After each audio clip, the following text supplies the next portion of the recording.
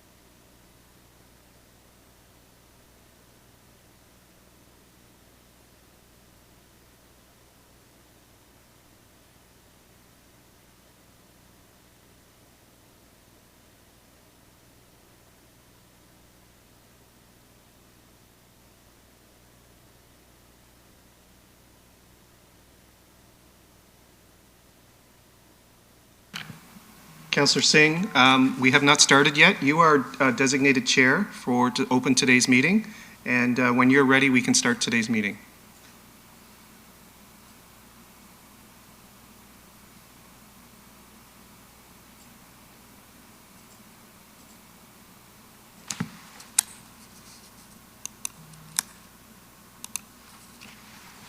Okay, I guess we'll get started. So we'll do call to order. Approval of the agenda. Do any members have any additions to the agenda? Mr. Chair? Sorry, before we start, as we start, we need to do roll call. Yep. So I will call the roll. Members, please indicate your presence in today's meeting. Councillor Santos. Present. Councillor Visante. Present. Councillor Willens. Councillor Willens. I will come back to you. Councillor Paleshi. Present. Councillor Bowman. Present. Councillor Medeiros. Present. Councillor Williams. I'm here. Councillor Fortini. Good morning, I'm here. Councillor Dillon. Councillor Dillon. Come back to you. Councillor Willens, who I do not see in the meeting, marked as absent. Councillor Dillon, who I do not see present, be marked as absent, and I believe the mayor may be joining at some point. And Peter, it's Mayor Brampton. Just to let you know, I'm going to be in the meeting today sporadically because we have the Big City Mayors Conference in Ottawa, but it doesn't start till 10, so I'll be with you for the first bit. Thank you, Mr. Mayor. And Chair Singh is present. Mr. Chair, you do have quorum. Okay, I'm gonna pass it back to the mayor then for about 10 minutes before he leaves, and I'm off of my phone, so I'm gonna set up my laptop properly. Okay. Sorry, through you, Mr. Chair. So this is Committee of Council, not City Council. So if you're not available to chair, perhaps Councillor Santos, who is Vice Chair for Corporate Services, that could then take the lead. I will need that 10 minutes because I'm leaving the doctor's office, so please. Okay, I'm happy to do that. If folks are, I'm just pulling up the annotated agenda. So we've done roll call, and Mr. Clerk, are we at approval of the agenda? We are, Madam Chair, yes. Thank you very much. Do any members have any additional items for the agenda this morning? I'm just taking a look here, and I see no members adding or moving anything for the agenda. Going once, going twice. Madam Sorry, Chair. Mrs. Chair, I do. My name's Okay, Ed. thank you, Councillor Fortini. Go ahead. Yeah, I'd like to add a couple of these things. One on the cannabis on licensing for discussion. The other one, the second one is on updates on Howden Recreation Center and Victoria Park facilities. And the third one is about rent for Knightsbridge seniors. I met with a bunch of seniors there that I'd like to ask some questions, please. So through you, Madam Chair, to members of committee, the first item on cannabis licensing would fall under legislative services. So it would be proposed item 11.3.2. The next item regarding the Howden Recreation and Victoria Park Recreation Centers, that would come under community services. So that would be, sorry, my apologies. The first item would be cannabis licensing 11.3, yes, .2. The next item would be under community services, would be 10.3.2. And the final item on Knightsbridge seniors would be under community services as 10.3.3. And Madam Chair, if there's no other additions to the agenda, I just have a few updates I just wish to bring to the committee's attention. Thank you, Mr. Clerk. Go ahead. So the first is we have Delegation 6.1 on today's agenda regarding Qriket facilities in Brampton, and specifically the report 10.2.1 regarding a budget amendment and request to begin procurement for the design, contract administration, and advisory services of a Qriket stadium. In addition to the two delegations that are listed on the agenda, we have three additional delegation requests. The first is from Akhil Shah, Rakesh Patel, and Gurbaksh Singh, representing Qriket Canada and the Brampton Wolves cricket team. After that, we have a delegation request from Fabio Gazzola, President QP Local 831, and then a fifth delegation request from Sylvia Roberts, Brampton resident. So those additional delegations are for the committee's consideration to add to the agenda. Also, in regards to item 6.4 on today's agenda, which is a delegation from Patricia McCartney, President and CEO, and James Patava, Vice President, World Council on City Data, regarding Brampton's Year 2 ISO 37120 certification ceremony. Based on scheduling conflicts, they are identified on the agenda 6.4, but they only have a window of opportunity of availability between 9:30 and 10:30. So a request is made to either advance that delegation to the first one, which would be before 6.1, or if that is not appropriate based on the committee's guidance, then perhaps a consideration to refer this to the City Council meeting on October 20th.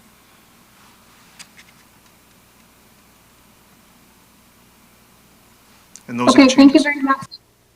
And you said that we've got these folks here from WCCD, but they have limited time and would like to move to the start of the agenda. That's correct, and I understand their delegation is relatively quick. It's a congratulatory delegation to the City of Brampton. Okay, great. So as acting chair, I will suggest that we move that to the beginning. Do any members have any further additions to the agenda? Seeing none, I have a motion moved by Councillor Fortini to approve the agenda. Anyone opposed? That carries. Thank you very much. We have our agenda for today. Next item is declarations of conflict of interest. Do any members have any declarations of conflict of interest according to the Municipal Conflict of Interest Act? I see none. Moving on to the consent agenda. Committee, as part of our new consent motion process, requires me to read each agenda item that is subject to the consent motion, and any member may verbally identify the item to be held for debate during this meeting. Any item not held for debate will be considered as part of the consent motion and voted on for approval. The following items will not be subject to the consent motion: announcements, delegations, presentations, added new business, member discussion items, member question period, public question period. And I'll start by reading the various agenda items for consideration to be put into consent. 8.2.1, staff report regarding repurposing of old computers. 8.2.2, staff report on COVID-19 improper disposal of sharps mitigation measures in downtown Brampton. That is in consent. 8.3.1, discussion item at the request of Regional Councilor Majero's internship and co-op programs at the city. I believe that we're holding that. 9.2.1, staff report regarding the request to begin procurement, supply, and delivery of uniforms for transit staff for a 3-year period. That's in consent. 9.2.2, staff report regarding request to begin procurement, leasing of transit bus tires for a 5-year period. That is in consent. 9.2.3, staff report regarding request for budget amendment, Remembrance Road, single source delivery of development charge fund funded road infrastructure as part of the 720634 Ontario Limited Subdivision, approved draft plan with sub-area 51-2 of the Mount Pleasant Secondary Plan, Ward 6. That is in consent. 9.2.4, staff report, Always Stop Review, Gold Court, Kaneshiro Street and Thorndale Road, Ward 10. That is in consent. 9.2.5, staff report, traffic bylaw administrative update. That is in consent. 9.3.2, minute, Brampton School Traffic Safety Council, September 16th. That is in consent. 9.4.1, correspondence from Flora Devaraja, Appeal Community Engagement, Metrolinx dated October 1st, 2021. Metrolinx Community Benefits Program, that is in consent. 10.2.2, staff report request for budget amendment, developer reimbursement to Hayford Holdings Incorporated for the development of Park Block 63 and Valley Block 69. That is in consent. 10.2.3, staff report regarding 2021 funding request, volunteer Mississauga, Brampton, Caledon, volunteer MBC. That is in consent. No, hold. Okay, that is held by who? Councillor Singh. Okay, thank you, Councillor Singh. Did you want to resume the chair? Sure, I'll move on to 10.2.4, which is, just wait for the screen to move on.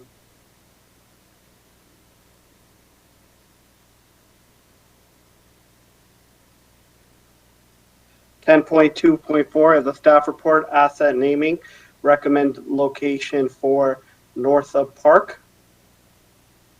Okay, that is in consent. Moving on, we have 10.3.1, minutes of Brampton Community Safety Advisory Committee, September 16th, 2021. Hearing and seeing none, that is in consent. Moving on, we have 11.3.1, minutes vehicle for hire advisory committee, September 21st, 2021. That is in consent. 12.1.1 is a staff that I'm assuming is going to be done by staff. It'll be held for discussion because it's connected to item 6.2. 15.1, open meeting exception under section 2392 C and K of the Municipal Act 2001. A proposed or pending acquisition or disposition of land by the municipality or local board, and a position plan procedure criteria or instruction carried out on to be carried on by or behalf of the municipality or local board. Mr. Chair? That is in. Yep. Both 15.1 and 15.2 have closed session presentations, so those items should probably be held for proper consideration and closed.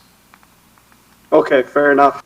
15.3, open meeting exception under section 2392C of the Municipal Act 2001. Proposed or pending acquisition or disposition of land by the municipality or local board. Hold, please. Councillor Bowman.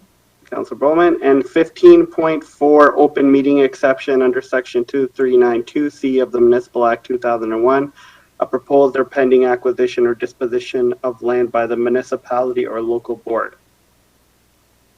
Okay, that will be moved to consent. The clerk will summarize those items to be included on the consent motion for approval.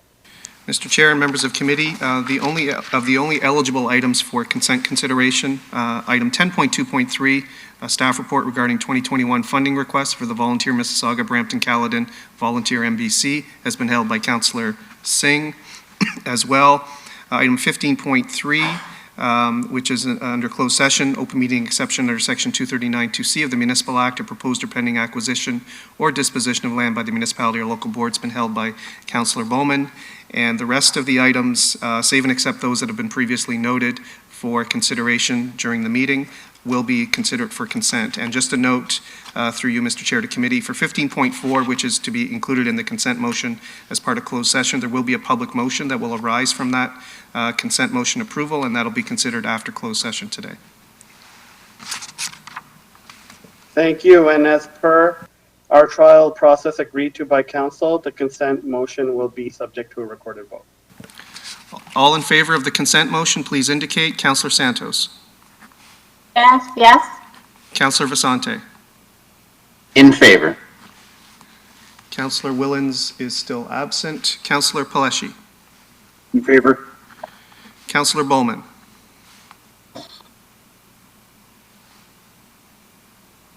Councillor Bowman.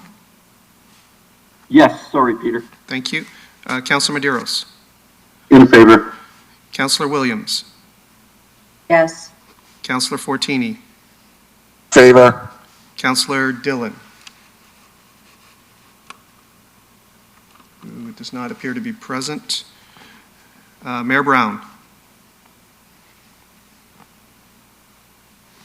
Can you hear me? Yes. You're in favor? Yes. Thank you. Chair Singh. Yes. Mr. Chair, that carries 9-0 with 2 absences. Thank you, Peter. Moving on to announcements. Our next item is 5.1, announcement regarding International Day of the Girl, October 11th, 2021. We have Kenya Sarkar, the Red Movement, is present today to make this announcement. Councillor Santos is the council sponsor for this event. Welcome, Kenya. Thank you, Mr. Chair. Good morning, everyone here present today. It is always a pleasure to address the Committee of Council. My name is Kenya Sarkar, and I am part of Brampton's very large community of young advocates and change makers. I'm the founder of the Red Movement, a youth-led nonprofit working to advance menstrual equity sustainably. I'm here today to acknowledge International Day of the Girl, which was on Monday, October 11th. The theme for this year is Digital Generation, Our Generation. This theme is called Digital Equity, which means this year we are advocating for sufficient access to digital devices and internet to girls all over the world. This International Day of the Girl, I call upon you to take action to help the girls in our own city. Through the Red Movement, I work to provide struggling menstruators with reusable menstrual products such as menstrual cups and cloth pads so they can be independent and don't have to rely on donations every cycle. Through your donations to the Red Movement, we will work to bridge the gap in period education and access to period products. If you have any questions, please feel free to reach out to us via our Instagram page, which is @TheRedMovement, and movement is spelled without any vowels. Thank you, Councillor Santos, for sponsoring us, and thank you, everybody, for your time. I urge you to think about what you can do to help our cause. Thank you. Thank you, Kenya, and I apologize for saying your name incorrectly initially. So Kenya Sarkar, thank you so much for coming and making this important announcement. Thank you to Councillor Santos for sponsoring this announcement. Moving on to public delegations, we're moving on to 6.1, Qriket facilities. Mr. Chair? Oh, did we move 6.4 up? Yes, Delegation 6.4 has been advanced to the first delegation, and as we're bringing that delegation forward, there'll be a few introductory remarks made by the CAO. Okay, perfect. I'll pass it on to the CAO. Great, thank you, Chair Singh. Committee members for allowing me to say a few words prior to this delegation. Today, I'm thrilled to have Patricia and James from the World Council of City Data in attendance, who will share more on this exciting achievement that marks Brampton's second consecutive ISO Platinum level certification. To achieve this, Brampton reported on more than 90 data indicators across 19 themes, including economy, transportation, safety, and governance. This certification allows the World Council of City Data to begin supporting Brampton in exploring year-over-year trends, visualizations, and comparative analytics with other Canadian and global cities. We are constantly striving to improve our day-to-day operations and services through data-driven decision-making. I'm incredibly proud that Brampton continues to be a global leader as recognized through our platinum level certification. I would like to thank our organizational performance team for their diligent work in ensuring the city's data was the highest quality and in conformity with the globally standardized definitions and methodologies. Thank you. Thank you for the kind introduction, and good morning, Mayor Brown and council members. It's really a pleasure to be with you again. I wish we were not virtual, but next time for sure we'll be in person. So to begin, I want to first congratulate Mayor Brown and the City of Brampton on your WCCD ISO 37120 certification. This is the second year in a row under the Data for Canadian Cities pilot project with the federal government, which, as you know, is supported by the Federal Ministry of Infrastructure and Communities. This is a true demonstration of your city's dedication to building high caliber data that informs planning and management across the city and drives sustainable prosperity into the future. So if we could have the next slide, please. I'm very pleased to announce that you have once again achieved platinum certification, which is really an incredible achievement in joining a group of cities across the world. We're now in 35 countries with over 110 or 15 cities in this certification program. So you have an incredible network of comparable cities across the world. So my congratulations on achieving this platinum certification. We thought we would just share with you a few. I know we only have a few minutes, so we'll go very quickly and leave the deck with you for distribution. And I'm going to pass it to James to talk a little bit about this ISO certification and the ISO work. And we'll move to 4 or 5 very quickly, quite stellar data points for the City of Brampton this year, which is really timely, I think, to show you. And then we'll pass the certification certificate over to you and say congratulations in closing. So that's the order of operations. And we're going to try to keep within 5 to 7 minutes. Thank you so much. James, over to you. Thank you, Patricia. If we could have the next slide, please. Good morning, everyone. It's very much a pleasure to be with you today. Just very quickly and by way of some short background, what Brampton has achieved today is truly incredible in that you are amongst over 100 cities worldwide who have now been certified under what is the first ISO standard for city data, enabling apples-to-apples comparison with over 30 Canadian cities and 110 cities worldwide. Next slide, please. The standard itself, ISO 37120, is broken down across 19 themes and 104 fully numeric indicators. That's incredibly important because what you're getting is fully quantitative data. It's not qualitative, and it really allows you both to speak to peers within the GTA, but of course more broadly, and of course allowing for quantitative internal benchmarking on an annual basis. Next slide, please. Today you're being certified the second time at the platinum level, and while there are many tremendous indicators and data points within the City of Brampton, what the certification actually refers to is how many of these indicators were reported in full conformity with the standard itself. On the far right, you'll see the platinum certification, which you've achieved, having reported over 90 of these indicators in conformity, which is a truly outstanding accomplishment. Next slide, please. Beyond ISO 37120, and very briefly, the WCCD is also rolling out 2 new standards, ISO 37122 indicators for smart cities, help cities truly embrace the smart city agenda through a set of, again, standardized KPIs, really enabling you to understand where you are in the journey towards being a smart city. Next slide, please.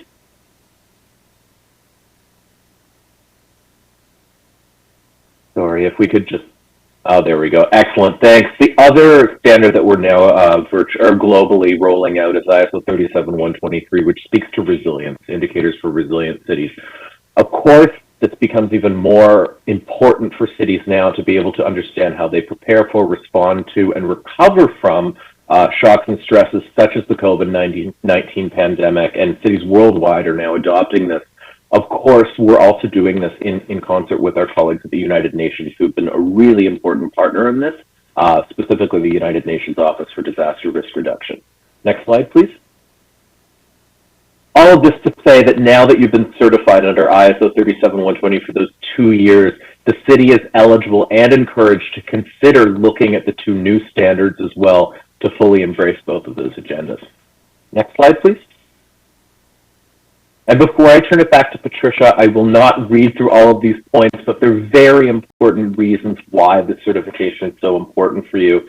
I would add as well that we're now seeing cities increasingly using this data to make informed infrastructure asks that are data-driven to both provincial and national stakeholders as well, demonstrating truly why investment is required in a city or community, something that we're very pleased to have worked with the Government of Canada to achieve.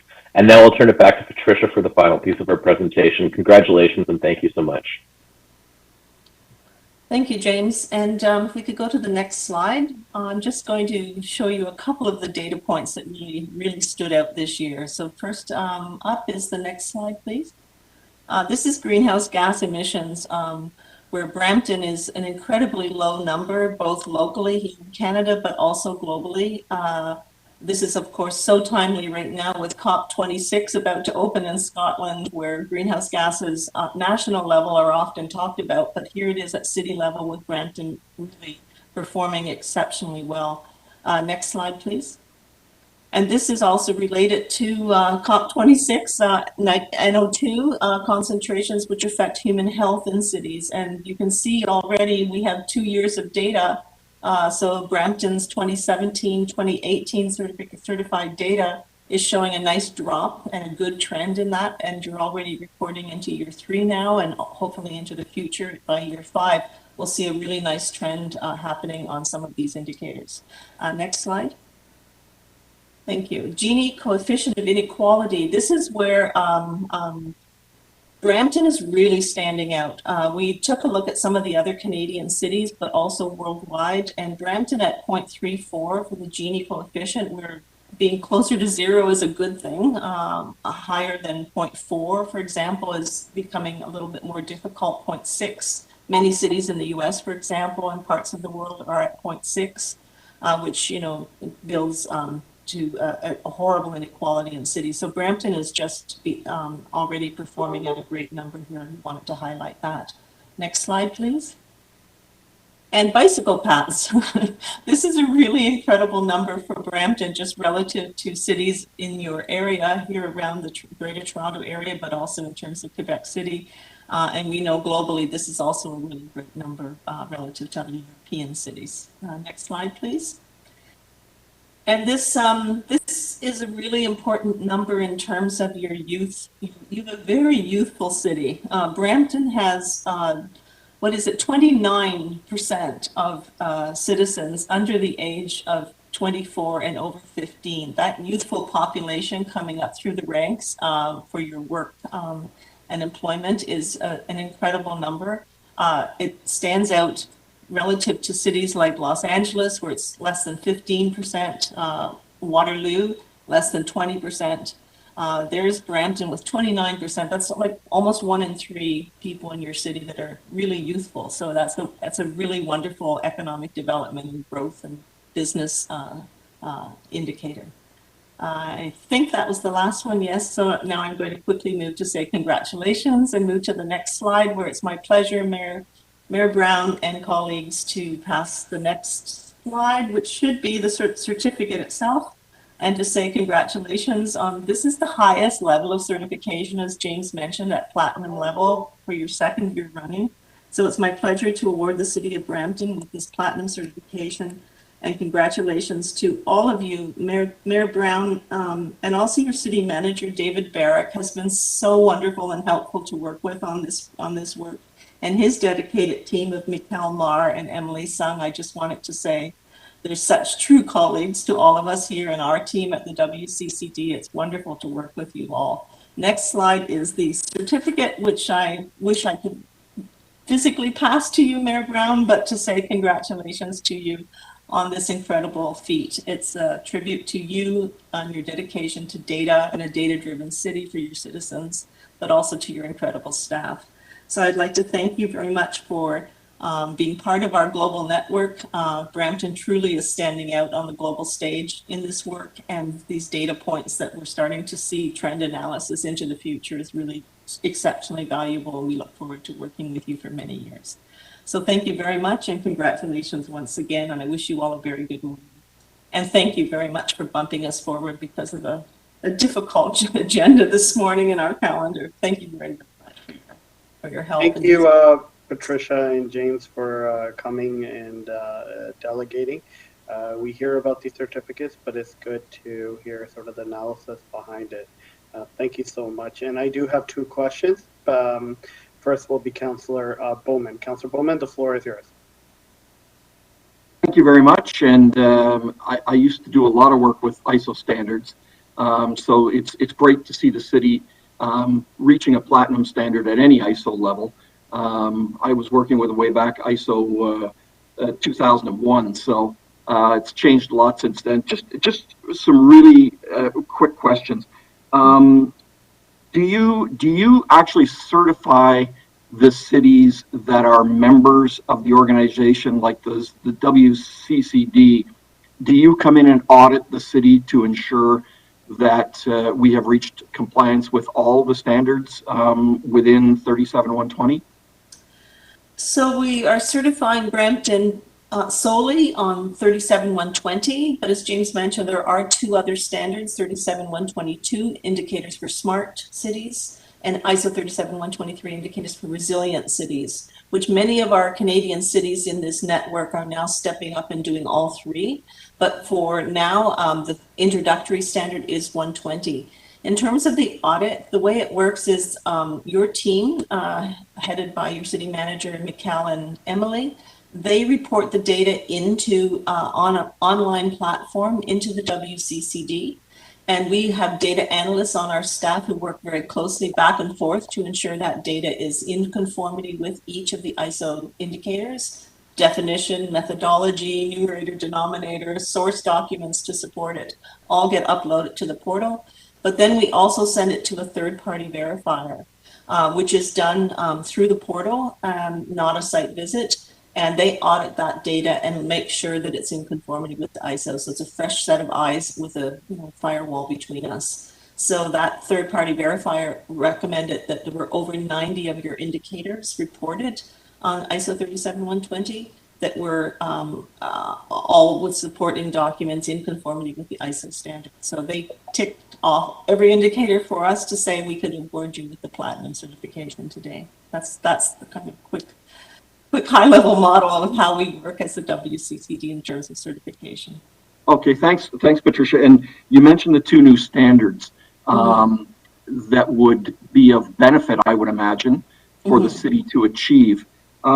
Is there a cost for the city to adopt these, and is that a yearly fee or is that a one-time audit fee to ensure we've got the compliance within all our ISO standards? Yes, the 37, we call it the ISO 37120 series. So 120 is the base document, 122, 123 are the two additional standards on smart and resilience. And as James mentioned, the resilience one is becoming extremely important. So many cities are stepping up because of COVID to have a more resilient city, but a baseline that you can start to measure building back better to have that baseline. So those two other standards, we would welcome Brampton to become part of for sure, and we could help you to become an early adopter of those. They're very new. We just built them at ISO in Geneva, where I still chair the committee that hold the pen on these ISO 37120 series. So we would welcome Brampton into that. And yes, there is an annual certification cost. The WCCD is set up as a not-for-profit to help cities to achieve these certifications under the ISO 37120 series. Okay, and just a final question, Patricia. Thanks for the answers.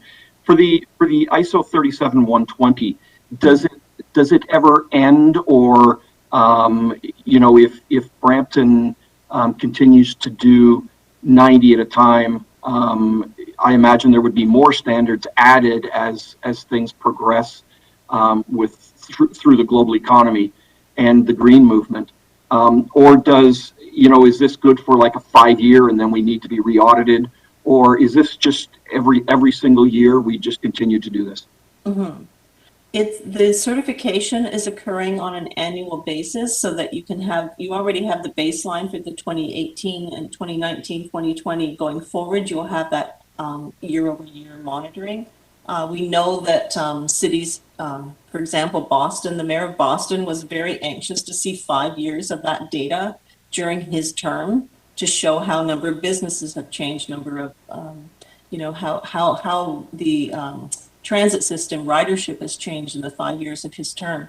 So it's very important to have that year-over-year trend, which is, you're well on the road now for ISO 37120. You're in year 3 now. Emily and Mikhail are actually reporting on year 3, so we'll soon see year 3 coming out by 2022. But to have that annual year-over-year reporting is quite important. In terms of the other 2 standards, you would be starting with the 2021 year, 2022, and you'll start to also have that trend on the other standards. We do there's quite a few new green indicators in ISO 37123 on resilience. And we are continually evolving the standards at ISO. So every 5 years, we have a revision. So if there's certain indicators, I know we were just speaking with the Ontario Ministry of Infrastructure, and they're looking at broadband indicators across Ontario.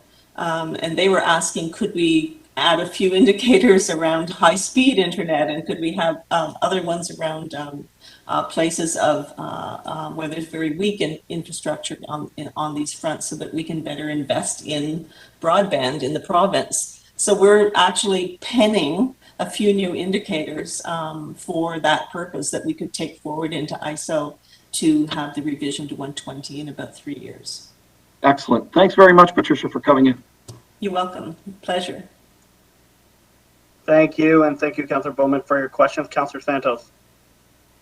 Thank you, and through you, Mr. Chair, thank you, Patricia, and thank you, James, for this this presentation. I loved it when you said Brampton is truly standing out on the global stage in this work. I love that comment, and I'm hoping that our staff will be sending out a press release on some of the information and data that we've collected so far through this process, including our platinum certification. I have a couple of questions. The first one is, are all the members of the GTHA participating in this, in terms of collecting the data?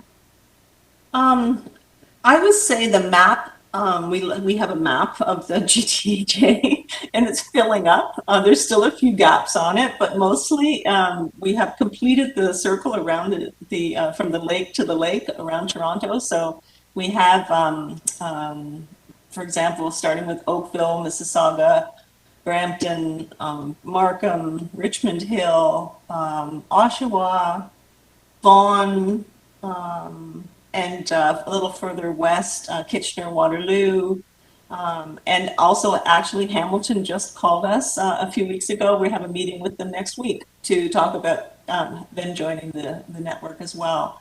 So it's growing, I would say, but there's still a few holes on the map, but we're getting there.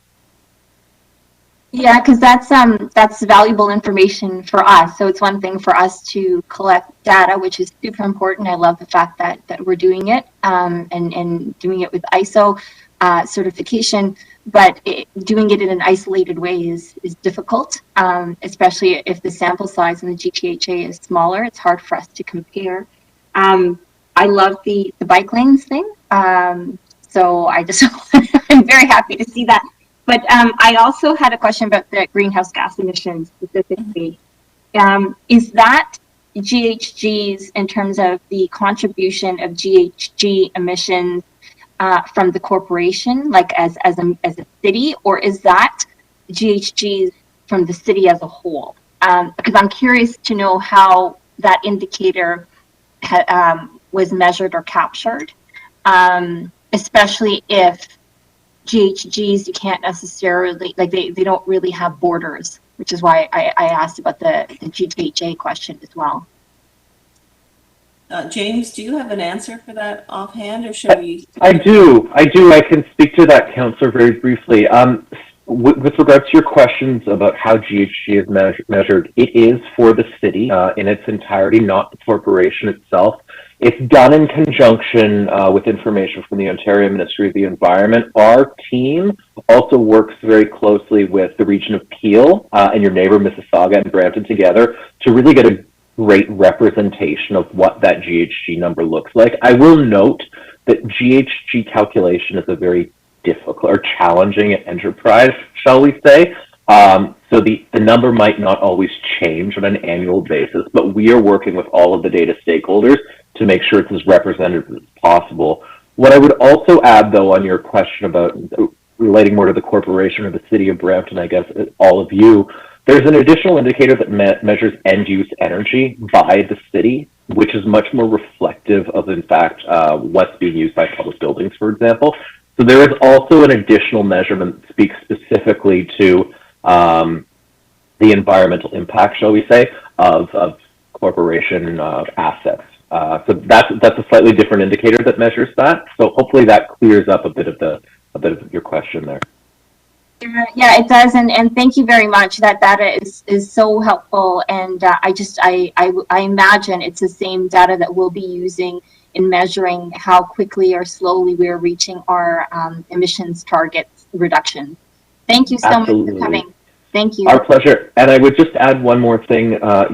One of the great aspects of this project too, with Mississauga already involved, and of course with Brampton involved, is there's a lot of collaboration with the regions. A lot of this data can be held at the regional level, and through this work, we're actually working with all stakeholders to disaggregate it to city-specific levels, giving you as decision makers an even more fine look at some of this information that might typically only be available regionally. So just to add a bit of color onto that as well. But again, thank you so much for your question. And the GTHA also, as we get more cities in this region, what we're also looking at is an aggregation up of all this data. Once you get apples to apples data across each of the individual municipalities in the GTHA, we can aggregate that, which is highly competitive on the global stage. You can actually aggregate higher ed degrees, for example, the talent pool in the GTHA. And you can, once you aggregate that, you can compare yourselves to Silicon Valley, for example, the San Francisco Bay Area, or the various corridors in China, which we know they aggregate their data from the Nanjing, Beijing corridor. So you can actually start to see data aggregated up as we move forward. So this is a really important aspect of the global and the apples to apples data within the region. When you aggregate it, we are a very globally competitive center in the world. Thank you so much. I love that. That's pretty cool. Thank you, Mr. Chair. Thank you, and thank you, Councillor Santos, and thank you, Patricia and James, for everything. I really enjoyed the presentation, especially the data that you shared with the council and the residents. Thank you so much. Great. Our pleasure. Moving on. And thank you. Yep, no problem. Moving on, we have a delegation on Qriket. We have Chair? many Yep. Can we just have a motion to receive the delegation, please? Oh, sure. Sorry, I'll have a motion from Councillor Santos to receive the delegation.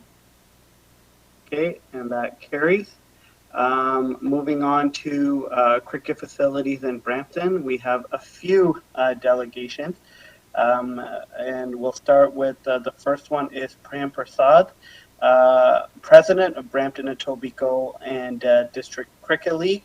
Mr. Prasad, the floor is yours. So Prem, you can unmute your mic now, and you can turn on your video if you so choose.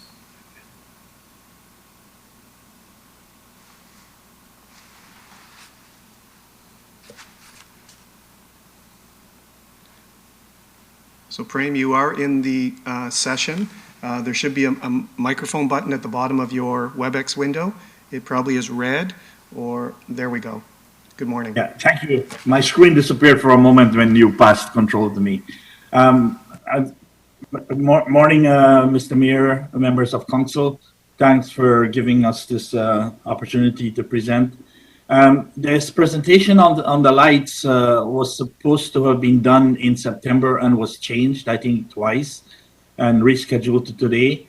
I would like to ask council and yourself, within that time, I have spoken for example, at the Qriket exhibition event that we had where the mayor attended and Commissioner Marion and Qriket and others.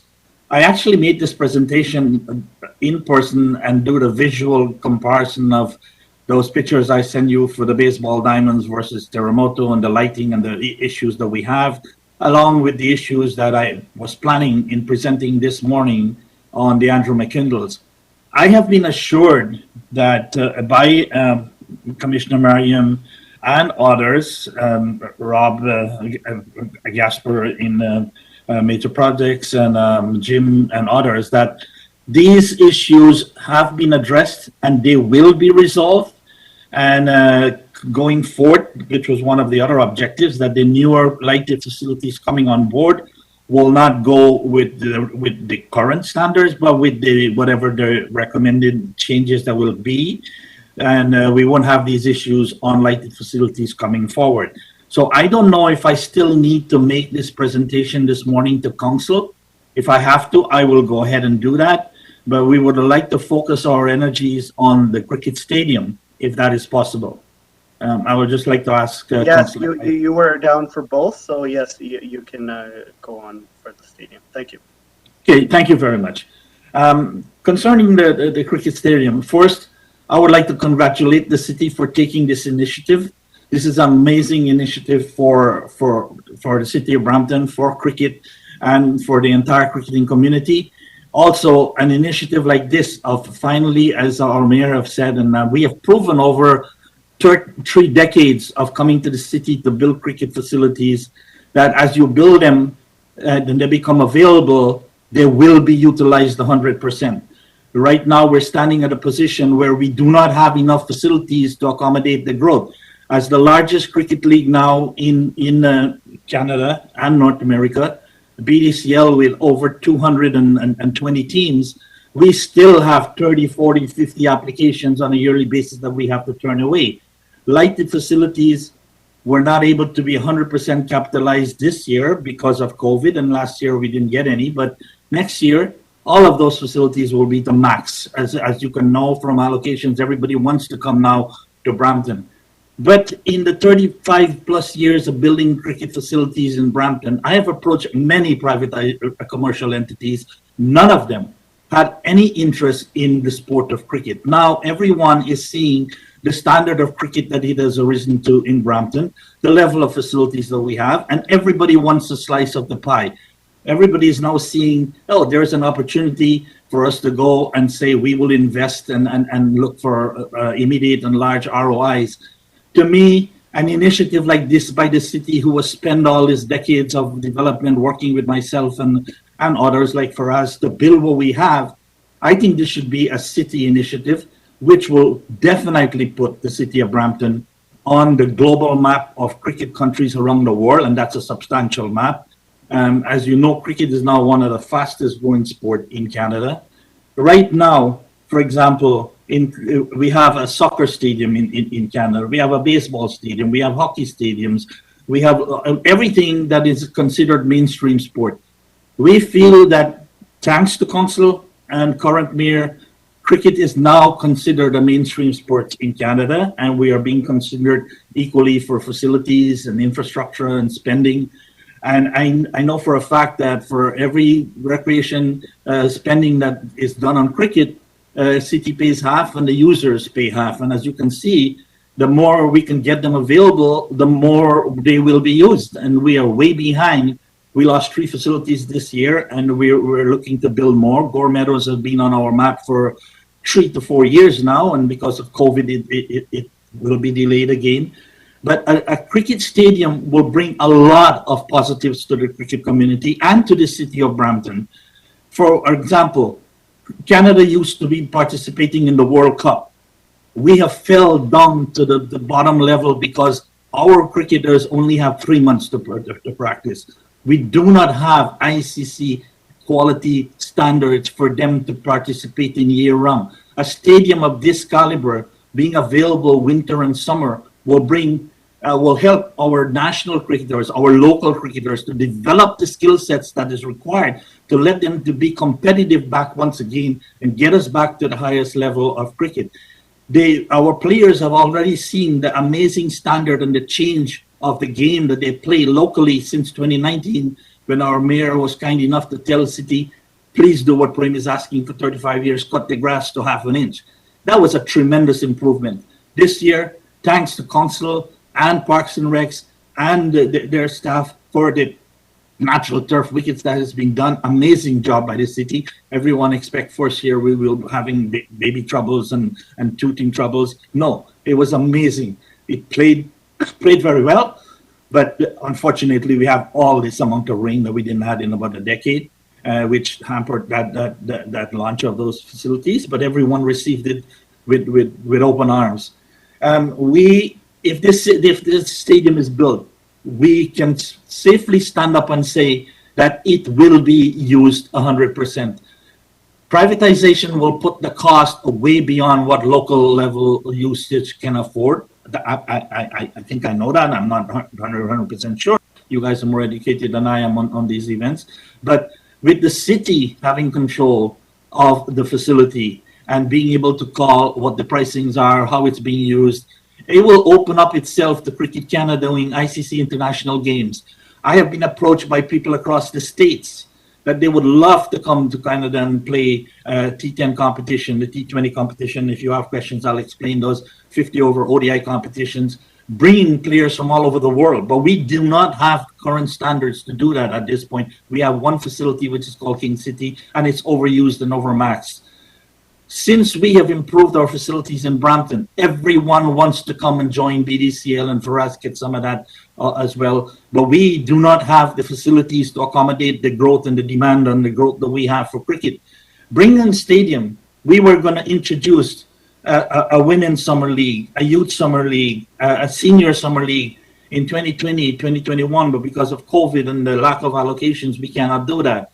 And year-round stadium in winter that will be available to us, and in the summer, and indoor capacity with lights and all these things and ample parking would allow us now to be able to maximize the use of that stadium in terms of running weekly senior events, youth events, in the night, different leagues that we were proposing to do, hold these competitions that we want to hold, but we were being restrained from doing that because of lack of facilities.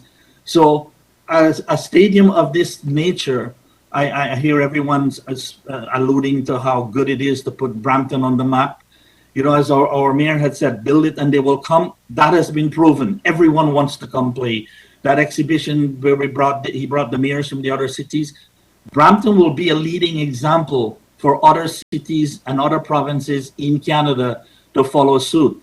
And for the first ever cricket stadium to be built in Canada, to be funded and done by the city of Brampton, will not only put you on the map here, but around the world. For people already, the GTT20 has done that to a point, but we had to do it in the way we did. But with a proper stadium, this will attract higher quality cricketers from around the world and bring it to the population that we have here in Brampton and all over Canada. It will be humongous for tourism, hotel industry, restaurants, all these business. And if we can have this year round, this will boost the income of that investment. And I believe that the ROI for an investment as a cricket stadium should stay with the city and not a privatized investment, where I know for 35 years, I approached many of these commercial entities, especially real estate, major commercial companies for assistance. When Mayor Suzanne Fennell said to me, Prim, you go out, get 50% of what anything will cost, and we will put the other 50%. We have built all the facilities under her with the introduction of Mayor Patrick Brown. We've got all our facilities improved to ICC level standard, which I've been asking for so long. Jim, everyone can attest to that. But now, finally, we got lighted facilities. We got proper facilities. We got natural turf wickets. Everyone wants to come to Brampton, but we have a residency issue that we have to look at that curtails that from happening. But for ICC level, international events and events that will be sanctioned by Cricket Canada and ICC, with a proper stadium for finally to be available to say that Canada now has a first-class cricket stadium, and to say that it's been built in Brampton and by the city of Brampton will be something that will be purely an amazing thing to have and for cricket, and especially for our players to develop their skills as happening and since beginning in 2019. The quality of cricket that's being played, the skills of the players have improved tremendously. We had our Central T20, which is the Ontario province-wide with Manitoba and Qriket participating. We put in 2 teams from BDCL, and we could safely come out 1 and 2. We have won that competition 3 years in a row. 2019 saw everyone from all the other provinces that came in to look totally amazed at what we have achieved in Brampton. So I don't know what my timing is, but I think that the cricket facility and the stadium is an amazing initiative. Thanks to Mayor Brown and Council. If you guys make this happen, it will definitely put Brampton on the map, and it will definitely have everyone wanting to come. It's already happening now, where you're getting all kinds of requests from all levels of cricket. Cricket is not only growing at the what we call the hardball competitive level, but there are major emerging formats of this game that are all competing for the same quality facilities, which emerging formats should have a lower level. And I've brought this up with the monthly mayor meetings. I don't want to go into that right now, but a cricket stadium. Sorry, you're at 10 minutes, so can you please wrap up? Okay. Okay, thanks. I have a lot of points to make, but I think with my time in it, that will be my presentation. And if any questions, I'm free to answer this. And for us, we'll continue this delegation on our behalf for the stadium. Thank you, Brim, and thank you for everything you do for cricket. We do actually have questions. We have 2 questions. I'm going to pass it on to Councillor Medeiros first. Councillor Medeiros, the floor is yours. And Bram, please stay on to answer some of the questions. Thank you. Absolutely. Thank you very much, through you, Chair. I guess my first question, thank you for the delegation and for your enthusiasm for the stadium. Would you be opposed, or would the cricket community be opposed to a multi-purpose stadium? Meaning that some of the feedback we've had from our residents is a concern around such a high price tag for one sport facility excludes others. And the second aspect, which was brought to my attention along with Councillor Bowman from some residents, which I wasn't aware, that cricket is a male-dominated sport. So in terms of female participation, there's no females who play. And, understanding that if this is a public facility, we want to ensure that this is a facility that's open to the community and not just open to one gender sport and being dominated by one sport. So just some comments regarding that, specifically around is the cricket community open? Because what ends up happening, as you appreciate, first you had, I think, suggested that cricket was going to be all year round. My understanding is the stadium would only be for 3-4 months. And you talked about the competitive results based on the fact that there's no real training during the year. So the stadium won't really address that issue. So I'd be just interested to hear your comments from your expertise on what I've raised regarding the sport facility per se, the fact that it could be multi-sport. Would that be something that you'd be opposed to? And then after also, if you can just comment on the fact, do females play cricket as well? Okay, thanks, Councillor Martin. Let's take the first one. We will not have an objection to a multifunctional stadium, but that will be qualified by the type of sports that you would like to run together concurrently. As you know, we started building cricket facilities in the city of Brampton in order to go from 3 facilities to 14 under Suzanne Fennell, and then the others that were planned and are opening with Patrick as the mayor and you guys as current council. But it means proper maintenance and proper operational procedures to ensure that the outfield and the artificial turfs are not damaged or interfered with. And then, we have no objection to the multi-use, depending on the type of sports that will be qualified for multi-use. On the second question of female participation, I think the residents who brought this up are grossly lacking on the knowledge of the sport and its current status in Canada, especially in Ontario. As you know, Ontario represents over 80 to 85% of cricket in Canada at all levels, adult men, adult women, youths, girls, seniors, whatever level they may be. I myself has spent a tremendous amount of time resurrecting women's cricket in Ontario, and subsequently the other provinces have done the same.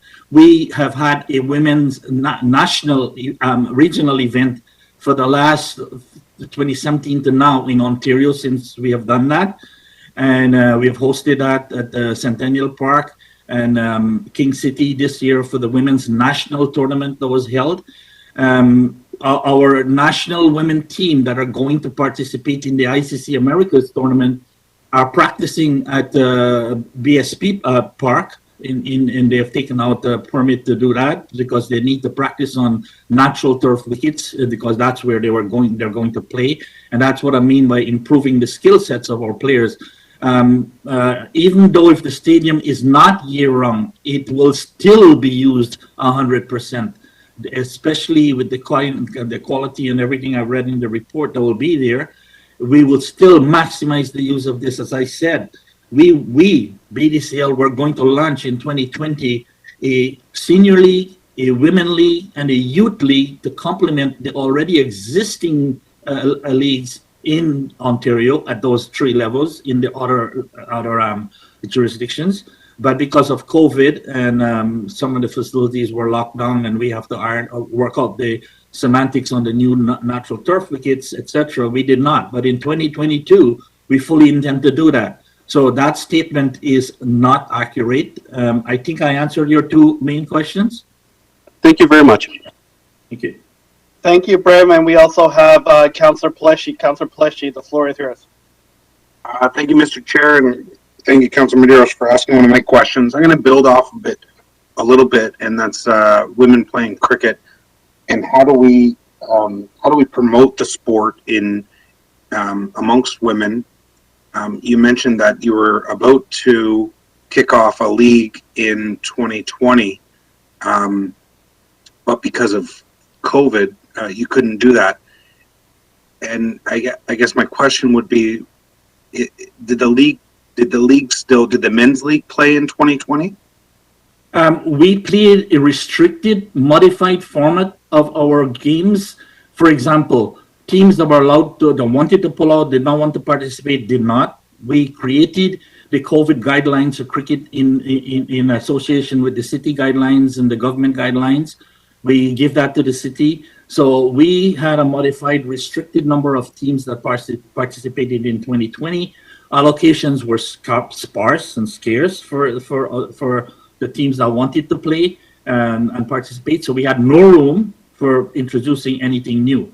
2021 was again under the same circumstances, but in 2021, we BDCL fielded 174 teams. More of them were willing to play as opposed to 2020, a lesser number. For us, at the same situation. So we had a more improved format in 2020. We were going to try to have a playoff, and the Friday night before the playoff, the city closed down everything for another COVID surge. This year, we started a playoff format, which we hadn't promised our players, but we're trying to give them as much competition as possible. How will we promote this? I was also the president of the PSO, the provincial sports body, which is called Cricket Council of Ontario and Cricket Ontario. I'm now the vice president. I served that for president for 5 years. We advertise and put out for trials, etc., for the women through that medium and through every one of the cricket leagues that are members of the provincial body. This year, when we advertised for the women for the regionals, we had 85 women and girls of different age that attended just to get the 4 teams of 12 players each. Reason being that at that level, which is the higher level, you have to pick the better players to bring them forward. But at the league level, right now, Scarborough League has an active women league. The Ontario Cricket Development have one, and we wanted to start one. We will advertise and promote for them through the various leagues that are members of the provincial sports body, through the provincial sports body, and through Cricket Canada. And we plan to go into the schools to see if we can bring down the girls that are in the school systems, the girls that are in the college system. We have the CCCC, the College Community Cricket Organization, as a member of the PSO. So there is no shortage, and then we would love if the city will help us to publicize these three leagues in your current sports curriculums, so we can get these people to start applying for the youth. We have 5 academies that applied last year, but due to the timing and availability, we did not do it last year, but we will do it next year coming. I hope I've answered your questions. Yeah, and I'd really like to hear, I guess, more of how it's going and how we can help with the city to promote cricket amongst women and kids and build the sport. My other question was, and you touched on it a little bit in the beginning, how nobody wanted to come here and build anything, but now the private sector it really wants to build cricket stadiums. Who have you talked to in the private sector? I haven't spoken to anyone, but I heard that through our PSO, every league always tells you what are their plans, and I've heard that for the Commonwealth Games coming up, there is first I heard that the city of Hamilton was doing it, and I said kudos to our buddies over there that finally you guys are doing something that we have worked very hard to attain in Brampton, and thanks to prior mayor and current mayor and council, we're getting somewhere, and they're listening, and we're getting results. So that will be good. Then I was told that it's not really the city that's doing it, it's a private group that wants to do it, and they are shooting for the Commonwealth game coming up. Now, to me, if we build a stadium here in Brampton and we have these facilities, what would be better than to us having where everybody wants to come hold their international asking to play under our lights and infringing on the allocations for the 2 leagues that are here who put in the work to get these facilities and who are knocking on the doors for city to get the city and council approval and interest. I remember working with Don, God bless his soul, for all the time to build everything we have. Nothing would be better than it to be held here, GTT 20, the Commonwealth game. And I remember 2015 working with Suzanne Fennell when the stadium was going to be built on Gore Meadows to hold. I can't remember 100% if it's Commonwealth or cricket was planning to go into the Olympics. And that had ICC involved, Cricket Canada involved, the city involved. But when that notion didn't fall through, everybody pulled out, but I still met with Suzanne Fennell, and she still wanted to build a stadium, but a downscale stadium that would only be a summarized thing. And I spoke to the architect who were drawing up the diagrams back and forth. I got examples of stadiums in the West Indies and gave it to her. And then when Suzanne was not re-elected, and the other mayor came in, everything went dead, and there was no progress on cricket. Until in 2017, when I had the first meeting with about 15 members from Parks and Recs, was the first time that the agenda that I had prepared with lights and natural turfs and everything was heard by all of Parks and Recs, and we had a commitment from them to look at the lighting, etc. So if the stadium is built, we will take maximum advantage, and that's why I said if it's city built and city controlled, and not by a private sector who will be looking for immediate ROI, huge ROIs, it might be pricing it out of the feasibility of affording it by all of these leagues and age groups and everything that we want to launch and grow the sport. Our sport has grown tremendously over the last 5-6 years. And not only here in Brampton, but across all the entire province. I've gone to different provinces to speak to city on behalf of those towns and things to help to build the ground. And I remember meeting Patrick Brung all the way back in when he was an MP in Barrie to do these types of stuff. Just did it in Shelburne, in other places, in Ottawa, all of these places. Cricket is growing rapidly. Facility accommodations are not sufficient to keep up with it. So I think we can do this. And I think my recommendation is it's done by our city and not privatized, where it's beyond affordability by those who should actually be capitalizing on utilizing the investment from the city. Thanks, Graham. Thank you, Mr. Chair. Okay, thank you, Councillor Pleshy. Thank you, Prem. I actually just had one question of clarification. How many teams did you say again are with Brampton and Etobicoke District Qriket League? Councillor Harker, right now, we have 174 on the field. We have about 30 that pull out because of COVID, but we promised them that once COVID goes away, everybody will return to the structure that was at the end of 2019 that was about to launch in 2020. That means in terms of promotion, demotion, what level of the competition there were, right? So, and believe it or not, last year we had about 50 something applications and we could only take about half of those. And the applications are already piling in. And everybody wants to know about the night league and how we were going to do it. We had put a proposal to mayor and the allocation staff for 2020. It didn't happen. 2021, that didn't happen because we had to use it as to catch up in our T25 morning league. We used the night events to catch up and give the cricketers as much games as possible.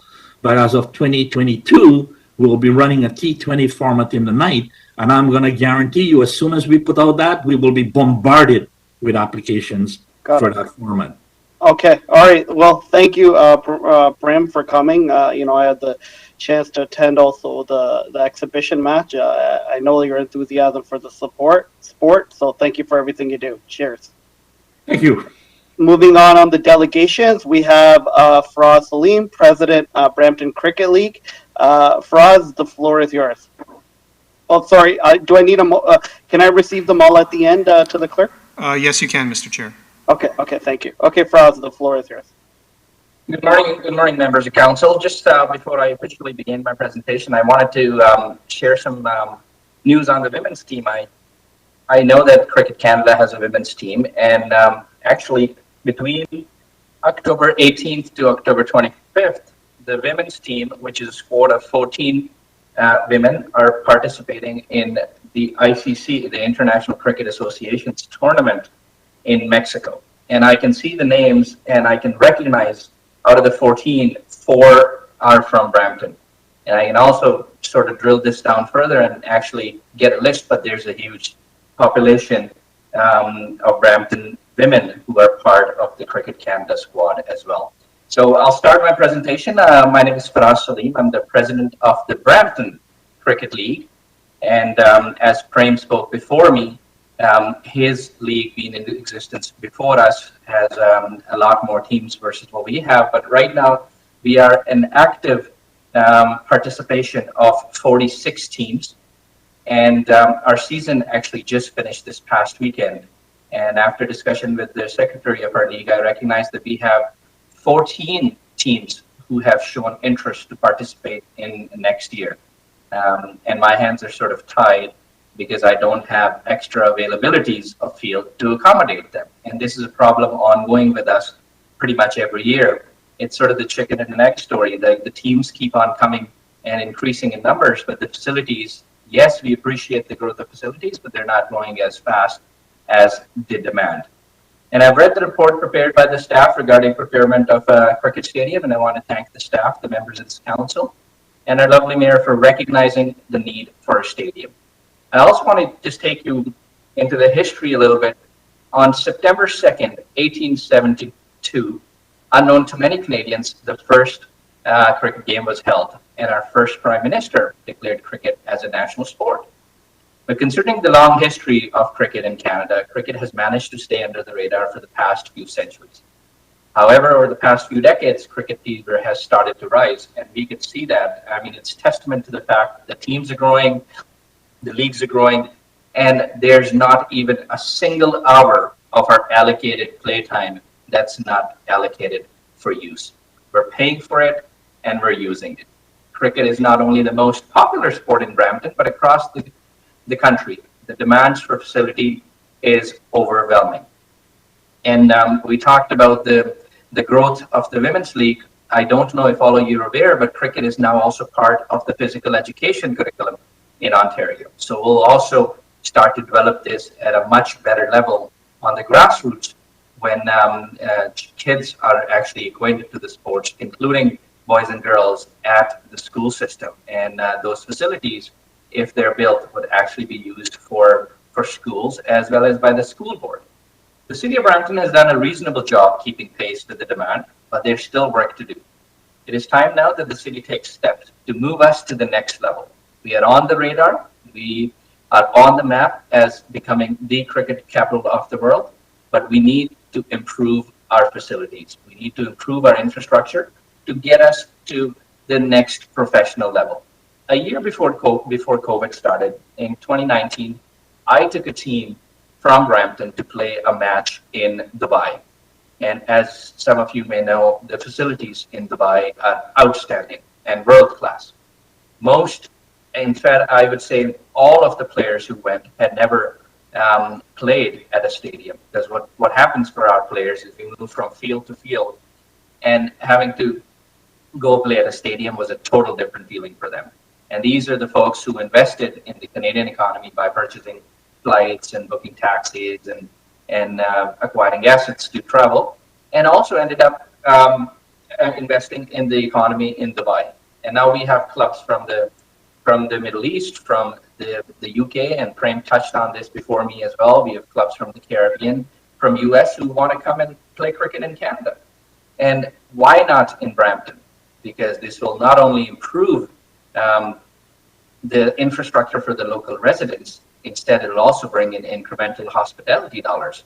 And if you're able to host an international competition like the G20, why not host a regional and domestic competitions at the same time? My feeling is that if the stadium is built, the cost will be covered in not too distant future, because I can guarantee you that not even a single day will be left without being paid for and utilized.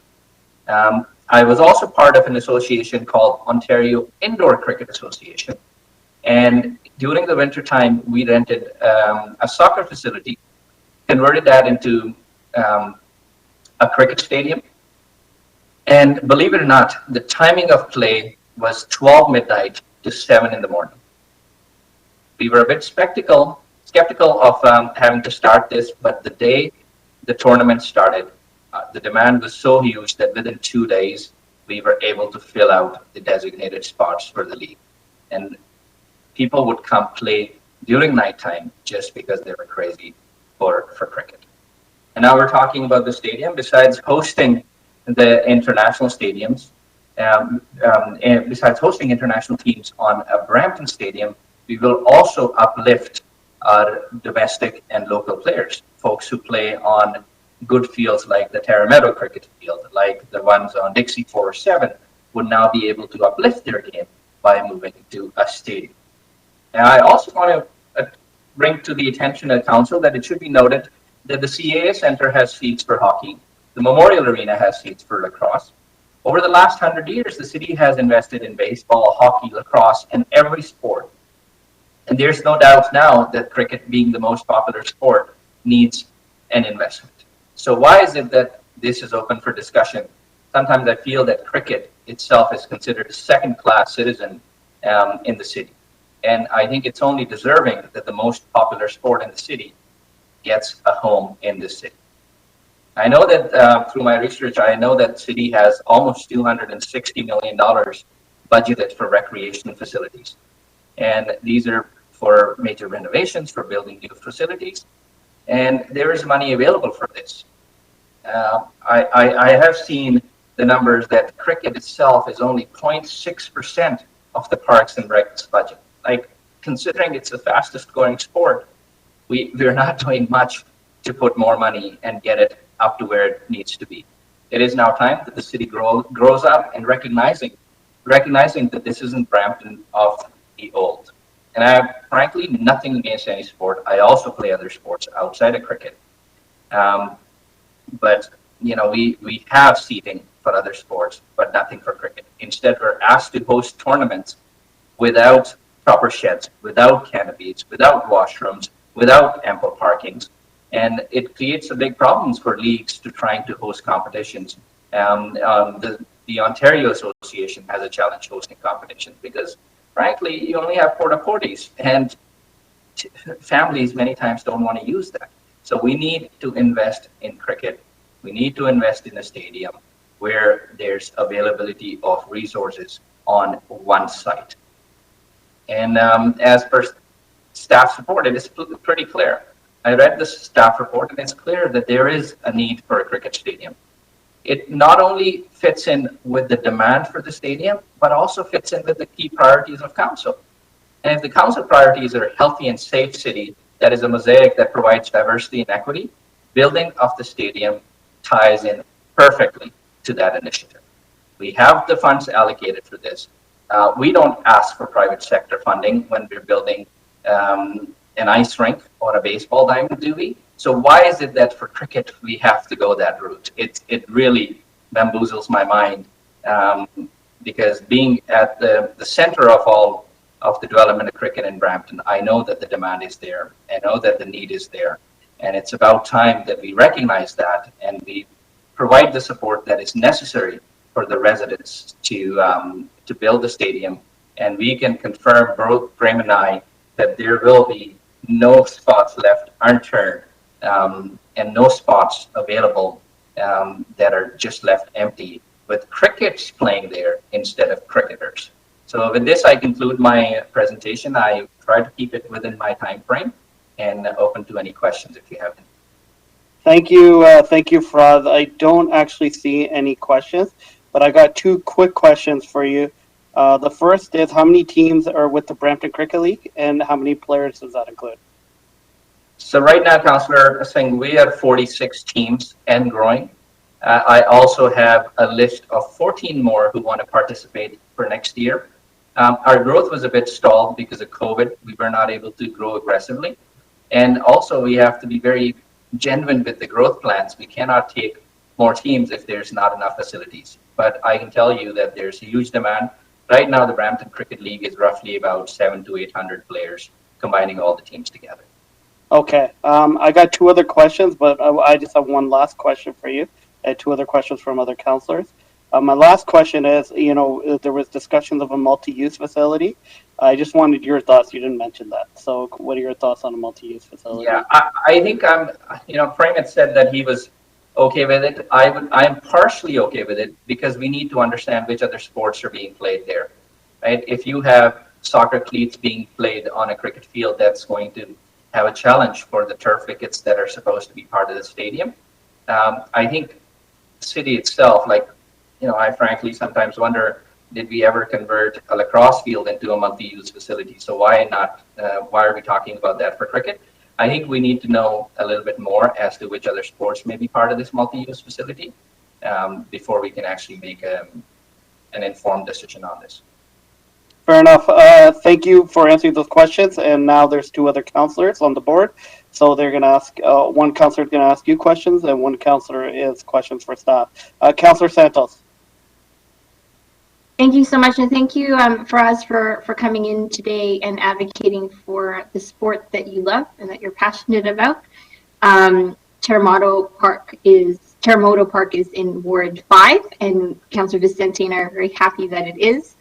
I have a question more about, you referenced a certain percentage that the city and specifically recreation or budget has been allocated to cricket.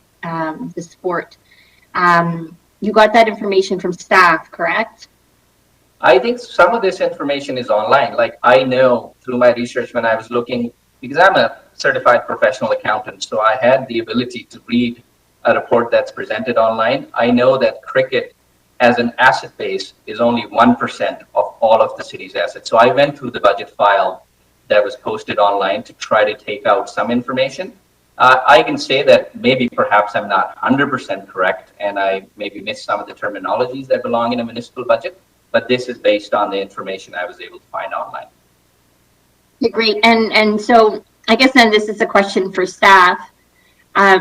What is the percentage in terms of the city's investment into the cricket sport?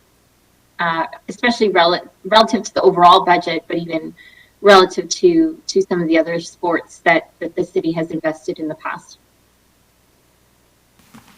Through the chair to the councillor, I'll refer that to Acting Director of Recreation, Anand Patel.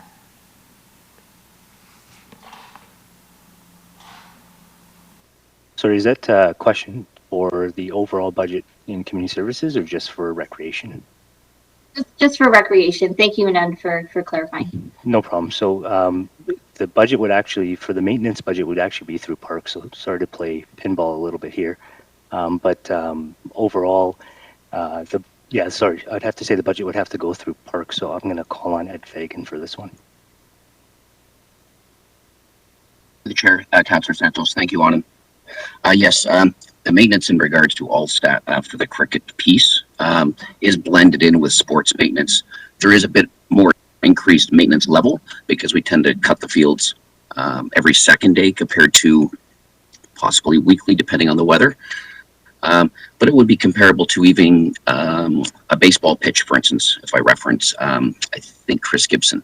There's additional maintenance required there for the mound and such. So it would be comparable. Thank you. And then in terms of actual facilities relative to our portfolio of different sports facilities, recreation facilities, how much do we have of that we've invested for cricket?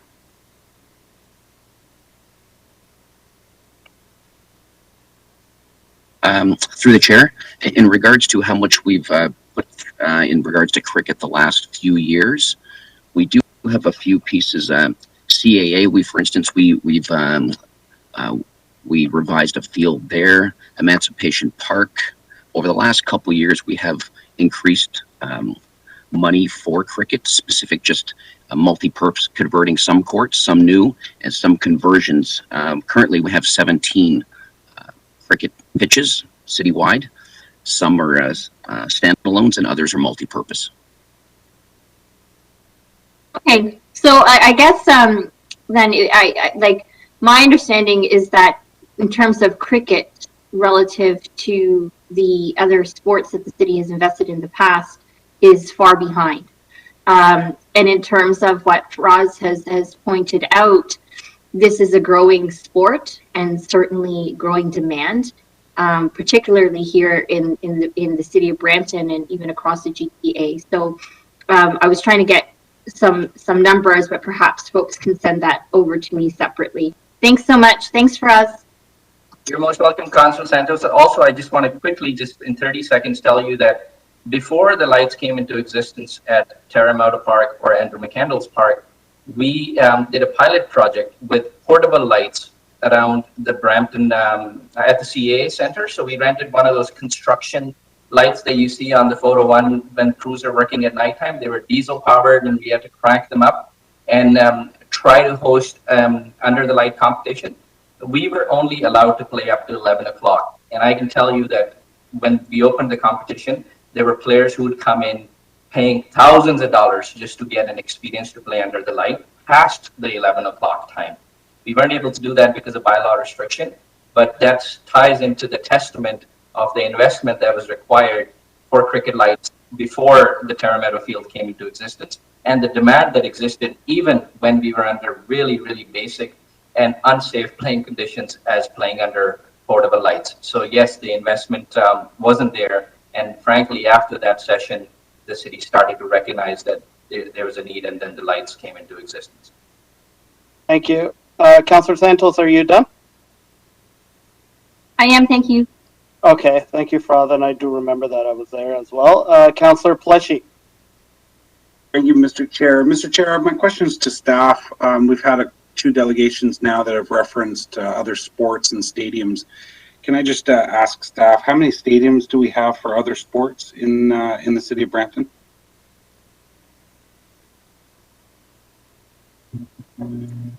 Through the chair, Anand Patel for Recreation here. It would depend on the definition of stadium. We have the Terry Fox Stadium at Ching Park and the soccer stadium at Victoria Park. I wouldn't say let's compare it to what we're proposing here in Qriket Stadium. How many stadiums like this cricket stadium do we have in the city of Brampton? I would say there wouldn't be anything comparable. Right. Also, there was a reference that about lacrosse and having it dual purposed. How many lacrosse fields do we have that are dual purposed? That I would have to check. We do have some single purpose, but most have overlay, if I'm not mistaken. But I will get back to you on exact numbers. You're saying that we have lacrosse fields that are only for lacrosse? Sorry, I'm saying they're dual purpose, so they're overlaid with lacrosse, soccer. So they're I'm all not saying for soul. So they're all dual purpose, right? Correct. The only single purpose other would be obviously hardball, baseball, and softball, and the field hockey at Cassie Campbell. Okay, thank you. Thank you, Mr. Chair. Thank you, Councillor Fortini. Mr. Chair, thank you for coming in. I just wanted to ask, when we talk about all year, how do we play cricket with the snow? Do we, and with the grass? Do we actually? Do they actually play? So, Councillor Fortini, what happens in the winter is we have an indoor facility, which is basically, again, a multi-use facility that has nets that are tied together. So it's not truly an indoor stadium or a cricket field, but it's a very condensed version of lanes, so to speak, like baseball lanes, where you can just do some of the batting. And I think that would be a really interesting point. If the city was to build a stadium, it should have some smaller level facility within the stadium to accommodate year-round playtime. And that, that year-round playtime in the wintertime may not be full-fledged game, but enough for a training or a recreation, so to speak, sort of like how we have the Save Max Center at Dixie. It's big enough to host a friendly cricket game. Yeah, that's what I kind of figured when we get these snow. The other thing is, we talked about lacrosse. I know there's a multi-use, and when they do, they use the hockey, they melt the ice, they put the lacrosse, they put the ice, and it's shared. If someone wanted to play baseball or soccer on this field, will they be able to use the same thing as a soccer field? On the cricket stadium, you mean? Yes. I think with soccer, right now we do share fields with soccer, and we don't, if there's an overlay where the turf wicket, which is the wicket that the cricketers play at, if that's not being damaged by the soccer cleats, then yes, there's a possibility to have an overlay of soccer within the stadium. There's international countries that do that, but what's required there is you need someone who's professional, who's invested in that facility itself, and I know that the city staff are, but there could be damage for cricket from the soccer fields or vice versa. So it needs some real good attention to make sure that the fields are available for whatever type of sport is taking place. Yeah, I never played cricket, so I kind of see the sport. I don't really know it. By cutting the grass every other day, that's already a lot of maintenance. We cut our parks usually every 2 weeks, and but again, we have to try to get every sport we can in the city of Brampton and accommodate everyone. So yeah, those were my questions, and to have one sport and saying all these teams coming in and so full, I don't know how we could get a multiple use when we don't have enough fields for cricket now. It's going to be so booked that other sports will not be able to use it, and those are my only concerns. And if they could play other sports on it, like soccer or baseball or something, and at least we accommodate other sports at the same time. With soccer's a very big sport growing all over the place too. Anyway, thank you so much for delegating. You're most welcome, Councillor Fortini, and maybe this next coming year we're going to get you out on a cricket field. Thank you, Faraz. Thank you for coming to delegate. We're going to move on. We have a delegation from Akhil Shah, Rakesh Patel, and Gurbaksh Singh. To the clerk, is there one particular person speaking in this delegation, or all three speaking together? Through you, Mr. Chair, I believe Akhil may be leading, but the others may be participating. In terms of Gurbaksh Singh, we do not see Gurbaksh in the attendee list. We do see a Gurbaksh Singh Verdi, And we're just going to unmute that person, just confirm if it's Gurbaksh Singh. Yeah, that's Gurbaksh. Okay, we'll bring that person in as well. Okay, and before we begin, clerk, if it's appropriate, could you give a 30-second warning before the 5 minutes is up? Through you, Mr. Chair, I will. Yeah, okay, and then to all the delegations, we're just introducing this now. I see the number of delegations, and I do want to give everybody a chance. There's 3 in this section and many more in the next section, so do not, just take this with respect. But you will get a 30-second warning from the clerk to wrap up. Okay? Thank you, Akhil. Pleasure to see you as usual, and you can begin. Thank you, Mr. Chair, and thank you, the members of the council. I'm Akhil Shah. I'm associated with Brampton Wolves cricket team, a part of GT20 Cricket League here in Canada. And we thank Regional Councillor Gurpreet Singh and Regional Councillor Martin Medeiros for giving us this wonderful opportunity to present our idea and to bring Center of Excellence in Brampton to help Brampton become the epicenter of cricket.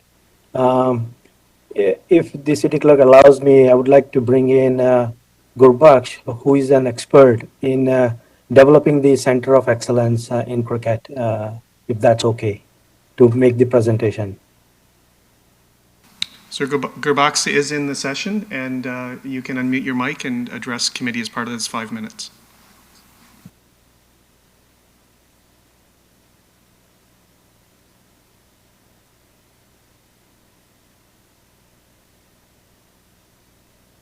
Gurbaksh, you can unmute your mic.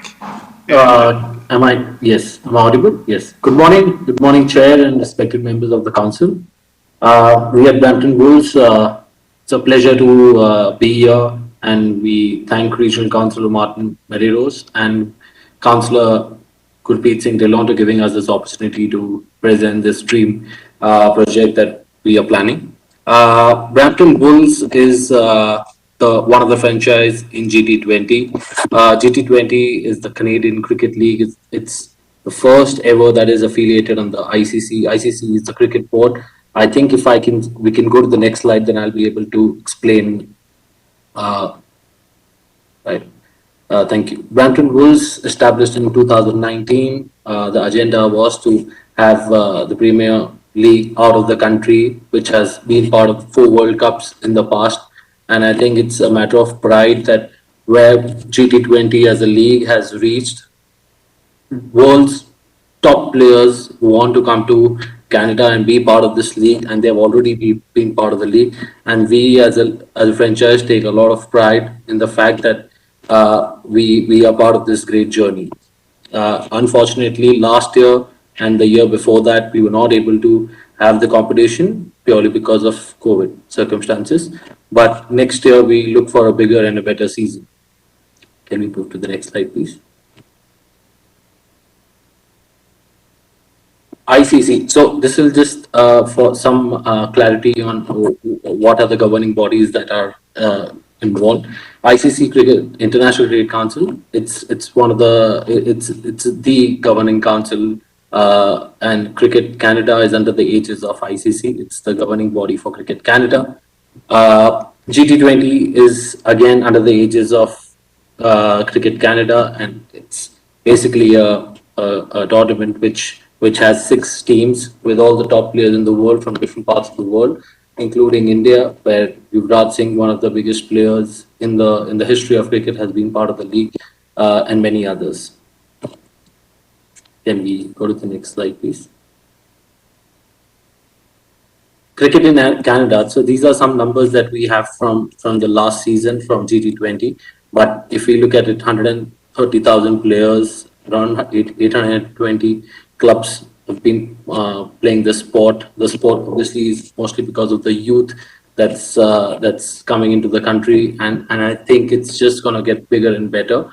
Like what we have heard in the past from Fakir also, that the kind of interest that the clubs and teams show to kind of play the sport, right? Let it be like women's and men's cricket. And the matter of fact is that the 2028 Olympics World Cup is going to be held in the USA, and Cricket Canada is in the line to be qualifying for the World Cup and the Olympics. So that's going to be something that we would like to be part of as a center of excellence. Can we go to the next slide, please?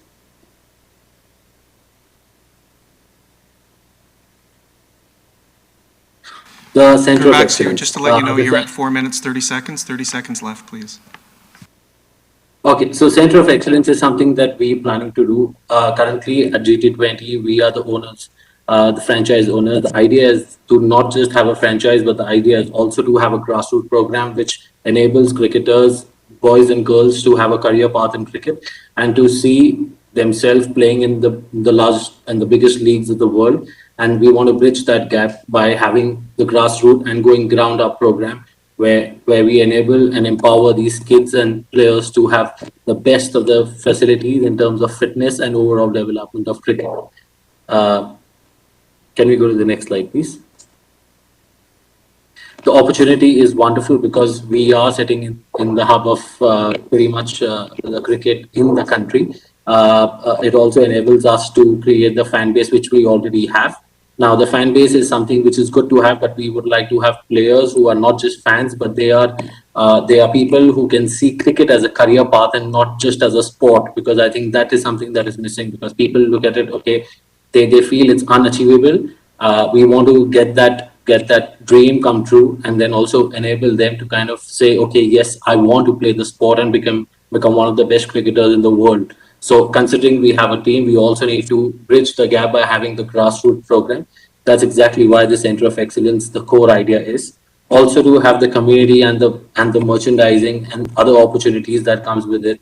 So Brampton as the hub of cricket in the world is something that we would like to create, and we would like to be part of this journey where we are not competing with anybody, but we would like to just clearly say that we will have our own agendas, which is creating the best talent out of Canada, based out of Brampton as the hub of cricket in the country. Thank you, Gerbux. Thank you. Perfect timing. And you also have 2 questions, so we'll have an opportunity to tease out more out of your delegation. Councillor Williams. Councillor Williams? Yes, I'm here. Can you hear me? Yep. Thank you, Yes. through the chair. Thank you, Gerbux, and also Akil for coming in and delegating. I've been listening to the delegations before you and, having conversations with people in the community about cricket. It is such a growing sport in Brampton and, well loved by so many people. I do have the same questions around inclusion that was mentioned earlier.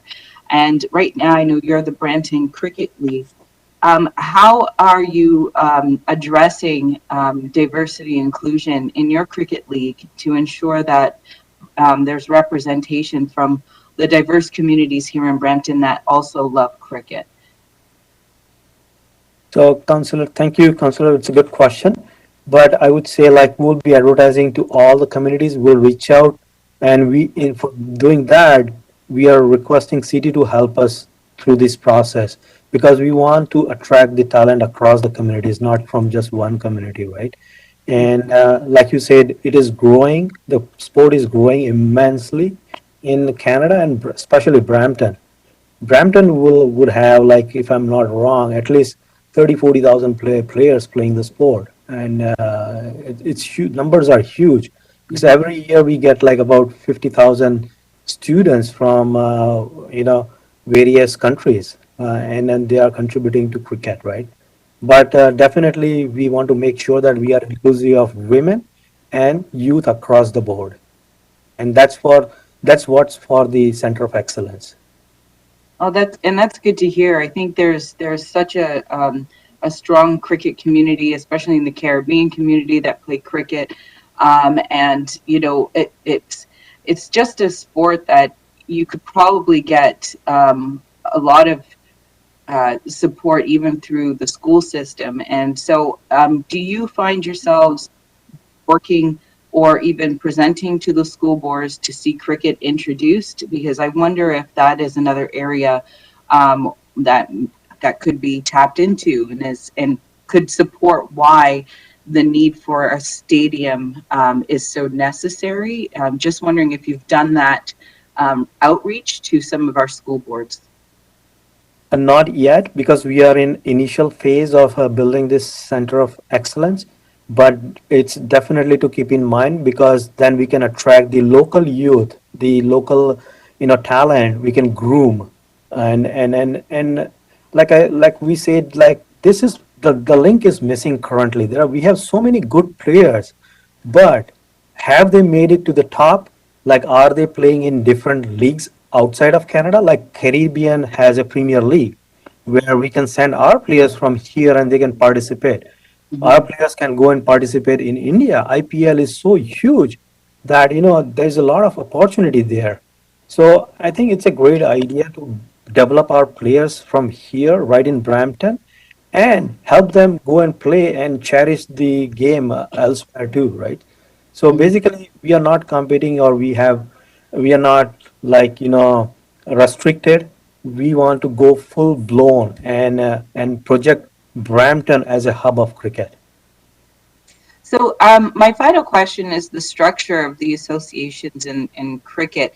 I know with like hockey, for example, there's like an overarching hockey association that kind of determines, and for football, determines how many leagues open up in a city.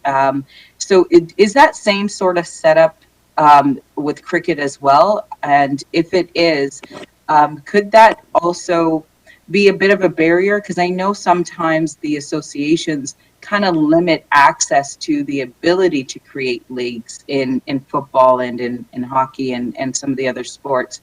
And is that set up in with cricket? I'm not familiar, so it would be helpful No, to understand. Councillor Williams, no, that's not the case with cricket. I believe the existing leagues, they operate on their own. Like, say, for example, Brampton Cricket League or BEDCL, or there is a Mississauga Cricket League, or there are a few other Toronto leagues. They operate on their own, methodology. But there is no like organized. I'm not aware of it if there is one, but I haven't seen like there is any organized council that governs the number of leagues per city. Oh, okay.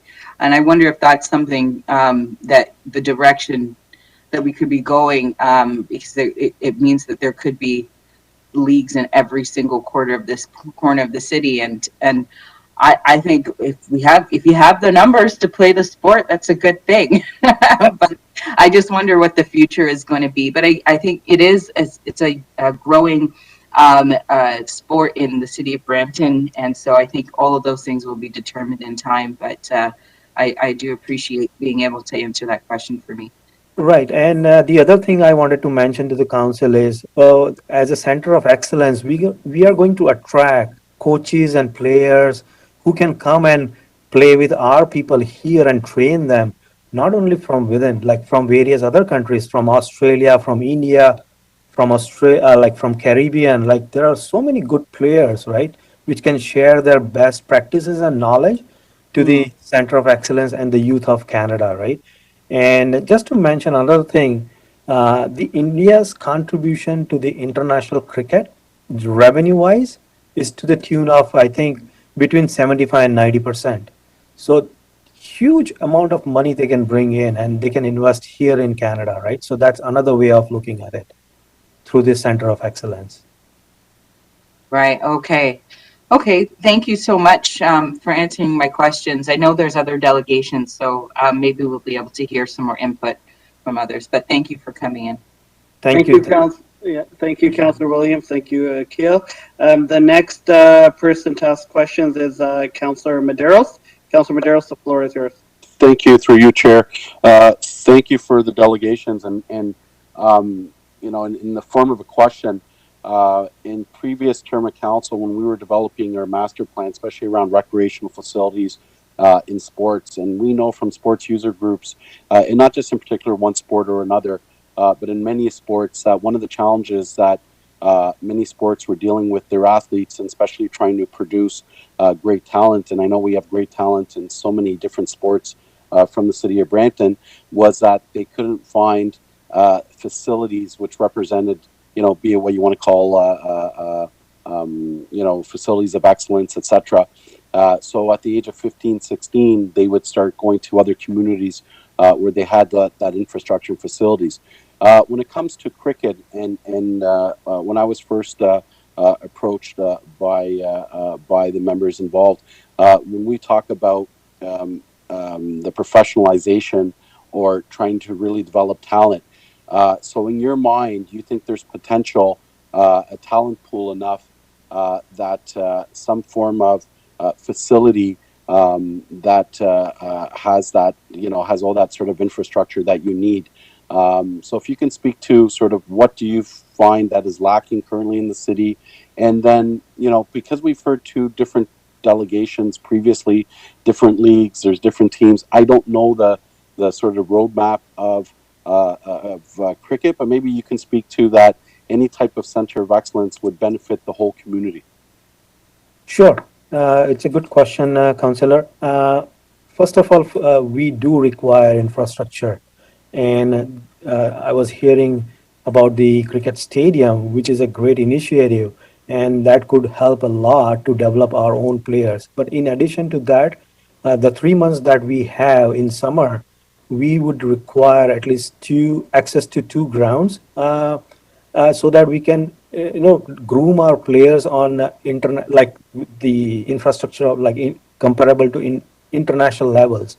So we can bring in expertise from various different countries to develop, grounds here, and then have our players practice during the summer on those grounds, so that they are, comparable to any other players across the globe. So, infrastructure is the key, because if you don't have infrastructure, then our players are not, well groomed, and they don't rise to the talent of the international level. So just for time's sake, and I do have other questions, but I think we need a report. So I'd like to refer your delegation to staff for a staff report to come back. And what I would hope in this report that comes back is, the obvious is what makes up, a facility of excellence. B, who would be users, who potentially would run it, who would be responsible, how we'd ensure that there's alignment with all the different sort of teams, and understanding that, I believe that the Wolves and we're talking about a professional team or semi-professional team, similar to the way that, for example, in MLS, you have the Toronto FC, and then after they have a farm team out in Vaughan, youth teams and all that stuff. So if in the staff report that comes back, that not only do we deal with the center of excellence, but align it with maybe an overall Qriket strategy for us to sort of understand all the missing parts. I confess I don't know the difference of the leagues. I don't know the players. I don't know if there's inner rivalries. I remember in soccer, there used to be different clubs, and there was always rivalries in terms of access to fields. And as we speak to today, that they've all merged into one club, and that includes female and male soccer. So they belong to Brampton Youth Soccer. If I can move that staff report back to the cost, to understanding what this facility would look like, and if you can consult with the delegations regarding Qriket Canada and the Brampton Wolves cricket team, and notwithstanding any other interested stakeholder, so we get a full appreciation for what a center of excellence would be, what potential return on investment for the city, and how we sort of take it to a world class, understanding the demand and the interest in the sport, and I think we'd get a better understanding. And I'll leave it for my other colleagues if they want to add anything else that they would like to sort of come back into the report. Thank you very much. Thank you. To the clerk, would it be okay if we, and to Councilor Medeiros, if we refer this back to staff at the end after all the delegations. Yeah, that's fine. Yeah, that's fine. Thank you, Chair. Okay, thank you. And Councillor Williams, I think she wants to speak to the motion. Yes, thank you through you, Chair. Just clarification to the mover of the motion. Will this include that structure of Qriket in Brampton, similar to the questions that I was asking around who monitors the amount of leagues that register and such? So is there possible to have that reflected in the report, just to kind of get a good, clear understanding of the lay of the land and who makes those decisions and such? Yeah, in my mind, thank you through you, Chair. In my mind, as the member of the motion, yeah, I think in any relevant information that council members think relevant to understand, do we need a facility of excellence to support Qriket, I think should be included in the report, and whatever staff think pertinent to it, such as, understanding the context of because we'd want a center of excellence not only to support the professionalization and the talent pool that we're developing, but also support grassroots and ensure that the other leagues are also benefiting from having talent being developed here in the city. Okay, great, thank you. So as long as to the staff that we're able to get some kind of snapshot of what the structure of Qriket is in Brampton and who makes those decisions. I think Councillor Medeiros touched on it very well with soccer, that there was a lot of rivalries and then eventually there was an amalgamation. So it'd be good to kind of know what we're dealing with right now, and so that we're not having future conflicts around time, Qriket stadium time, and all of these things from the different leagues. And that way we can make sure it's a very amicable, positive experience for everybody to have access to field time and the right to play. Thank you. Through you, Mr. Chair, just a reminder that we still have some delegations that have been added to the agenda. So before committee gets into debate on the motions, they probably should finish hearing all the delegations. That's just my advice, Mr. Chair. Okay, sounds good. I think I was disconnected for a second. Okay, so we're not going to enter into debate? If committee wishes to enter into debate, they can, but normally we would hear all the delegations first, ask questions for clarification, then receive the delegations, and then the matter is before committee for debate. Okay, I agree with that. So we'll go through the delegations and we'll come back to this motion. Is that okay, Councillor Williams? Oh, absolutely. I think my comment was reflected in the amendment anyway, so I'm good to keep going. Thank you. Okay. Moving on, in the delegations, Fabio, President of QP. Hi there. Hi, Fabio. The floor is yours. Thank you very much. As the introduction, Fabio Gazzola, resident of Brampton, almost half a decade, as well QP representative of 1,200 workers who, provide important critical services that help make the city run. The reason I'm here is not to dispute the need. I'm actually quite happy to see the enthusiasm and excitement on this topic. Actually was around when the first Qriket pitch in Brampton was allocated, and it was an afterthought.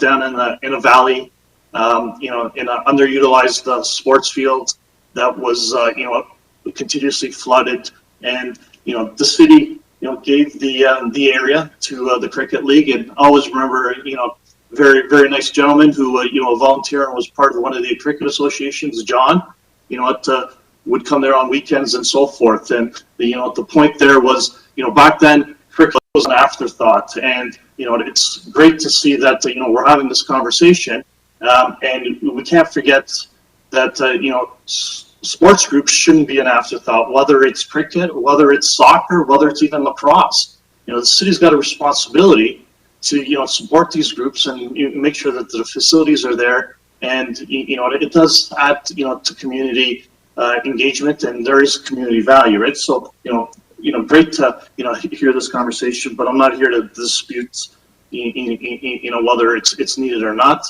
Obviously, the prior delegations did an excellent job. The second point that I don't I'm not here to dispute is the funding and the cost and so forth. I'll leave that up to council and the CAO. just, the curiosity is, the report referenced Reserve 134. Just curious if there's enough funding in there for just the initial allotment of the $5 million or for the full, price tag of the facility. So just, curious in regards to, those reserves and so forth.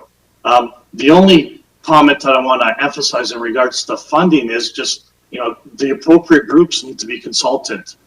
Through my members, and personally viewing, I've seen many city facilities poorly designed, inadequate services for the user groups, right? We can't afford to have this type of investment without making sure we get it right.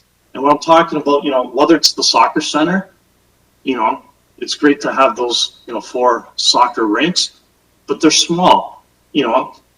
Anyone who wants to play in a larger field basically migrates to Caledon, the sports, the Brampton Fairgrounds, because it's a larger field, right? I've seen personally lacrosse teams basically refuse to play in rinks because of the low ceiling. So, I just want to, obviously make sure that, council and those in the appropriate, consult the appropriate groups and make sure that specs are appropriate. It defeats the purpose to build something if it doesn't meet their needs and therefore wasting money, right? So, I just, want to make sure that, and hope the city does do its due diligence and, respects the wishes of appropriate groups. The third point, and, the most important point is why, Qriket chose to delegate is Qriket's got some significant concerns in regards to how the city or the appropriate groups are going to accomplish this. The report is clear in regards to needs and so forth, but, what exactly is advisory services?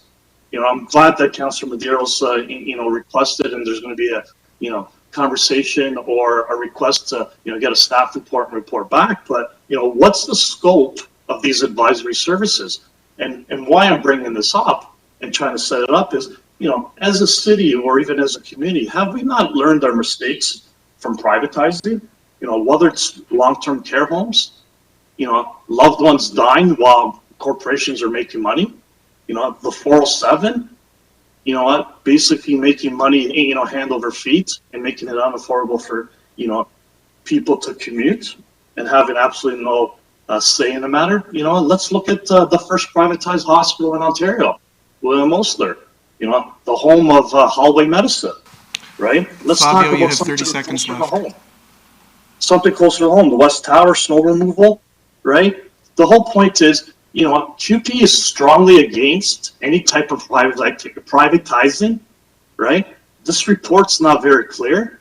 QP is adamant that it shouldn't be privatized because, any appropriate profit should be returned to the community or enhanced services. So, residents in the community need to know more, right? One of the other points that QP is adamant, and I want to thank Councilor Medeiros and Councilor Palashi for bringing it up, is, anything that, the city does, it has a moral responsibility to make sure that it's diverse, that it's affordable, and that it's accessible to all. And that's why, it's even more important that this is handled in-house, because if you privatize it, you have no control over these decisions. What it's in-house, you can dictate that they do the right thing. So, thank you. I'm open to questions, but as I said, QP is adamant that, this be handled in-house, to provide the community, value and, the appropriate community investment, and to help ensure that it's diverse, affordable, and accessible to all. Thank you. Thank you. Questions to the delegation, Councilor Palashi. Thank you, Mr. Chair. Thank you, Fabio, for delegating. Fabio, you mentioned that, and I'm going to ask you to repeat your words there, that we have a record of poorly designing facilities. Can you elaborate on that a little bit? Soccer center. So, soccer center is great for kids, but, adults also play soccer. Ceiling heights are low. Any adult that, I'm a casual fan of soccer. I'm not an active participant. Anyone who plays soccer as an adult will play and choose to go to the Brampton Fairgrounds because it's a larger field and higher ceiling. And they play soccer basically in a barn there, right?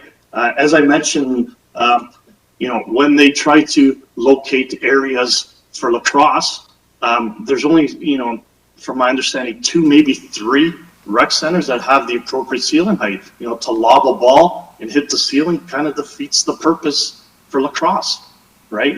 Hence why, facilities like Qriket and Memorial were excellent. And from my understanding, maybe Chris Gibson, right?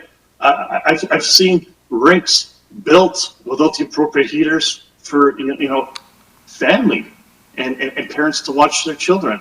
I can go on to, other non-recreation related, challenges, but, the appropriate consultation with the user groups will identify, what's not a good idea. Self-lectures. There used to be water stations. Sorry, Fabio and Councillor Paleshi, just if you can relate it back to the cricket stadium, that's the item that we're discussing, please. Okay. Thank you. So, if you have any, we can talk after this. I can go on with a list of other, poorly designed or inadequate facilities for the appropriate sports groups. No, I'd absolutely like to hear more of what our staff think about the designing of facilities that we've done so many of. And my other question, Fabio, would be on the privatizing matter. Who did you have a discussion with at the city to push you into coming here to talk about privatizing? I'll be quite honest. I didn't have a conversation in regards to privatizing. As I do with every agenda, I look on Friday. I saw this item. Similar to when I read it, it's vague. This local's experience, whether it's the power rates, Brampton Center for Sports, even self-lectures. There's been I came here because it's not clear. It doesn't state anything. The first delegation basically started mentioning privatization, which obviously to me was a red flag and quite alarming. As I said, I came here originally just to ask questions because it doesn't specify, but this local and this community has experienced that, with the hospital, whether it was the power, Center for Sports Brampton, now known as CAA, or the Powerade Center. So that's exactly, the reason. It's unclear. As a community, we need to know exactly how this is going to get done. Not disputing the need, not disputing the cost. How this is going to get done if anyone's going to profit, because no one but the community should profit. Yeah, Fabio, I'm still not. I've read the report and I don't see any discussions in that report on privatizing. And the delegation, well, he started talking about privatizing after you were added to the agenda. So I'm just not clear on how you picked up from the item that's on the agenda that you're thinking that we're going to privatize it. That's the question. The first delegation specifically mentioned privatizing. When I see the first sentence in the recommendation, advisory services, through QP, I've participated in many workshops, right, and had multiple conversations and been involved in regards to privatizing and courses and so forth, and that's how it starts. Right, with something of this nature so vague. So I don't know if that. I think that's a little bit of a stretch, Fabio. I think your request should maybe be that you would like to be involved with the advisory service. I think that's where something that a question from a request from our QP president at the city of Brampton would, I think, fit a little bit better into trying to make the stadium or the recreation facilities that we so poorly make, we can possibly do better and make them adequate to your standards. Thank you, Mr. Chair. No, I appreciate those comments, and we can definitely have a further conversation, Councilor Paleshi. Thank you. Okay, Fabio, thank you for coming. Moving on to the next delegation, Sylvia Roberts. Hello, can you hear me? Yes, we can. Hello, my name is Sylvia Roberts. I'm a resident of Peel Village in Ward 3. Just some reminders on the financial stuff. The property tax system does not adjust for inflation, which means the 0% increases the city keeps passing. Once you factor in cost of living increases for employees and inflation for goods that the city purchases, you're actually looking at a cut in the budget every year. And when you factor in the population growth, we are looking at significant cuts to the budget on a real per capita basis every year. In the 2021 budget, the city decided it's no longer going to include references to the infrastructure gap. I guess if you remove the charts for a $100 million gap, it just kind of disappears. I don't know how that works. It just kind of boggles my mind that we have such a large deficit in terms of infrastructure, and yet here we are looking at spending $35 million on this.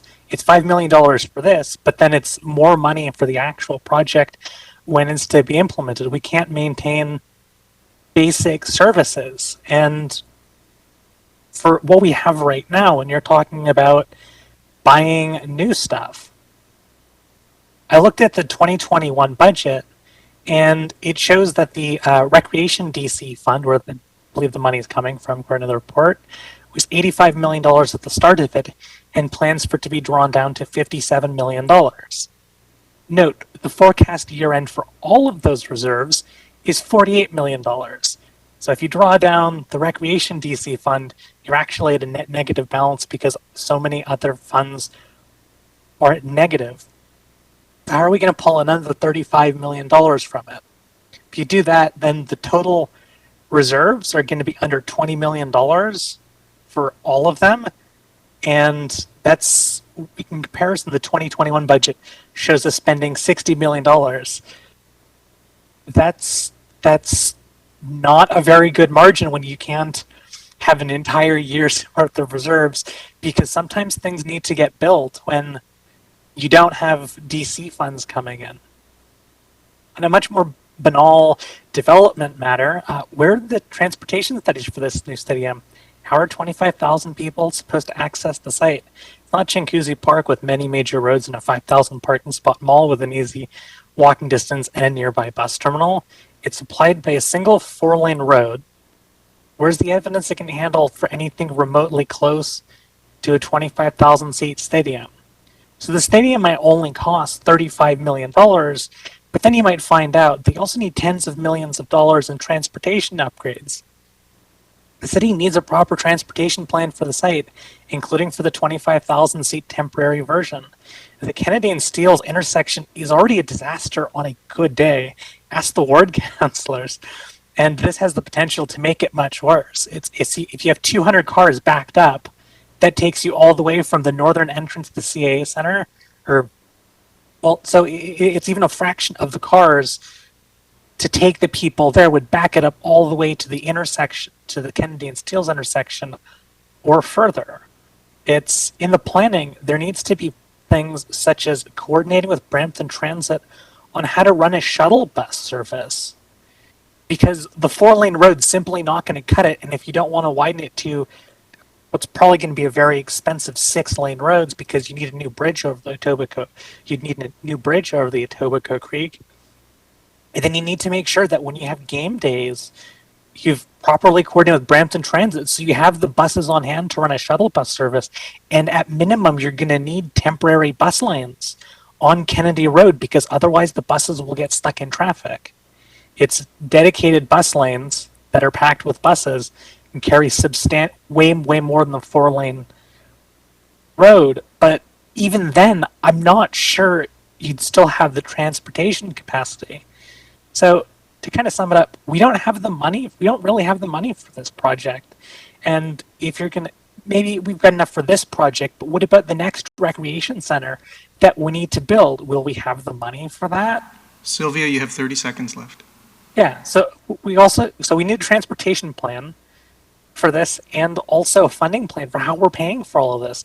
This is not a small budget item, and the report does not show enough work for it to justify spending the $5 million for it. Thank you. Bye.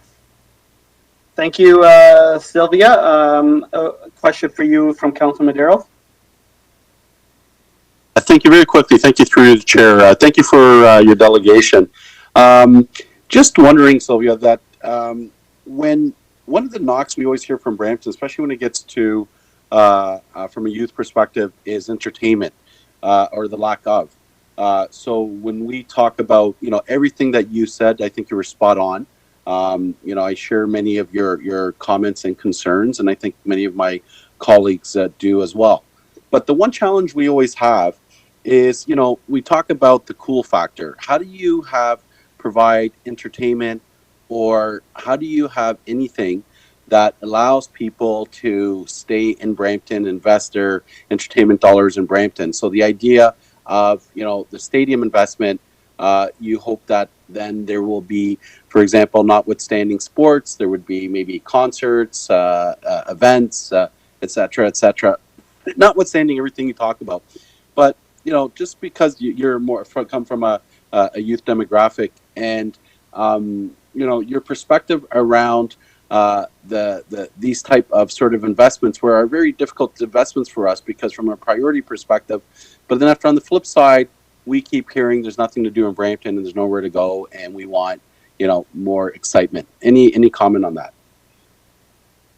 I don't think a major cricket stadium for the uncles especially is going to really entertain the youth. It's a case of one of the big issues is we have a undersized, for a city of 700,000 people, we have a substantially undersized restaurant scene. The hours aren't very good. If you're a young person, if you have a car, you have no discretionary money to spend on stuff.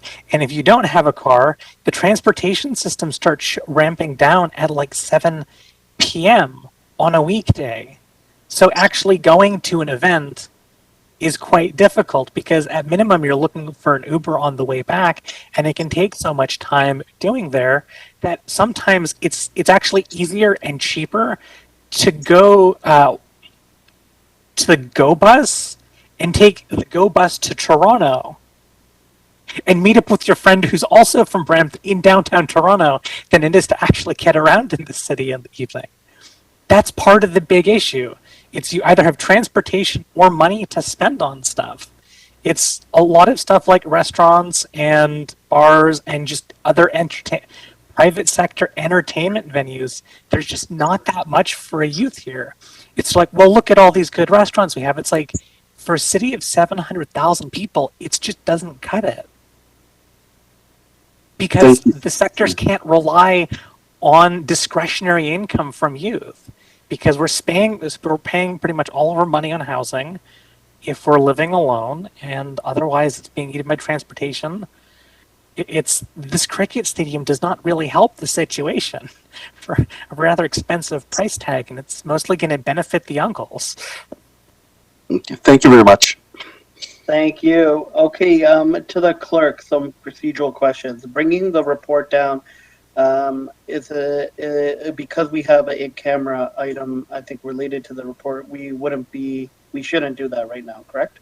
Through you, Mr. Chair, my advice would be the staff report 10.2.1 should be held down until after closed session, as there's some deliberations in closed session that may impact that. But there is a proper motion now to receive all the delegations, and then there is the additional motion from Councillor Medeiros in terms of a referral. Exactly. So, Councillor Vicente, I'm going to ask that you hold your questions till after. And then when it comes to this motion to receive, I'm going to have this moved by Councillor Medeiros. Thank you. And I think the mayor was the first person who wanted to speak to the motion. And if there's anybody else, please indicate in the chat box. Councillor, through you, Mayor Mr. Brown. Chair? Yeah. My apologies, sorry. There was something in the chat that the Director of Parks, Ghg, would like to address committee on a point. So then I'll pass it to Mayor Brown, and if any other councillor has a question, please indicate in the chat box. Thank you. To you, Director Fagan. Thank you. Through the chair. Yes, just for clarification, there was a budget piece mentioned earlier in regards to 0.6%.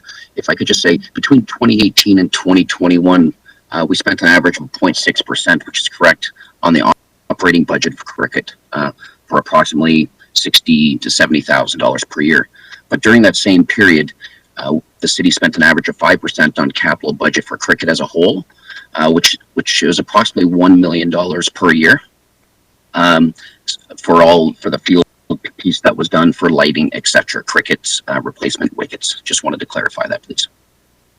Thank you, Director Fagan. And I did a quick search as well for Soccer Center. I have never had a complaint about Soccer Center except the lights. I just wanted to clarify that with staff.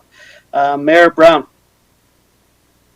Thank you, Councillor Singh. Just stepped out of the Big City Mayor's meeting. Just wanted to add my 2 cents in. I welcome Councillor Medeiros' motion to look at what our broader Qriket strategy is. I view this as a separate topic to building additional facilities. But I do think we need to put our mind to this, and this is why this motion is important. This is not Brampton of 1960. This is a city that is a mosaic of backgrounds, and there's no sport that is growing as fast as cricket. You know, you can ask the rec department what the waiting list is for teams, and we're at a point right now where those that love cricket have to go and create temporary facilities elsewhere. You know, I was just at speaking at an event in King where they had a giant tournament. They built temporary stands and temporary fields. But we don't do that for other sports. You know, we have great facilities and we subsidize recreation. I'm okay with that. We subsidize recreation in the range of 48 to 52%. And recreation is a public good. And so just like we built infrastructure decade over decade, it's time to do that in cricket now. And I want to credit this council. You've made some progress. We have, whether it's purchasing the equipment to cut the grass at the right level, a specialized grass cutting for cricket, whether it's the beautiful lights at Terramata Field, whether it's going to be the investments at Gore Meadows. I think we have a council that is really putting our mind to making sure that our recreation reflects the mosaic of the city. And that's important because we want to make sure that we lead healthy, active lifestyles. And recreation is a way to do that. And so it's long overdue to have some serious conversations. What is the Qriket master plan? And, you know, we've had lots of meetings at City Hall talking about this for other sports. You know, I've been involved in a lot of conversations when it comes to field hockey. I know just in a conversation with Councillor Pleshy about that, whose late father was a giant in expanding field hockey in the city, recognizing that growing need. You know, I've been on a number of calls with Councillor Bowman where we've talked about the urgency to meet some of the lacrosse needs. And of course, this year we've got that beautiful memorial arena that is being serviced by the lacrosse community. And of course, Vic Park, which we've already budgeted for and passed thanks to Councillor Fertini's determination. We're going to have a beautiful new facility with seating available. And so I think this is long overdue, and I wholeheartedly support it. The notion that our operating budget Parks operating budget spends 0.6% on cricket shows you the catch-up we have to engage in. And yeah, I get invited to a lot of cricket events. I'm sure many councillors do as well. And you wouldn't believe the demand and the interest. It's explosive, and it goes. It's really a universal passion, and you know, I had the Consul General of Jamaica in my office last week with Councillor Williams, and the Consul General was talking about doing a test match in the Caribbean, talking about how the West Indies have had some of the best teams. You know, we have tournament request after tournament request from different South Asian communities where they wanted to have an international police tournament, international realtor tournament. Literally, we can't. The demand we can't keep up with, and I can consistently have to tell people we're out. We're full in Brampton. There's no space left. There's no field time left. And so I'm heartened to know that this council wants to have that hard conversation and say, what are we going to do to adapt? And I just hope that we can get this report back sooner than later. I don't want this to be something we drag our feet on. I love every sport. I'm a sports fanatic, but I think when Fabio mentioned build the facilities for the user groups, we do have some work to do on that. As much as Terremoto Field is incredible and the lights are beautiful, there are some user-based issues where the lights don't have the same illumination as the baseball fields next door. And listen, I've gone to recreational fields in our city where on a cold night, none of the other user groups are being used except for Qriket because they're just such a demand. So I think this council should recognize where Brampton is today and continue to make significant investments in Qriket, and it will be used. It's like Field of Dreams. If you build it, it'll be used. It'll be a great win for recreation in the city. It's preventative health care because it will, by getting more people involved in sports, it reduces the burden on the healthcare system, given the fact we have rising rates of obesity and cardiac issues in our city. So it's a win-win-win-win. And thank you for council's indulgence. I'm not going to be able to stay much longer for the discussion on this motion because I do have to go back into our Big City Mayor's caucus, but I wanted to make sure my 2 cents were noted. Thank you, Mayor Brown. And just for clarification, this motion is just to receive the delegations and for staff report on the delegation on Qriket Canada and Brampton Wolves cricket team. So we do have a motion to receive and refer the one delegation back to staff by Councillor Medeiros. Is anybody opposed? Hearing and seeing none, that carries. Next item is 6.2, a delegation regarding the Innovation District partner results. And item 12.1.1 is a staff presentation regarding the Innovation District partner results as well. Joining us today is Usha Srinivasan, Director of Ryerson Venture Zone, Pam Banks, Executive Director, Altitude Accelerator, formerly known as RIC Center, Vikram Kruna, CEO Beehive, Sunil Sharma, Executive Director, Founder Institute in Toronto, Sneha Abraham, Founder and CEO of Vision AI Solutions, and Charles Finlay, Executive Director, Rogers Cyber Secure Catalyst, Ryerson University. Committee, before hearing the delegations, will bring forward the related staff presentation 12.1.1. And presenting today, the item 12.1.1 is Devin Rumpal, Sector Manager, and Anis Rashid, Coordinator, Innovation and Technology Planning, Building, and Economic Development. Welcome, Devin and Anis, and apologies if I pronounced anybody's name incorrectly. Please clarify if I did when you present. Thank you. Thank you, Councillor. Peter, if we could just get our presentation pulled up on screen. Yes, we'll bring it up momentarily.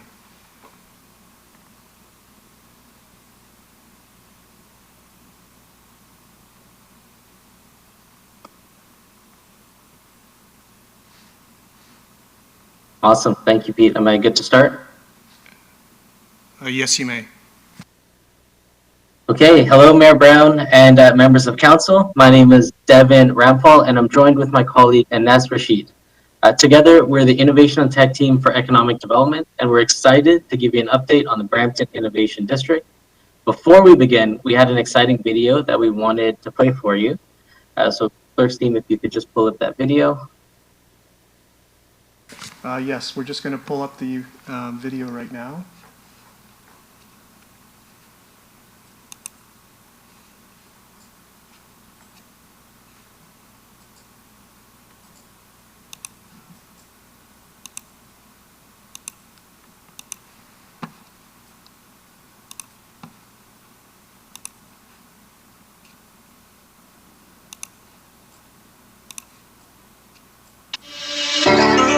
We are building a world-class innovation district in the heart of our downtown, which will support entrepreneurs and startups at every stage of their journey. We are becoming a hub for incubators, tech companies, accelerator spaces, and cybersecurity.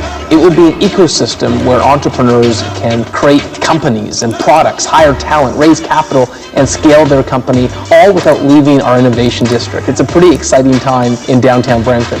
Brampton, as we know, is perfectly situated between the Toronto-Waterloo corridor. That creates access to a ton of different technology organizations and support structures, which is critical to cybersecurity resilience and building the workforce of the future. One of the important things for tech-based companies is they need a lot of resources and a variety of resources to get to scale and to bring prosperity to our area. Brampton has a number of academic institutions that really are focused on supporting tech and supporting innovation. University of Guelph Humber has been interested in Brampton for quite some time. It's a vibrant, growing community. It has a population that's growing. It's attracting businesses. It's a globally recognized city. And it has a vision for innovation. And that aligns very well with the vision that we have for University of Guelph Humber. Brampton is shaping up to be a global competitor, doing the right things to attract entrepreneurs and to build the underpinning of what an innovation district and an innovation economy needs, starting with universities and academic institutions, including co-working spaces and innovation partnerships, but also attracting talent.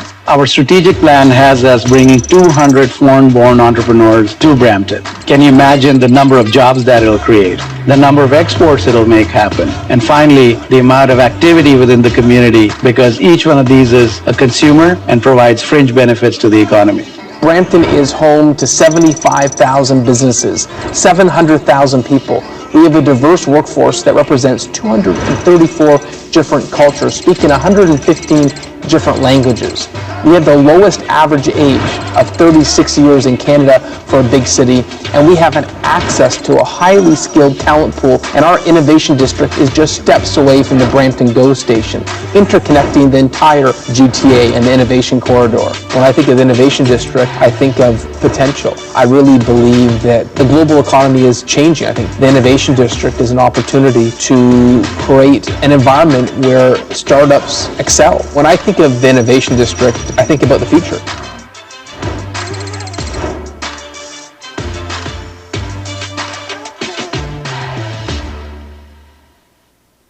So Devin, we'll just bring up your presentation here in a moment. Thank you, Pete.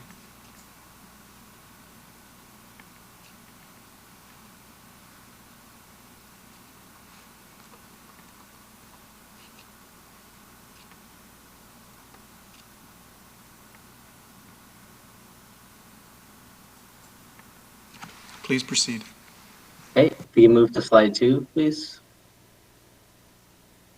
Awesome. So on the agenda today, we're going to speak briefly about where we started, where we are today. We're going to talk about some of the results of the Innovation District so far, our vision, and what's next. Next slide, please. So this is a map of downtown Brampton's innovation startup ecosystem and startup resources as of January 2018. Now, if you look at the number of labels, there's significantly less than what you'd see today. In 2018, we had 1 co-working space in Brampton and 0 startup incubators. Beck was the only startup resource in the downtown, and it operated in a very different capacity out of City Hall, and we didn't have 41 George Street. There was also Algoma University in a much smaller capacity. Economic development, our team was there, and the Board of Trade was there. Next slide, please. Fast forward 3 years to 2021. We now have 16 different resources for startups in the district to support startups from all walks of life. We have the Ryerson Venture Zone, the Rogers Cybersecurity Catalyst, Altitude Accelerator, previously known as the RIC, Beehive, Beck, Founder Institute, Algoma, the Sheridan Center for Advanced Manufacturing, and much, much more. Each of these partners in the district are job engines. They take early stage entrepreneurs and turn them into real, investable, revenue generating companies. Doesn't matter what stage of company you are, or what type of company you are, we have resources to help your business succeed in the Brampton Innovation District. And with that, I'd like to pass the ball to my colleague Inez to talk about some of the metrics. Next slide. Thanks, Devin. Good afternoon, Chair, Mayor, and members of Council. I'll now segue into some metrics around the activities that have been undertaken in the Brampton Innovation District. We've split the numbers into of the metrics into numbers that have led to results, what you see on this slide. And the next slide will focus on the metrics that show a return on the investment through the district. The numbers on this slide and the next slide show the results from both 2020 and 2021. Over 12,500 participants in over 3,200 Innovation District sessions, workshops, and events, which include one-on-one business consultations, trainings, startup workshops, and events, such as the cybersecurity education campaigns. Work in the Innovation District has produced 79 engagements with corporate and community organizations, and 73 new international startups have been engaged through the Beehive, which started operations in May of this year. Next slide, please. On this slide, you'll see the results generated with the resources and work conducted at the Innovation District. There are over 1,100 students that have graduated, are in the process of completing their programs through the Catalyst Cybersecurity Training Program, which you'll hear about in a minute, and at Algoma University. There's 433 businesses and startups that have begun in the district or graduated through programming at one of our incubators or accelerators in the Innovation District. We have 49 net new employees directly employed by the district partners and 14 international startups accepted into the Beehive incubator. Next slide, please. Over the period of the current agreements that we have with our Innovation District partners, the city would have invested $20.5 million into the Innovation District partners, and the Innovation District partners would have brought in a minimum of $55.2 million in investments into the district. This is an investment multiple of almost 2.7 times. As the partners grow, generate more traction, more sponsors and revenue, we're expecting this total investment number to grow. I'll now hand it back to Devin, and next slide, please. Okay, thank you, Anas. So we always like to bring it back to the vision for the district. Our vision is to become an international destination for innovation and technology companies to build and grow. And we're starting it in downtown Brampton. The Innovation District is not just buzzwords. These are real, tangible resources that are working to attract large-scale investments and also improve the quality of the investments coming into the downtown while retaining the talent in the community. Now, in the past, when a tech company wanted to relocate to the GTA, they automatically thought Toronto or Waterloo. That is changing with the work we're doing in the district. We're starting to see more and more tech companies consider Brampton as a location for their headquarters. We're building Brampton into becoming a natural first choice to set up shop and a no-brainer to do business. Next slide, please. So to bring this all together, we brought in the cavalry. We have most of the Innovation District partners here, and they prepared short presentations to report back on the results. I like to look at each of these partners as job engines.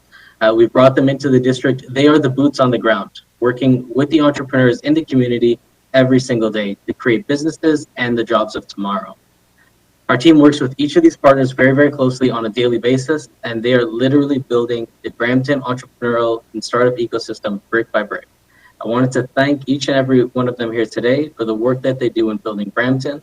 And with that, I'd like to hand it back to the clerk's team to bring on the first Innovation District Partner delegation. Through you, Mr. Chair, the first delegation is from Usha Srinivasan, Director of the Ryerson Venture Zone. Usha, you can proceed. We're just going to bring up your presentation right now. Great. Thank you so much, Peter. Can you hear me okay? Yes, we can. Please proceed. Great. Thank you for the opportunity. Thank you, Devin. Good morning to the mayor and to the council members.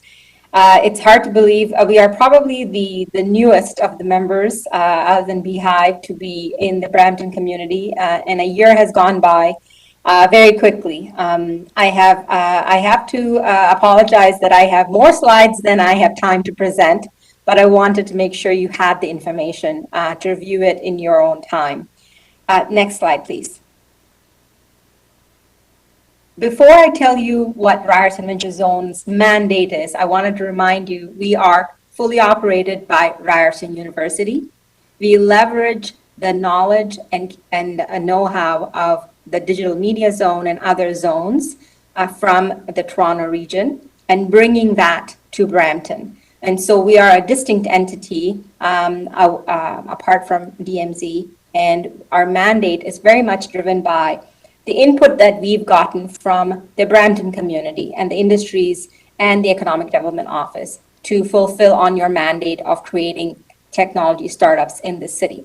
So who are we? What do we aspire to do? We help companies go from market discovery to market readiness. And I will elaborate on this more. And very distinctly, we want to create a playbook for these companies to be able to repeat this model.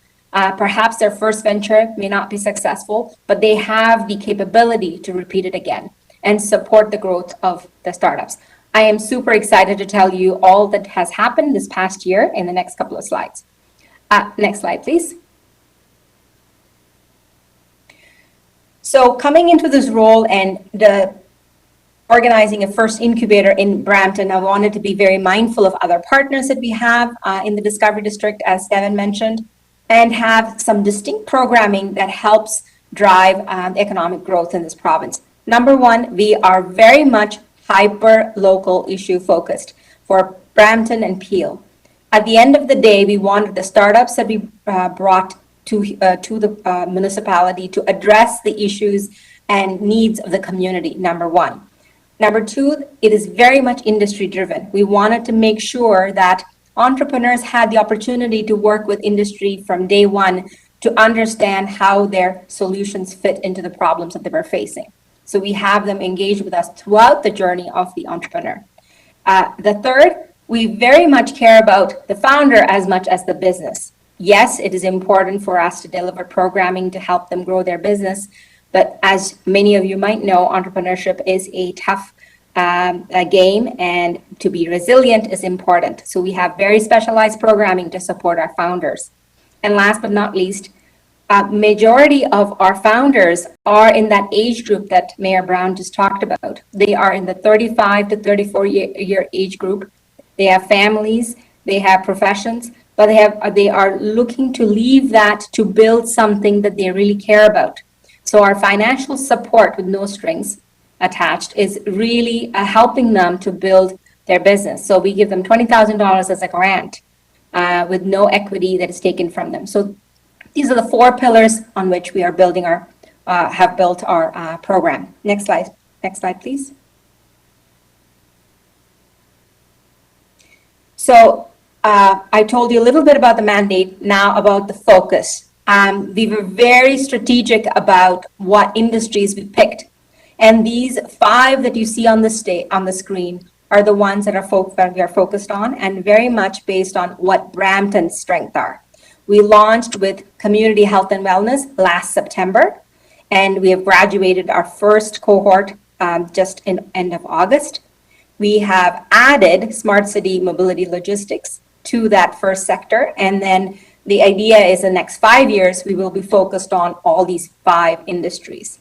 And it plays to the strength of Brampton. Next slide, please. So how do we engage with the startups? How do we encourage entrepreneurship in this community? So we have 2 distinct programs. One is called the RVZ Inspire, which is a 6-week program, and the other is RVZ Launch. Next slide, please. I want to tell you a little bit about the first program. Lots of words on this slide, so I just want to highlight the main points here. RVZ Inspire is meant to engage with the entre-curious. If there is someone in the ecosystem who's looking to become an entrepreneur and start a business, they want to understand, what does that take? I have an idea, but I don't know how to validate my the idea that I have. We help them understand the market that they're trying to get into. As you can see, we've just launched one recently in September in the 2 industries that we just mentioned. Half of them are in smart city, and 80% are in smart city, and the rest in health and wellness. And they are currently from different jurisdictions. I think earlier on, there was a comment made that we are attracting international clients to Brampton. So you can see the demographic of where they've come from: India, Nigeria, Pakistan, Sri Lanka. This program is run completely virtually, and we are attracting entrepreneurs from other countries. This is the 6-week program for letting people understand what it takes to build a business as a starting point. Next slide, please. Our flagship program, the RVZ launch, is the 8-month program, which is much more methodical, taking companies from a minimum viable product all the way to market discovery.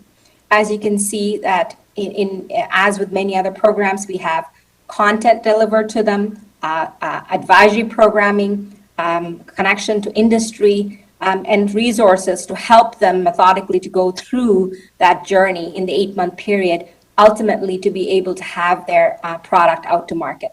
Next slide, please. At the end of that 8-month journey, we would have helped them hone their skills in many ways. One, they would have developed their leadership skills and able to hire and grow their teams, have a market development program and do their research and go-to-market strategies developed. They have a product team, and technical development is provided to them, and customer development, and finally capital development. All of these core programming will help them eventually launch into market and get into industry. Next slide, please. And none of that would be possible without the framework of the advisors that we have. And so I won't go into the details of who they are, but these are entrepreneurs and executives and residents that we have handpicked to help work with our startups. And in our current cohort that just graduated, these individuals are instrumental in helping them grow. Next slide, please. I also mentioned the incentive of finances in the program. In the RVZ Inspire program, we have a grant of about $10,000 that we've set aside to help our companies apply for certain funding, $500 per applicant for various venture creation kind of opportunities. The second is the launch grant itself, RVZ launch grant itself, which is $20,000 that goes to the startups. And we do that through the support of the city of Brampton contribution, but we raise our own funding to match that amount to help our companies. Next slide, please. And last but not least, the industries. Without the generous support of our industry partners, community partners, other institutions, professional services firm, and you can see all the logos here, we wouldn't be able to support our companies in this way. This community in Brampton and Peel have been extremely generous in providing us knowledge and sponsorship and supports to help our companies get pilot projects and invest in our companies and we will repeat the same in other industries. Next slide, please. Like I said, we've just launched in smart city mobility and logistics space, and the plan is to work with all of these industry partners that are indicated here in order for us to support our next cohort that will be starting in January of 2022. Next slide, please. And just to wrap up, I want to tell you about the 9 companies that just graduated. Some of these names might be familiar to you because they have delegated to you in the past, like REven or MedAssist. These 9 startups represented about 24 founders and 34 individual employees. The average age was 33, a healthy mix of female, male, and very important to note that these were all professionals. They were registered nurses or physicians, pharmacists, etc., from their professions to come into a startup world, which is a big jump to make. And I want to share with you some of the results of from their work in the 8 months that they spent with us. Next slide, please. Now, these are outcome metrics. I know that you saw some activity metrics from Devin. These are outcome metrics in terms of where did they start in March of 2021 and where did they end up in September of 2021 in the 8-month period. The employee numbers doubled. Many of the capital raised and revenues tripled from the time they came to us and they left the program. So I know that many of the work that we were able to do with them through the advice that we provided or the connections we were able to provide them, that these companies have gained quite a lot of traction in that time period, and we will be in touch with them to keep them in the alumni network in order for them to grow further in the community. The last couple of slides are really more activity metrics. Next slide, please. Hi, Usha, you're at 10 minutes, so if you can just try to wrap up, please. Yes, I will. Thank you. The next few slides are only activity metrics, so we do engage with the community through events. Next slide, please. Through our social media network and the followers that we've grown, over 1,500. Next slide, please. The media mentions have been quite tremendous in the past year, with our companies being profiled in Toronto Star, to our own activities in Beta Kit. Next slide, please. The format of this slide has been been changed, but the key metrics that these are activity metrics that similar to what Devin had presented. We were able to work with over 2,743 people, entrepreneurs across the community in this past year to impart many of this, the knowledge and the content that we just talked about. Next slide, please. And lastly, we are not a separate entity. We do have an advisory board, and wanted to showcase to you some of the high-profile members in our advisory board who have been supporting us to help us grow our business. Last slide, please. Next slide. Next slide, please. And the small team of individuals that support us in growing this this entity. Thank you very much for your time. I apologize it was longer than 10 minutes. Thank you.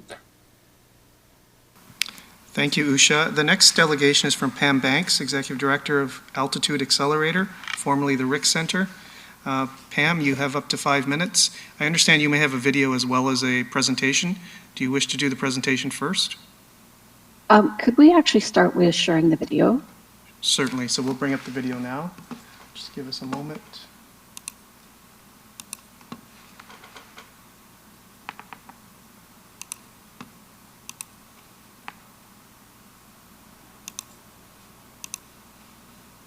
Every business begins with an idea, but it's built by a community.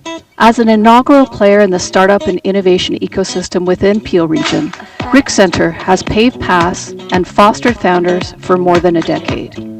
As the innovation ecosystem continues to expand, the Ghg Center is integrating its core values into a new name.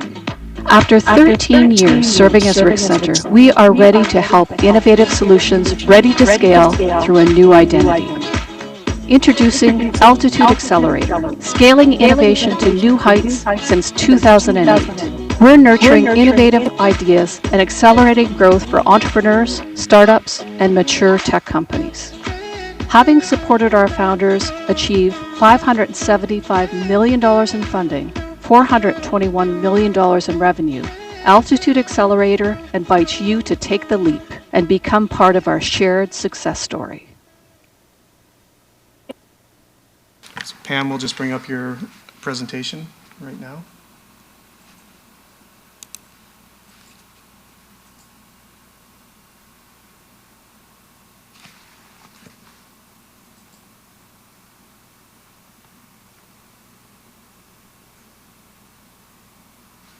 Please proceed. Thank you. Thank you for sharing that video. That gives you a little bit of background from how we've transitioned from Ghg Center, as many of you may have known us in the past, to Altitude Accelerator. So we were really pleased to do that official launch here in Brampton and share that through our first live event last Thursday. Could we go to 2 slides in the advanced 2 slides? So just as a reminder who we are, we help tech-based founders start and scale their companies, and we are a member of the Brampton Innovation District. Next slide, please. So in September of 2020, through the support of the Brampton Economic Development Office, especially Devin, as well as Claire and the Economic Development team, we were pleased to relocate and move to 6 George Street, where we are currently located and working here within the Innovation District to support entrepreneurs. Next slide, please. So a profile of who we work with. We work with tech-based entrepreneurs that are looking to scale their companies and move commercially to market and grow those. Our entrepreneurs are typically serial entrepreneurs with years of experience in their field of expertise. We work with both technical and non-technical founders, and many of them have advanced degrees. Next slide, please. Next slide, please. So a little bit about our clients. Last year, we worked with 130 new clients. And from a breakdown perspective, the majority, almost half of our clients are in digital and ICT, so digital media, information, communication technologies.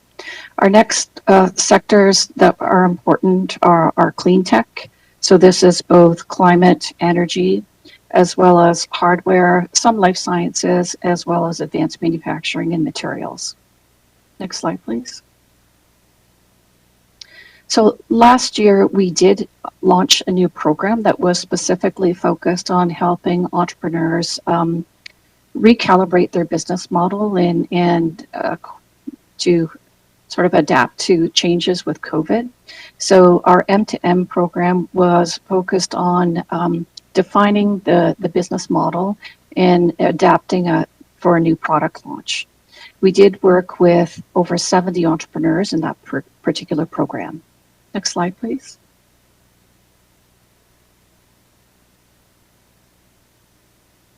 I think I covered that, so next slide. One of the other new programs that we launched last week was our Investor Readiness Program. So we do have a proven model in working with entrepreneurs. It's one that's supported by the Ministry of Economic Development, Job Creation and Trade. We do know that there's sort of different stages of entrepreneurship. Although we do support entrepreneurs across all stages, we do focus on those entrepreneurs that are moving to market and scaling. And we realize the importance of helping companies prepare for investment.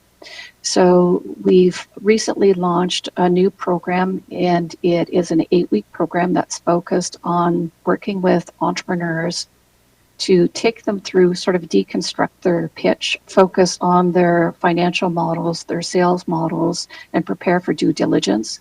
So in other words, really prepare for the tough questions that investors ask. So this particular program is delivered in partnership with Algoma University. We also announced a new agreement with Algoma University, in particular the School of Business and Economics.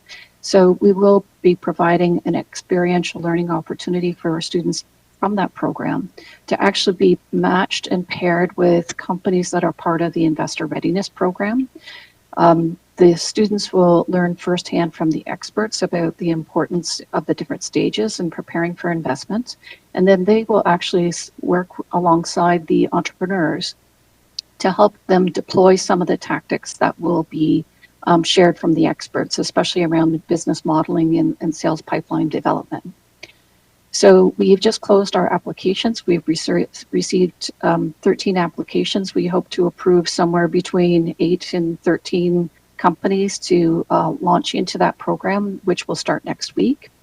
At the end of the program, we will be guaranteeing that clients will have the opportunity to present to Preference Capital.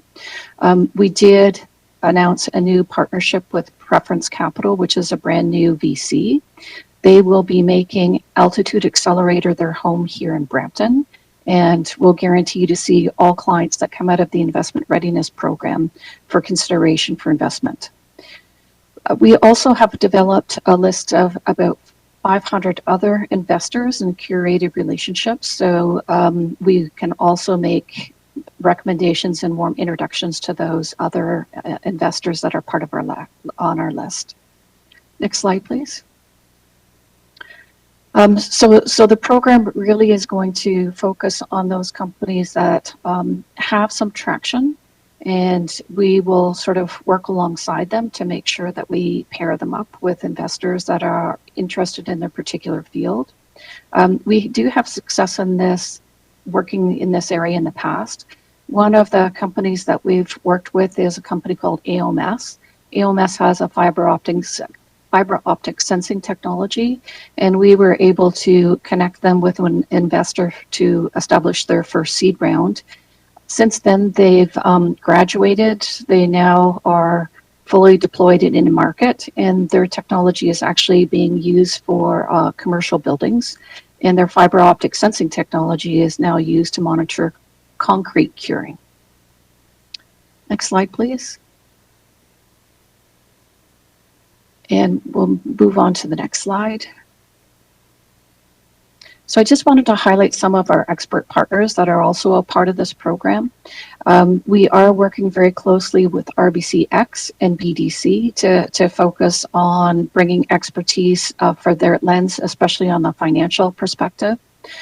Bearskin Par and Pallet Vallow are our local legal expertise, both along focused on IP as well as corporate governance. And we're working closely with partners from BDO to help us focus on our financial modeling. So we're pleased to say that all of these organizations are going to be a part of the content delivery for the Investor Readiness Program. Next slide, please. So again, this is just Preference Capital, and they have agreed to guarantee that any client that completes the Investor Readiness Program will have an opportunity to meet with them to have a discussion on focused seed funding. Next slide, please. One of the other programs that I wanted to mention that we were a part of this past year was Digital Main Street. So we were a local entity that delivered on the Future Proof program, and we're happy to say that we were able to work with partners in the downtown district. So Brampton BIA was the partner organization, and we matched them up with a company that we work with called 4Pay. And together they were actually able to change the downtown digital dollars from a physical product to an online product. And we're pleased to say that that was a successful project, and I believe they have an ongoing relationship to continue offering downtown digital dollars. Next slide, please. Just to give you an idea of the partners that we work with what I would call our founding partners, which includes, of course, the City of Brampton, as well as other partners within Peel Region, the province through the Ministry of Economic Development, Job Creation and Trade, as well as industry organizations. During the time that we've been here working from the Brampton Innovation District, we've been able to confirm partnerships with the Canadian Blockchain Supply Chain Association. We do have an ongoing partnership with them, and through that partnership, we are able to work with an organization called ValidCert, which actually was able to complete the development of a private blockchain to use for our due diligence as part of the Investor Readiness Program.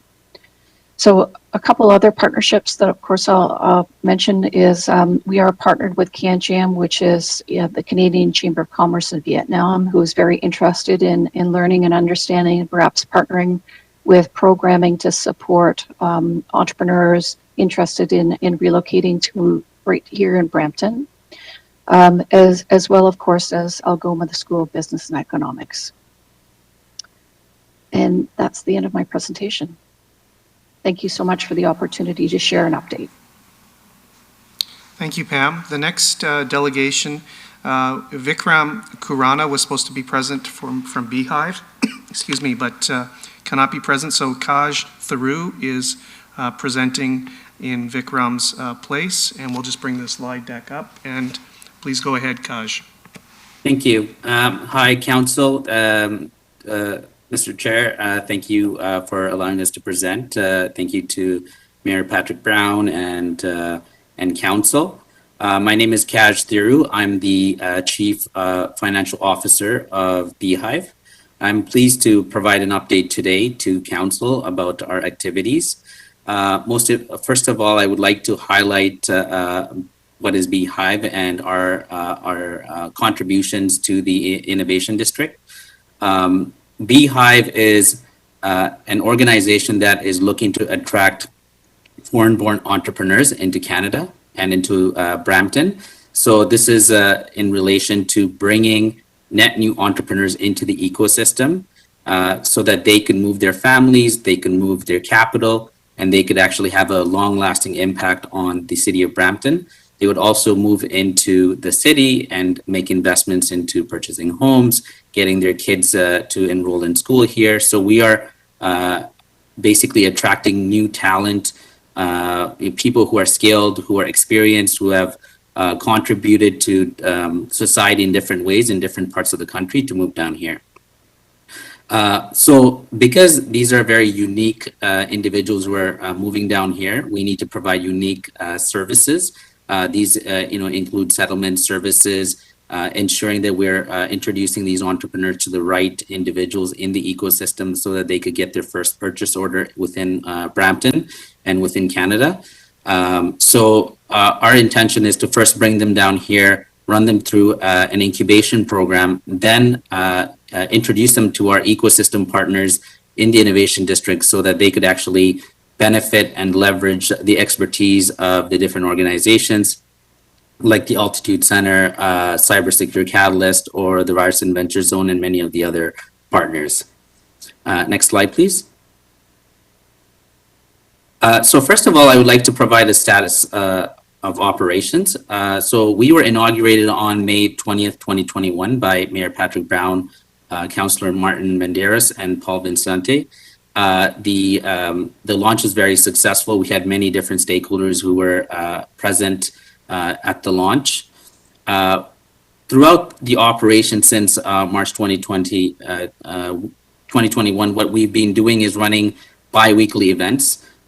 Due to the nature of our organization, which is intertwined with bringing international entrepreneurs, we've been restricted in building on-the-ground presence in different countries to basically scout and recruit individuals. So we've been doing that through digital efforts and through bi-weekly events. We've been also very focused on building a slate of mentors and partners. As mentioned by the other partners in the ecosystem, these mentors provide additional value. They provide expertise and connections for those who are moving into the innovation district. So this is a very critical component. And most importantly, what we've been doing is using our startup visa designation under the federal program to qualify candidates that we've received through leads, through referrals, digital marketing efforts. The city has been also referring candidates to us, and we've been qualifying them. And we have 15 qualified candidates to date. Next slide, please. So if you look at our current pipeline right now, we've been getting a lot of leads through India, Iran, and we've been getting leads from Vietnam and other parts of the world. These are leads that are qualified. These are individuals who are very interested in coming down here, and we've looked at their qualifications. So these are individuals who are potential people who can join the innovation ecosystem. We also have 5 applications that has gone into deep due diligence. So this is where we go through a review process with our staff, and this is a very deep review process so that we make sure that each of the individuals who are coming to Canada and to Brampton have the ability to survive over 2 years before they start making a profit in the current ecosystem. Next slide, please. So this is the main slide that I wanted to present. To date, we've approved 16 innovative companies. These companies are from companies who provide a platform to match cargo to truck owners. We have companies that are engaged in drone mapping, companies that are providing support in the construction field. And these companies who are coming to Canada have committed over $4 million to invest to grow their business in Brampton and the nearby areas. These companies represent 7 countries, mainly Vietnam, Malaysia, China, Iran, UAE, India, Nigeria. And we also looked at the fact that they are representing 11 sectors, and they represent 39 global entrepreneurs. Next slide, please. So in terms of our recruitment target and roadmap for this year, our target was 20 companies. We've reached 16, so we have 4 more to go. We are continuing to build our pipeline of leads and qualified companies. And with the support of our ecosystem players and our partners globally in India and different parts of the world, we are continuing to build a very robust pipeline where we want to make sure that we are continuing to recruit the highest quality businesses to Brampton. Next slide, please. So because our program is very intertwined with the Startup Visa program, we were impacted during the COVID-19 pandemic. So we were impacted by the flight bans and the lockdowns, but they are starting to ease. And with the new federal government coming into place, we do expect them to be investing in more processing capacity. Some of the challenges that we do still continue to hear from the market is the limited medical test capacity in foreign markets, the ability to schedule English exams, and the delayed visa processing. And therefore, this is basically the status of the operations of Beehive to date. And we look forward to working with everyone, including council and the ecosystem partners. Thank you.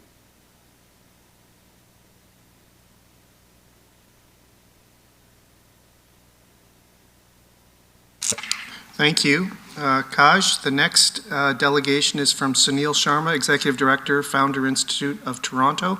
Sunil, you have up to 5 minutes to address the committee. Okay, thank you all. Can you hear me? Yes, we can. Okay, so hi everybody, I'm Sunil Sharma. I'll talk to you a little bit about Founder Institute, a pre-accelerator. I'll start by saying, however, that my day job is I'm the Managing Director of Techstars Toronto, and Techstars is one of the world's largest investment funds in tech startups. We have made about 3,500 investments across the world, and I look after the Techstars operations here in Canada. And I have a second quasi job, which is I'm the co-host of the Collision Conference, which is a massive tech event that will be taking place here in June in person at the Intercare Center.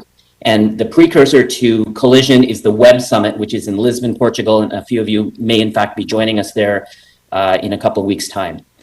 So Founder Institute is the world's largest pre-accelerator, and it operates in more than 150 cities, many dozens of countries around the world, and has launched more than 4,500 startups. For the past 8 years, I've been essentially the volunteer in charge of bringing Founder Institute to Canada. And we've had quite a run here in the Toronto-Waterloo corridor, where we've created more than 325 new companies. Those are newly incorporated tech companies, and a high number of them have been from Brampton or started by Brampton entrepreneurs. And I'm happy to say that Brampton is in fact the only city in the entire world where we have a formal collaboration with the city, and a lot of that credit goes to Devin, Anis, and Daniel and the team here at Brampton. I'll go to the next slide. So as I mentioned, it's a very robust program. We have chapters across Canada, in the Western Canada, in Montreal, and here in Toronto, Waterloo as well. And we kind of locate ourselves around innovation hubs where there's a depth of entrepreneurs, a lot of talent, and a lot of people who are really trying to launch a tech company. And we encourage them to go through the Founder Institute. It has many differences from any other program that you would have thought about or heard about. I'll say that most importantly, it's curriculum based. So it's 13 weeks, very strict, very difficult curriculum. In order to graduate from Founder Institute, which I'll start by saying only about 35% at the high end of people who start FI actually make it to the end. The vast majority end up dropping out on their own volition. They realize midway through that the company that they're trying to build just doesn't have the viability that they expected, or the differentiation against competitors, or in some cases their own personal fortitude isn't there to go the distance and build tech companies. And we actually see this as one of our success metrics, because there's really nothing worse than encouraging an entrepreneur to build a tech company that is not going to be viable. And it comes at great personal sacrifice to themselves, to their families, to their financial health, and very often and most critically to their mental health. So Founder Institute is in a way a pressure cooker of assignments and validation, pitching. Everything is scored. Everything requires a minimum amount of performance in order to continue to the next week. And in the end, we graduate usually 15 or 20 new companies at a time. In fact, this evening, we have our final session for the 21st cohort of Founder Institute here in this region. And there are 14 startups that have made it to the final session. I assume all 14 will graduate. They're uploading their incorporation documents. But we started with 80. So you can tell that the vast majority drop out, but they are allowed to come back the next time, usually in a bit stronger condition. I'll go to the next slide. I'll try to move quickly here.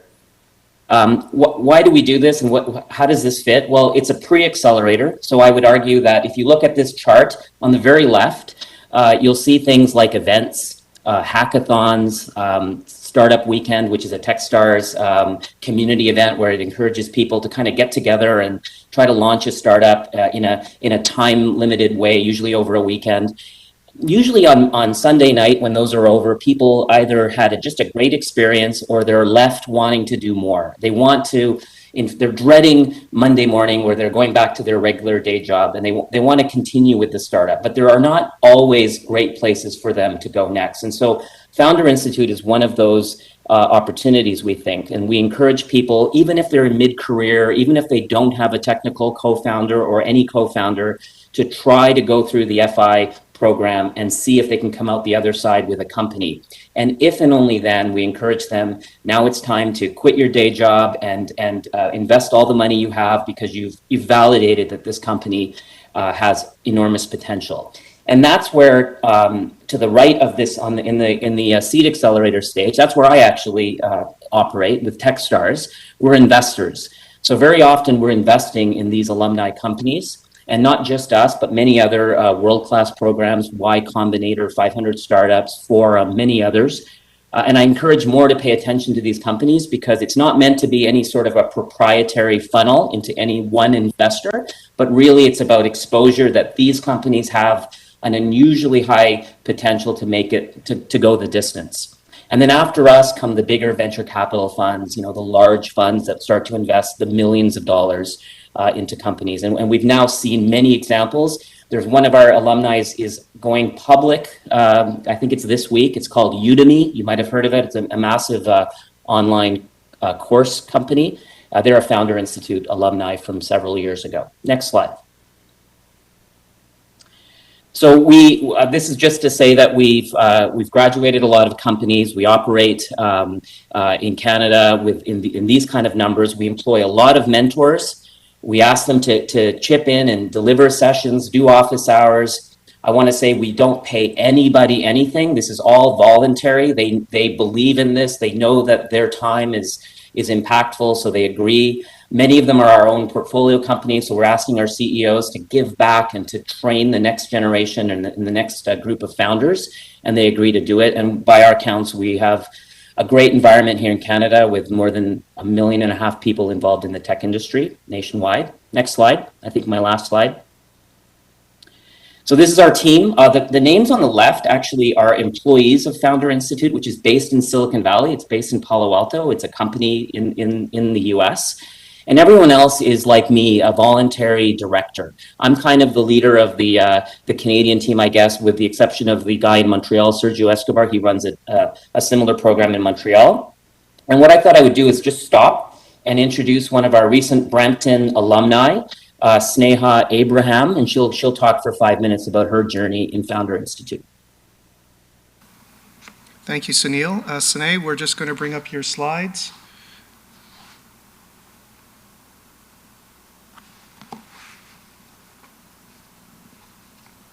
So Charlotte, if you can go to the Vision AI Solutions, thank you. And Sine, please, thanks, Sunil, for please go ahead. Thanks, Neil, for the introduction, and thanks, City Council, for inviting us today. So my name is Sneha Abraham. I'm the founder of Vision AI Solutions. We are part of the Founder Institute programming right now. Next slide, please. Our mission is to help healthcare organizations develop their AI strategy and build solutions for them using different AI techniques such as machine learning and natural language processing. We're committed in using AI, advanced technology, in improving care of the elderly population here in Brampton. Next slide, please.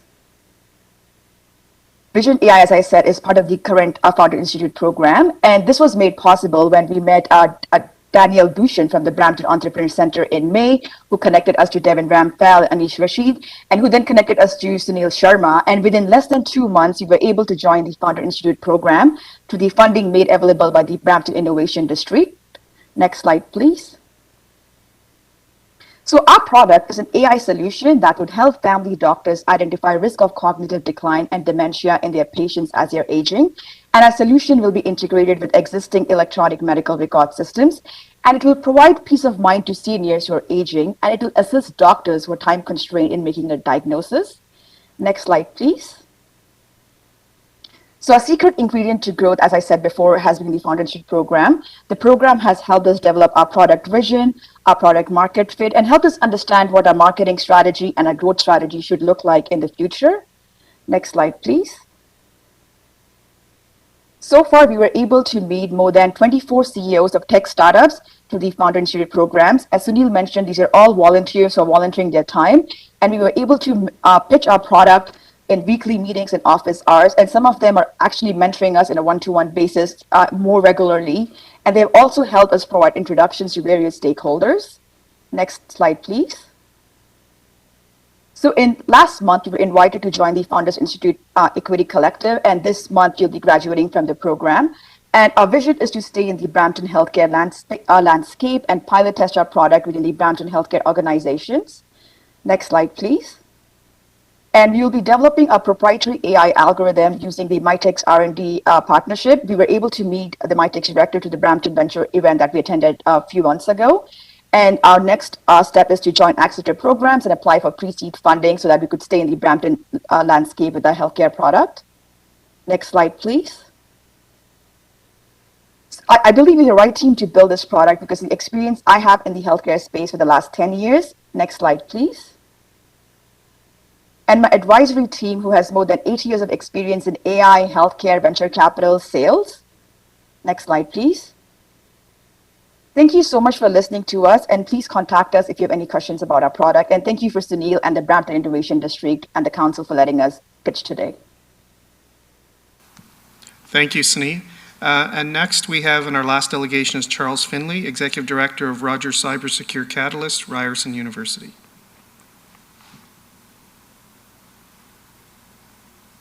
Please proceed, Charles. Great. Thank you very much, Mr. Chair and councilors. I appreciate the opportunity to speak to you this morning and to give you an update on the activities of the Rogers Cybersecure Catalyst.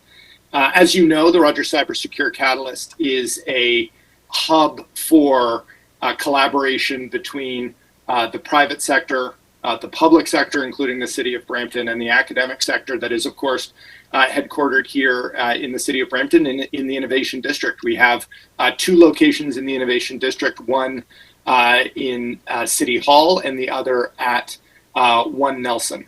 The Catalyst leveraged the contribution from the city of Brampton into an initial founding package of $30 million.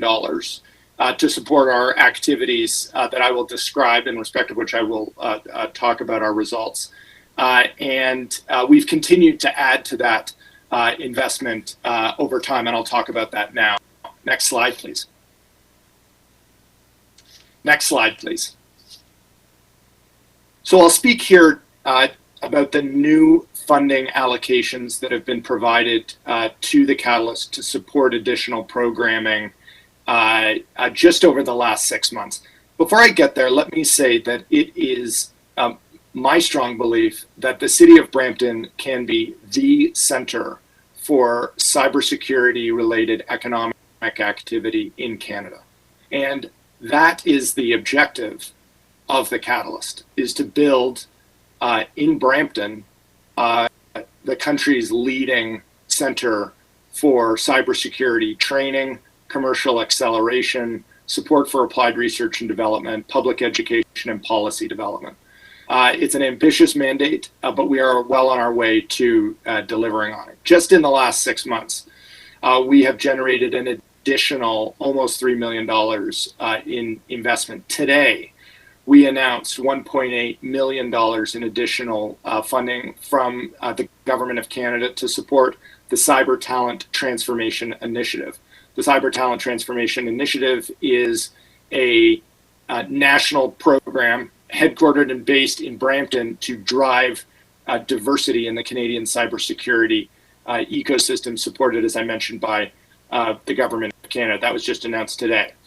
Pre-announcement, so these have not yet been announced, but will be over the coming months.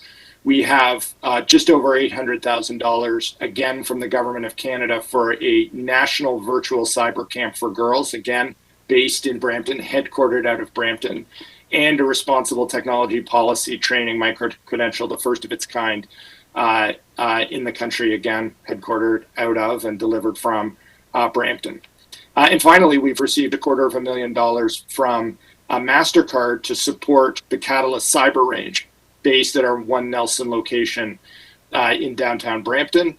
That will be a capstone program for our accelerated cybersecurity training program learners to allow them to leverage the simulation and experiential learning opportunities of our unique Cyber Range platform. So in the last 6 months, almost $3 million in additional funding. Next slide, please. I want to talk about our program results really over the last 3 years. As you'll recall, our founding announcement was in Brampton about 2.5 years ago, and we've made great strides since then. Next slide, please. Our accelerated cybersecurity training program will graduate 700 cybersecurity professionals by the end of 2023. This is a program supported by the City of Brampton, by the Government of Canada, by Rogers Communications, and by RBC. It is the largest program of its kind in the country. By the end of this year, it will have graduated already 231 cybersecurity professionals. 93% of those professionals are employed within 12 months of graduation, which is an unprecedented rate of success.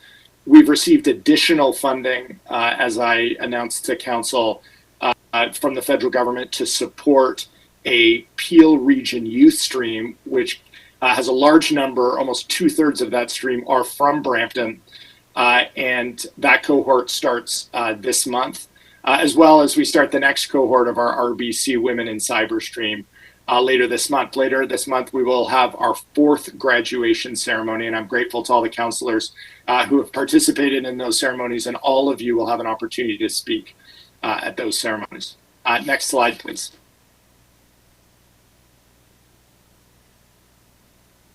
This slide and the following are simply descriptions of different learners and their experiences in the accelerated cybersecurity training program. This is one of our learners who is now employed at eCentire. Next slide, please.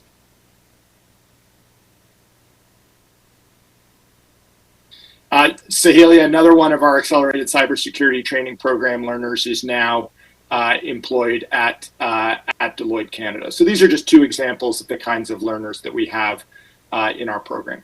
Next slide, please. The Rogers Cybersecure Catalyst at Brampton is home to Canada's first cybersecurity-focused commercial accelerator program. And this program has been very successful. We now have the 3rd cohort of our accelerator in the program now, and we're very proud of this program. We have a group of experts around the program who are unprecedented in the country. we've brought together a large number of corporations to support our founders in the cohort. The program is 3 months, and there are 3 cohorts a year. By the end of 2023, we will have graduated 60 cybersecurity companies through this program. Next slide, please. These are just some of the corporates in residence that we have brought around this program to support our cybersecurity founders. And these are, as you can see, many of the leading cybersecurity related or companies with cybersecurity capacity, companies of their kind in the country. These companies come together at Brampton to support our founders. Next slide, please. These are some of the cybersecurity experts that we've brought together in this program. And again, this program is nationally unique. There's only one other cybersecurity focused accelerator program of this kind in the country. So this is an important program and was the first of its kind in Canada. Next slide, please. These are the companies that have been in our cohorts. So this is the first cohort. Next slide, please. The second cohort, you can see 5 more cybersecurity companies. And then next slide, the third cohort. So this is the cohort that is currently in our program. Next slide, please. Finally, I want to touch on our Catalyst corporate training and cyber range activities. So in addition to our accelerated cybersecurity training program, in addition to the Catalyst Cyber Accelerator, we have the Catalyst Cyber Range, which is located at 1 Nelson. And we also deliver cybersecurity training to clients of many kinds locally and across the country. We're focusing right now on ransomware-related products. Ransomware is obviously a crisis in our country. We've delivered a whole variety of different demonstrations, workshop sessions, and we have a large number of proposals out in the community to generate activity around corporate training and cyber range activities. This is a very important part of our work. Next slide, please. Finally, additional scenarios for the Catalyst Cyber Range are being developed. We're working with key sectors moving forward on our rollout of our training products, including professional services, advanced manufacturing, and the healthcare sector. We are marketing and delivering these programs actively. Just before I finish, I'll just mention a number of other programs that we've also delivered from the Rogers Cybersecure Catalyst. And this speaks to it as a hub for cybersecurity activities nationally. On Wednesday of last week, I hosted the Government of Ontario's annual cybersecurity conference for approximately 800 members of the broader public sector. That conference was hosted virtually out of City Hall at Brampton from the offices of the Rogers Cybersecure Catalyst on the first floor of the City Hall building. This morning, I was involved in the Government of Ontario's economic development panel discussion related to cybersecurity, and I again talked about the work that we are doing at Brampton. So the Catalyst is very much a product of Brampton. We're very proud of our association with Brampton. And just in close, I'd just like to thank council and all the councillors for their support for the Rogers Cybersecure Catalyst as we build Brampton up as the center for cybersecurity activities in this country. Thank you.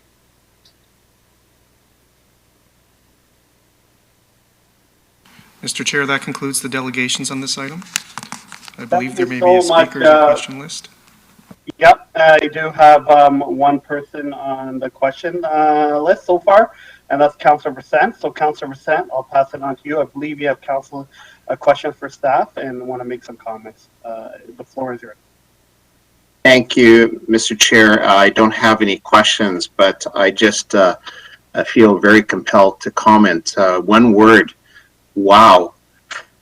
To all of our innovation partners here at the City of Brampton, You have been indeed very busy and very productive over the past couple of years to really change what downtown Brampton and Brampton as a whole can become in the future. Ryerson Venture Zone, thank you. Altitude Accelerator, thank you. Beehive, thank you. Founders Institute, thank you. Vision AI and Roger Security, Cybersecurity Catalyst, thank you so much for the hard work that you're doing to really change how people will begin to see Brampton both now and in the future. Brampton is in so many ways an ideal location within this province, within this country, to be a center for excellence. And in terms of our economic development efforts, I think Council is very proud of the relationships that we have built with our partners and the kind of landscape that we're creating that supports business, that helps innovators and helps startups to build and develop their ideas and become really viable contenders, not just in Canada, but in the world. And I want to thank staff, Devin, Ines, and Claire, and everyone in economic development for the work that you've done to support and build this innovation ecosystem. The work that you do has been invaluable for the city, and so thank you very much. We don't want Brampton, Brampton shouldn't be just a stop on the innovation corridor. It needs to be a destination. And I think that you are certainly making it that, and in a very short period of time. Look at the results that you have built for us. And so we know that downtown is starting to develop that buzz. Businesses that we talk to keep asking us questions and keep reaching out for help and assistance. And we refer them to economic development for guidance and help. And there are so many tools now that are available, ways that we could help businesses to start up and to get going. It really is amazing. And so downtown Brampton is on the map. And I am so excited. We are very excited for what the future of business can be in the future here for the city of Brampton. And it's all because of the work that you're doing, and also thanks to Council for entrusting you with this work and supporting you. So thank you to everyone here today. The volume of the presentations is very clear about the amount of work that is happening and the good work that has taken place so far. And so, Mr. Chair, with that, I just want to say I'm happy to move receipt of the presentations and the delegations. Thank you. Thank you. I don't see any other questions or comments, so I just want to say, you know, I'm blown away. Like, you know, that was a phenomenal presentation, and all the presentations from all the different contributors and stakeholders when it comes to Innovation Center. I mean, like, the map where it was, you know, how many were before and how many there are now, and the activity and movement. I mean, just kudos all around. And I think we're really creating something special. And I look forward to seeing where we go with this. The only thing I would ask, you know, we see the presentation, we see the numbers, we see the presentations, but I'm not going to put a motion because these are just the delegations. But we got to maybe set up a walking tour because everything's in walking distance of all the various sites we have in the Innovation Center for counselors. Because I think, you know, I would love to meet everybody individually and some of the entrepreneurs there, and really just get a feel for it, because it's a really good story. So, you know, just take that for advice. You know, we can look at doing something in March and April with all the council, and just knock out a whole day and go to each site and visit all the owners and the volunteers and all the business owners, because I would definitely be, I would love to do that. It would be an honor. I don't see any other questions, so we have a motion by Councillor Vicente to receive the delegations. Is there anyone opposed to this motion? Otherwise, your vote will count in the affirmative. Seeing and hearing none, that carries. We have one more delegation, and then we will go. I will offer a lunch break for everybody. I know Tracy's probably been waiting for some time. So this is 6.3, a delegation from Tracy Pepe. Hello. Yeah, it's Tracy Pepe. Thank you. The floor is yours. I know you've been waiting patiently. But it's going to be the best. Yeah, we appreciate that. Well, they say the best for last, so there you go. And the floor is yours. Thank you. Thank you. So I'm actually super thrilled because I'm in the Innovation District. I drank the Kool-Aid a few years ago and I set up a shop. So for those of you who don't know me, my name is Tracy Pepe. I am a perfumer. I'm one of 8 in the world, so I'm actually pretty innovative. I sent hotels and condos. I have a studio and a really cute retail boutique in downtown Core. However, with all this innovation, with all this excitement and all this growth that everyone is presenting, comes something called construction. And on top of the construction, we have been living in a pandemic. And I personally have lost 92% of my revenue and my income from my hotels because I am in one of the hardest hit sectors.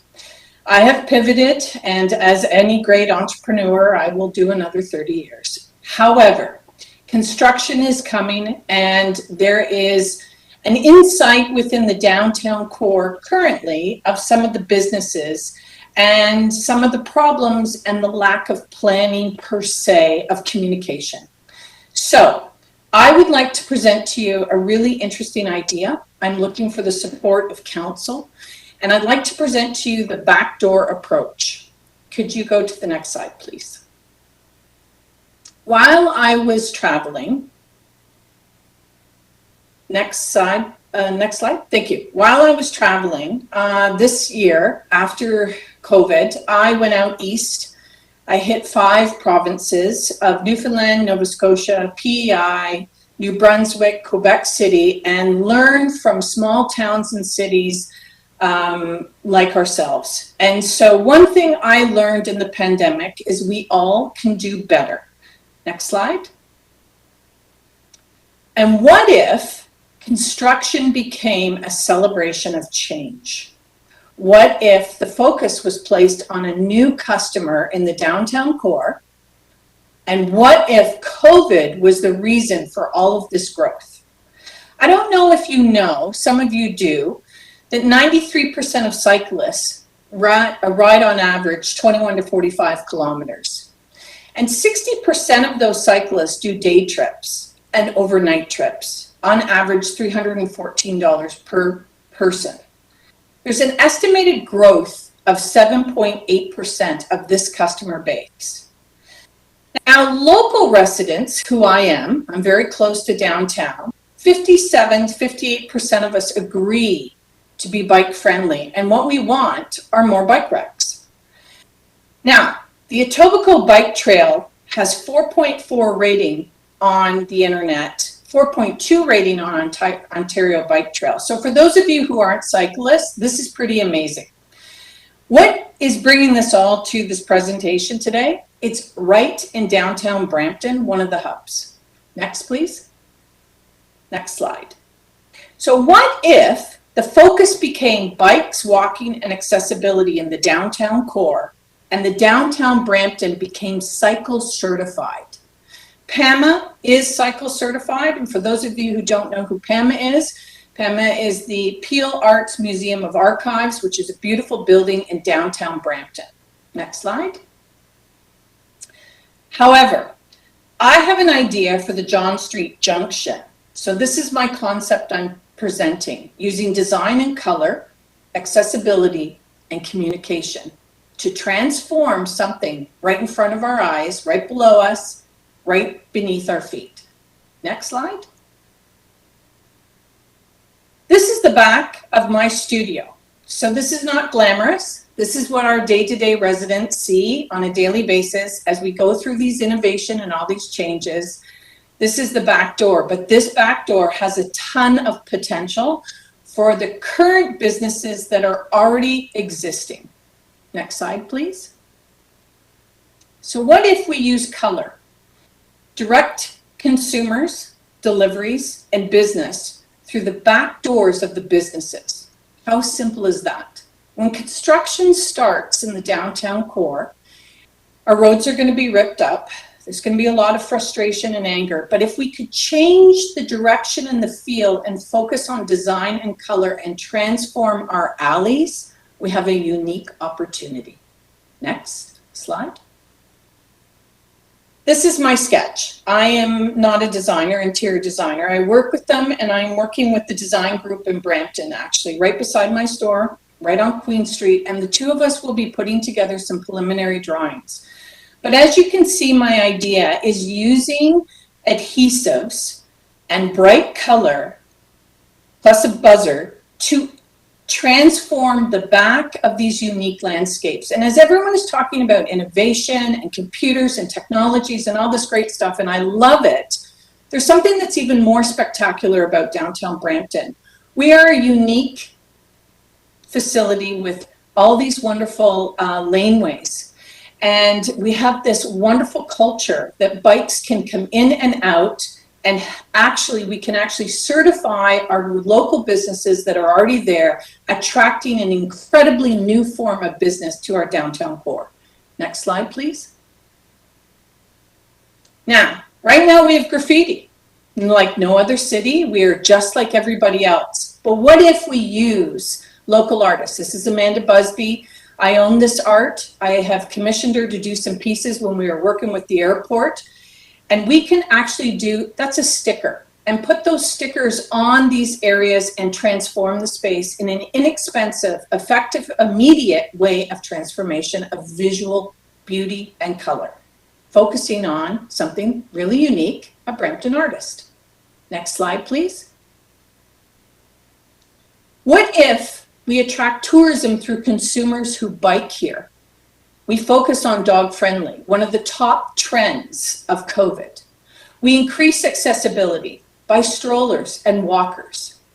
We increase bike racks. We use cedars, boxwoods, and planters with benches. Simple transitions of great design to transform a space that is already here, that is going to capture all this wonderful innovation and business that is coming, but you are going to invest in the current businesses that are already there and help retain them as they continue to pivot. Next slide. What if, this is Newfoundland, one of my favorite provinces. What if we use the colors and the inspirations, added a door buzzer to the back, because we all have back doors, and put the number of the business on the back door of the asphalt so that the consumer can come to the back door when the construction, and we don't have to worry about the front. No changes physically to the facade, to the building. We just work with the current design and do things differently. Next slide, please. Accessibility. This is something that I hear all the time of grandfather clauses, we're old buildings, but what if we did better? What if we actually started to ask the question when we're doing this innovation and when we're putting back sidewalks and we're reinventing our city, and all we added was 6 inches. 6 inches is just going to grade the sidewalks so that people can come into the existing stores that are there. We offer curb cuts. Cuts are so helpful for people like my sister who's disabled, who has to have a space to get out of her vehicle. Mass transit detectable dome tiles and more disabled parking spots. This does not cost money. It's just thinking and designing better. Next slide, please. How do we do that? Right now, I'm estimating a budget of approximately $50,000. The timeline, we're going to start October 31st. So for me, that's 2 weeks away. It's not a huge amount of time, but I move quick. Install bike racks. Start to work with the John Street Junction and start cleaning up the area. One of the problems that we face in downtown Brampton and with the city is communication. Often the communication is done through social media. I have been doing my own surveys and finding out information, and I don't know if people realize that 73%, almost 74% of individuals don't use the BIA for their communication. Funny enough, 65% of people don't use the City of Brampton for their communication. So how do we communicate to people? My suggestion is to do what they're asking. They're asking for things like signups, postcard drops, notifications, meeting the consumers, meeting each other. One of the things I don't think a lot of businesses or individuals even on this call realize, that my personal business has raised 2,600, almost 2,700 pairs of socks. We physically give them out to the individuals who live on our streets today. We do these drives, we have communities and residents drop off socks, and this is a program that I started called the Sock Program. Phase 2 is we use this sock program as a communication, but also to drive businesses to collect the socks and to drive individuals to bring the socks to the businesses to meet and greet for potential business for them, but also as a communication concept to increase for when we do this. The problem with the adhesive is we have to have more weather, and unfortunately we're moving into colder temperatures. So by phase 3, we're going to be bike certified, meaning the John Street Junction will be bike certified. I took the tourism program. My business will be certified. This opens it up for other businesses, and we can tap into this bike culture that is growing at a rapid rate that will bring cyclists to our city, make our city really unique. And then by May, officially kick this off as one of the downtown elements that we are a cycle-friendly, cycle-certified community. Last slide, please. Yeah, Tracy, can you please wrap up? I know you said it's the last slide. Thank you. Communication. The emphasis needs to be placed on the current parking, John Street and City Hall, written business and service guides. John Street, if and when we can get this into a two-way, use the change as a communication to the local residents, send out postcards, take the focus off the construction of the communication of why there is more change and what is in it for the residents, and make this duplicable, because my John Street Junction is going to impact 27 businesses just in a section. I can duplicate this in other areas of our downtown core, helping other businesses. Thank you. Thank you, Tracy. We do have two councillors who have questions for you. The first is Councillor Medeiros. Councillor Medeiros, the floor is yours. Thank you very much, through you, Chair. Thank you, Tracy, for coming forward. And when you had spoken to me about this idea, I thought it would be great for you to come to council. And I would like to move that this report get referred to staff. I know there's a lot of things said in this presentation, a lot of great ideas. But one thing that, I just want to, we're working with the BIA. I sit on the BIA, and they're doing great work. In terms of some of these initiatives, have you had an opportunity to work with the BIA or propose them through the board? Because I would assume you're a member of the BIA as well, as you're in the attachment area. Thank you for your question. I am not a man. I'm indirectly a member of the board of the BIA, because we have a business, but I do not support the initiatives of the BIA, because a lot of their focus is based on events, and they do not have the budgets allocated for things like this, a beautification. And so it becomes challenging with the BIA that when you want to put forth a program such as this, it doesn't meet the current mandate, their current mandate. And I am not a board member by any means. And so therefore I don't have any voting power whatsoever of these types of ideas. I know, for example, they put together things like marketing initiatives, and they do a variety of different programs to try to engage consumers to come into downtown core. However, they do not focus necessarily on this type of beautification. Thank you very much. Yeah, and I just want to make sure that we, you know, and these ideas are coming forward, but at the same time, you know, we do want to ensure that everyone's sort of working together and collaborating. And you know, so my understanding from what you've stated that you have not brought these ideas to the BIA, and you've decided to come to council first. And No, you know, no, actually, well, no, that's not accurate. I have presented some ideas, specifically the accessibility. I have presented this to the Economic Development Division, and Susie, the president, was, or Susie was on the committee meeting. I have presented these ideas before, but I run solo. No one has, other than the Economic Development team who has supported this, has seen the value of what I'm trying to propose. And so therefore, I've come to council because I need to get it escalated, because there's too many businesses right now that don't feel that there is a plan in place for when the construction hits that will help the existing current businesses. Right. And yeah, we talked about that, but I just thought it was, again, important that we understand, because there might be councillors who, especially not from the downtown area, might not understand, you know, why this is coming to council in this way. So out of all the initiatives in which you've highlighted, and all of them are very interesting, and staff will hopefully report back on them, the time sensitive one is the one regarding our the back doors of businesses. Is that correct? Yes, very much so. Construction starts shortly.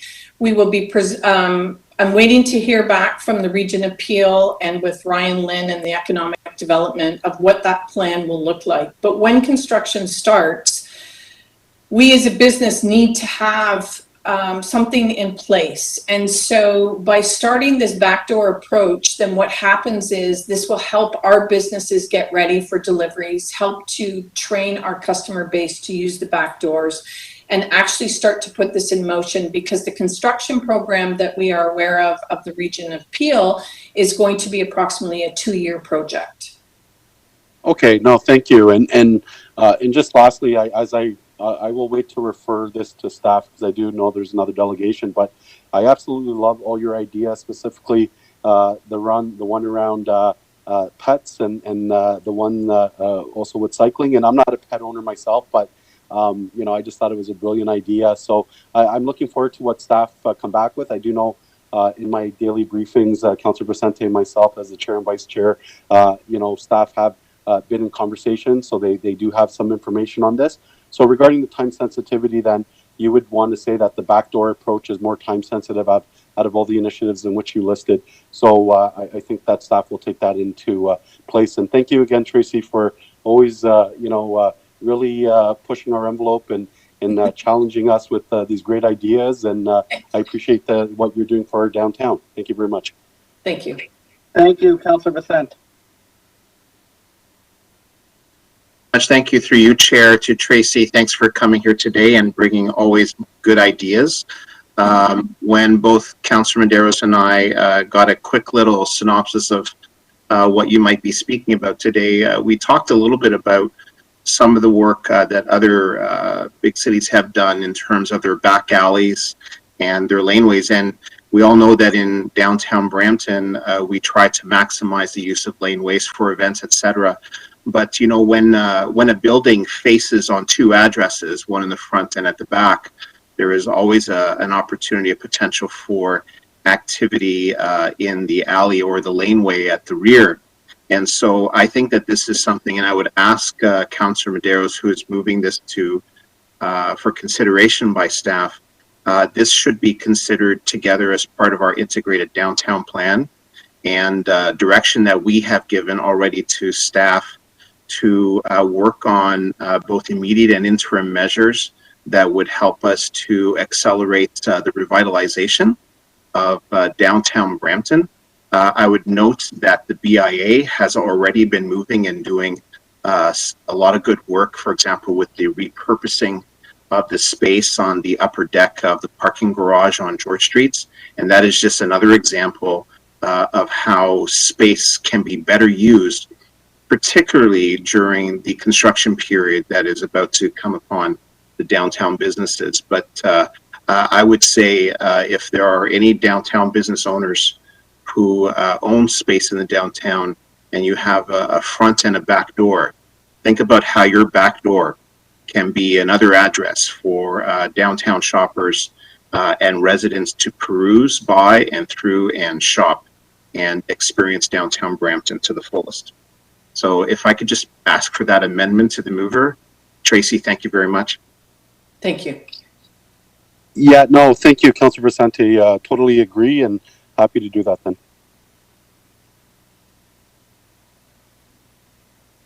We'll let the clerk capture the amendment, and then we'll vote on it. Through you, Mr. Chair, yes, we're just going to add the amendment, the friendly amendment from Councilor Vicente. So it would be report back thereon in the context of the integrated downtown plan and its immediate and short-term plans or goals. Mr. Chair, if I may. Yep. I don't think we need to necessarily report back, but for the ideas presented here to be part of the work that they are already doing within the IDP.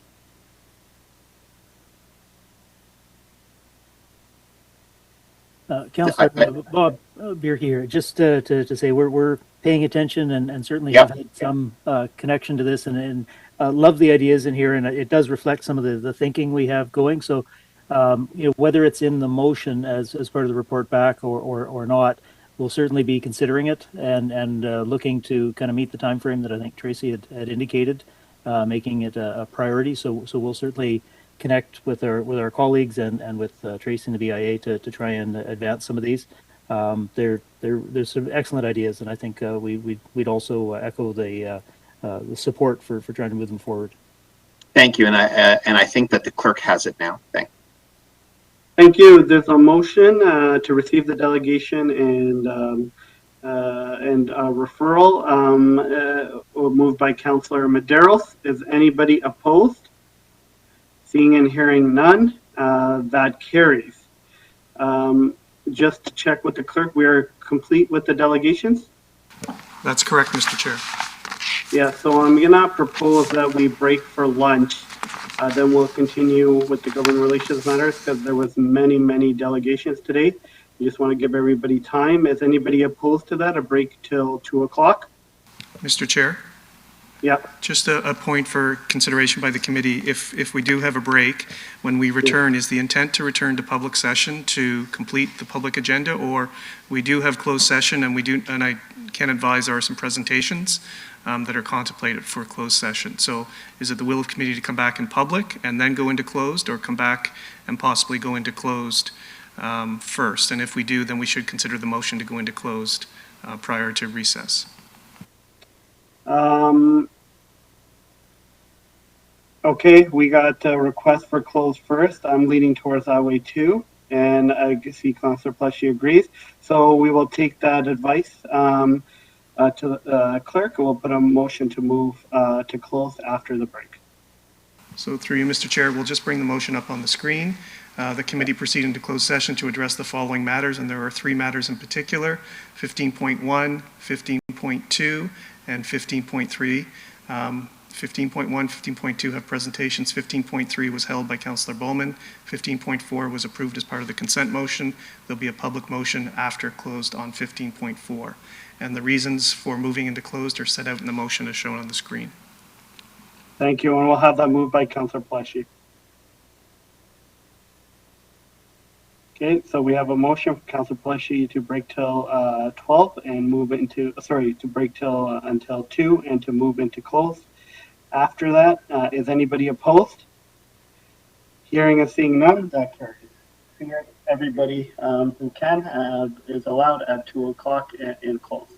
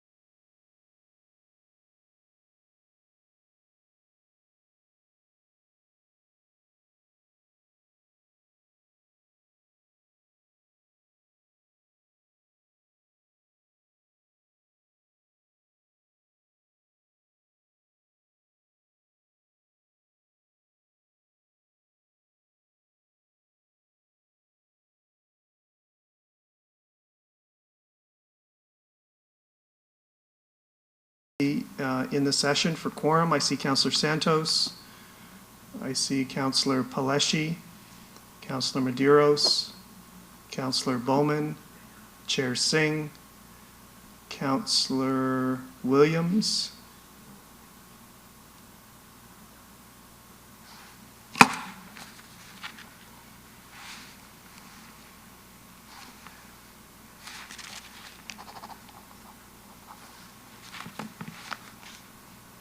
Do we have quorum? we do have bare quorum. We just have one more minute, and then we'll see if the other members join. Okay.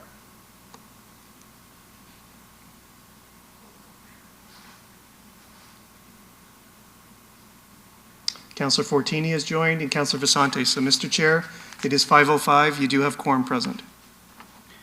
Thank you, and we'll get started. So I'll pass it to you, Peter, to read out the from in camera. Thank you, Mr. Chair and members of committee. And just to report out from closed session, there were 3 items considered in closed session. The first is 15.1, an open meeting exception under Section 239(2)C and K of the Municipal Act, a proposed or pending acquisition or disposition of land by the municipality or local board, and a position plan procedure, criteria or instruction carried on or to be carried on by or on behalf of the municipality or local board. This item was considered in closed session. Information was received and direction was given to staff. 15.2, an open meeting exception under Section 239(2)K of the Municipal Act, a position plan procedure, criteria or instruction to be applied to any negotiations carried on or to be carried on by or on behalf of the municipality or local board. This item was considered in closed session. Information was received and direction was given to staff. 15.3, open meeting exception under Section 239(2)C of the Municipal Act, a proposed or pending acquisition or disposition of land by the municipality or local board. This item was considered in closed session. Information was received and direction was given to staff. And then finally, Mr. Chair, 15.4 was approved as part of the consent motion, but as mentioned earlier, there is a public motion that needs to be considered as a result of it being approved on consent. So Charlotte will bring that motion up. And the motion is on the screen. It will require a mover. We'll have Councillor Fortini move that. Thank you. No problem. Thank you, Councillor Fortini. We have a motion moved by Councillor Fortini. Is anybody opposed? Hearing and seeing none, the motion carries. Thank you, Mr. Chair. So if committee wishes to resume its business, the next item in agenda order would be item 7, which is government relations update. Thank you, and we'll pass it on to Blaine Lucas.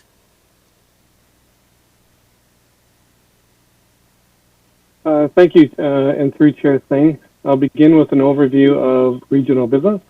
The Peel Regional Council meets tomorrow, October 14th at 9:30 a.m. The Planning and Growth Management Committee is also scheduled for tomorrow at 3 p.m. The Public Affairs team have reviewed the Peel Regional agenda and reached out to subject matter experts in the city as appropriate to review items and provide feedback as required. So we can move forward now into slide 3. I just wanted to highlight a typo. So the item that we want to flag is actually item 7.4. So, excuse me. So item 7.4 is a delegation regarding the Black North Initiative Home Ownership Bridge Program. The presentation was previously included as part of the Peel Region Diversity, Equity, and Anti-Racism Committee, which was held on September 16th. The initiative will assist 50 Black families who are renters in Peel Region navigate the process to become homeowners. The regional staff report recommends a grant of $2.5 million from the region of Peel towards the Home Ownership Bridge Program by the Black North Initiative. The program will be administered by and managed by Black North, including the selection of eligible households in Peel Region. We can move forward, please, on to slide number 4. I also wanted to highlight item 22.1, the motion regarding intention to adopt a bylaw to require that should any future regional chair of the region of the Peel Regional Council be appointed from amongst the elected regional councillors, that appointee be required to continue to sit as and to fulfill the office of a member of the lower tier municipal ward. The same would also apply to the 2 vice chairs. Currently, the regional chair does not sit as a member of a local municipal council. The motion also directs regional staff to organize a public meeting to be held to consider the matter of Peel Regional Council's intention. Sorry, if we can move forward now on to provincial update, slide number 5. Perfect. I wanted to flag an announcement of the local targeted COVID-19 rapid antigen screening for students in participating public health units where risk of transmission is high. Also wanted to notify members of council that the Workplace Safety and Insurance Board announced a reduction of premium rates in 2022 by $168 million. The government also unveiled its first its fall red tape reduction package, and it introduced the Supporting People and Businesses Act. The Public Affairs team will continue to monitor these developments and provide any updates to council on opportunities on behalf of the city. If we could move forward on to slide 6. Perfect. Also, the last Government Relations Matters presentation, the speech from the throne occurred on October 4th after our last presentation. I wanted to thank the Public Affairs team for the analysis of the speech that was provided to members of council via email. The province outlined some of its priorities, focusing on continued investment in health and long-term care, specifically highlighting a commitment to transforming Peel Memorial Centre from a day clinic to a state-of-the-art 24-hour facility. The province also reiterated its commitment to investments in infrastructure and transit, including partnership with the municipal sector. The government committed to an economic and fiscal recovery fueled by economic growth and not from tax hikes or spending cuts. If we could move forward, please, on to slide 7. All right, moving forward with the federal updates, I wanted to provide an overview of the government's plans to acquire COVID-19 vaccination across the federal public service and federally regulated transportation sectors. Effective October 30th, travelers would need to be fully vaccinated in order to board a plane, train, or ship. And there will be a short transition period where individuals will be able to travel with a valid COVID-19 molecular test within 72 hours of departure. By November 30th, all travelers must be fully vaccinated. If we can move forward on to slide 8. I wanted to highlight an opportunity through the Association of Municipalities of Ontario that was recently announced. So the 2022 Youth Fellowship opportunity for folks aged between 18 and 30. So up to 3 politically engaged young adults in Ontario who are interested in municipal government will be selected and provided with an opportunity to engage with AMO, participate in board meetings, and attend municipal conferences and events. Applications are due by November 8th, and it just requires a submission of any interested parties to provide a submission through AMO of their intent, and I believe also their resume, etc. If we can move forward, please, on to slide 9. I wanted to highlight finally the upcoming Federation of Canadian Municipalities Sustainable Communities Conference, which is taking place next week, October 19th to the 21st. Members of the Public Affairs team will be attending and provide an update on potential grant funding opportunities or changes to operational practices that would benefit the city. The virtual conference provides elected representatives and municipal staff with an opportunity to learn about municipal best practices and gain new insights on the most pressing sustainability challenges. So that concludes our presentation for this week. I just wanted to make sure I ran through that quickly to be respectful of council's time. If there's any questions, I'll be happy to take them now.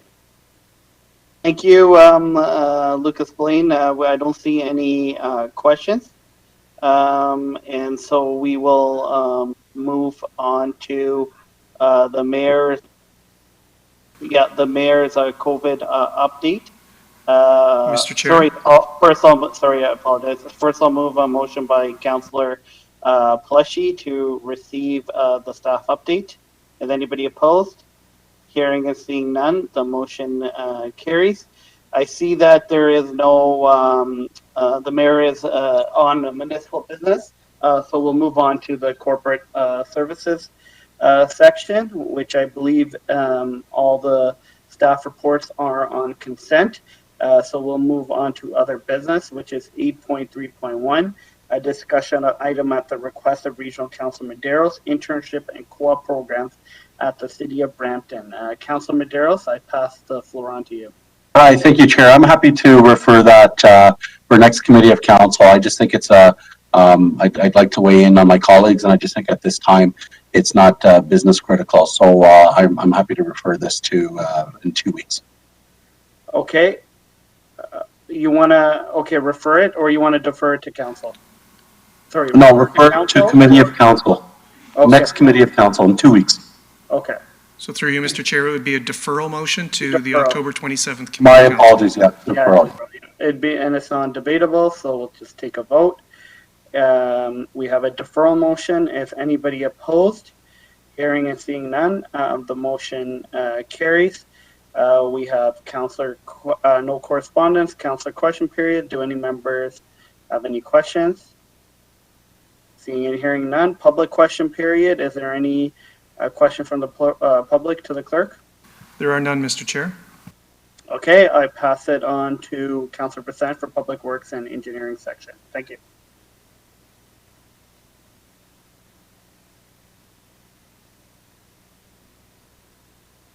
Councillor Percent.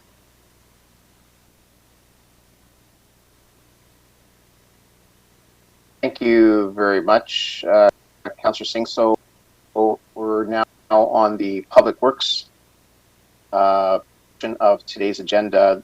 Our next item is item 9.3.1, a discussion item at the request of Councillor Singh regarding the integration of transit services and transit fares in the region. And we also have a related correspondence item 9.4.2 from Sylvia Roberts for consideration with this item. Councillor Singh, on to you and your beautiful motion. Thank you. I would also refer this, but I have had some youth who are very interested in this motion, and so I know they're waiting for a response. I'll save everybody from the whereases, but essentially what we're trying to do is get integration between Brampton Transit and the TTC. And I think it's important because a lot of our students take the TTC specifically to York University, and the double fare is really becoming an economic sort of barrier to attend post-secondary education. So I would ask that we support this motion. I would also ask that the mayor send correspondence to our MPPs as well. If we could add that the mayor write a letter as well. Thank you. Is that all, Councillor? Yeah. Okay, I have my first speaker, Councillor Medeiros. Just very quickly, through you, Chair, very supportive. Thank you, Councillor Singh. And I would, notwithstanding, suggest that there are many Bramptonians, and if we go by the numbers, that many Bramptonians work outside our community. This would impact also not just students, but also those working outside our community. And I know that would have had a huge impact. Myself, in a previous life, having worked downtown Toronto and trying to come through from Brampton and so on, and studying at York, I know the challenges. So I thank you very much, Councillor Singh, and I think I'll have a great impact. Thank you. Thank you, Councillor. Next up, Councillor Frattini. Chair, and thank you, Councillor Singh, for bringing it forward. Just a question to staff. You know, I'm very supportive of this, but a little bit confusing that I remember when my daughter was at York, we had to pay, it was part of the tuition. Regardless if you take TTC or the transit, they still charge you on the tuition.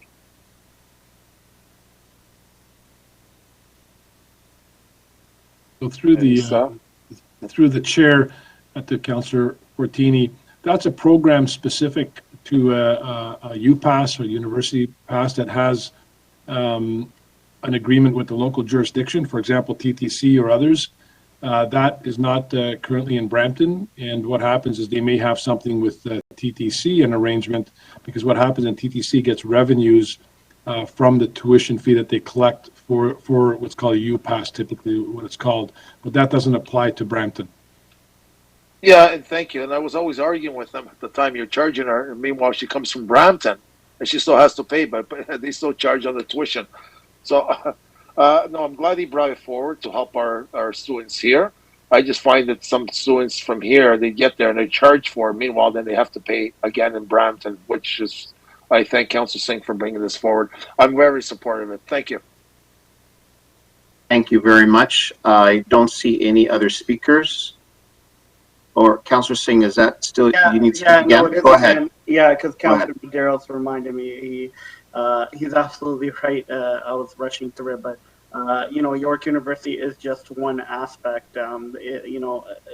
With BRT coming down the pipeline as well within hopefully the next few years, this integration is going to be vital, especially for people just using the subway for job purposes and whatnot as well. So thank you for highlighting that, and I think you're right. The students is one important aspect, but I think it'll be, I think our residents overall will appreciate it, especially those who use these transit lines to go to work. So thank you for bringing that up. Thank you very much, Councillor. So, members, you have the motion before you. All in favor, any opposed? And so that carries. We have, do we need a motion to receive the correspondence, Mr. Clerk, or is that taken care of? Yes, Mr. Chair, we will. Okay, so I need a motion to receive the correspondence from Sylvia Roberts, from Councillor Singh. All in favor, any opposed? And so that carries. Next, we move on to Councillor question period. Do any members have any questions? Seeing none. We move on to public question period. Mr. Qriket, have we received any questions from members of the public? No questions, Mr. Chair. Okay, thank you. So we'll now move on to Community Services section to be chaired by Councillor Santos.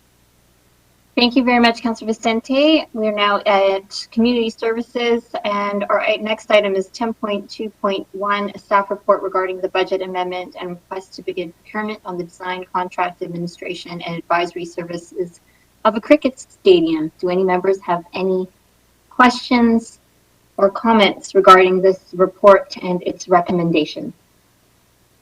Councillor Medeiros, go ahead. Thank you very much, and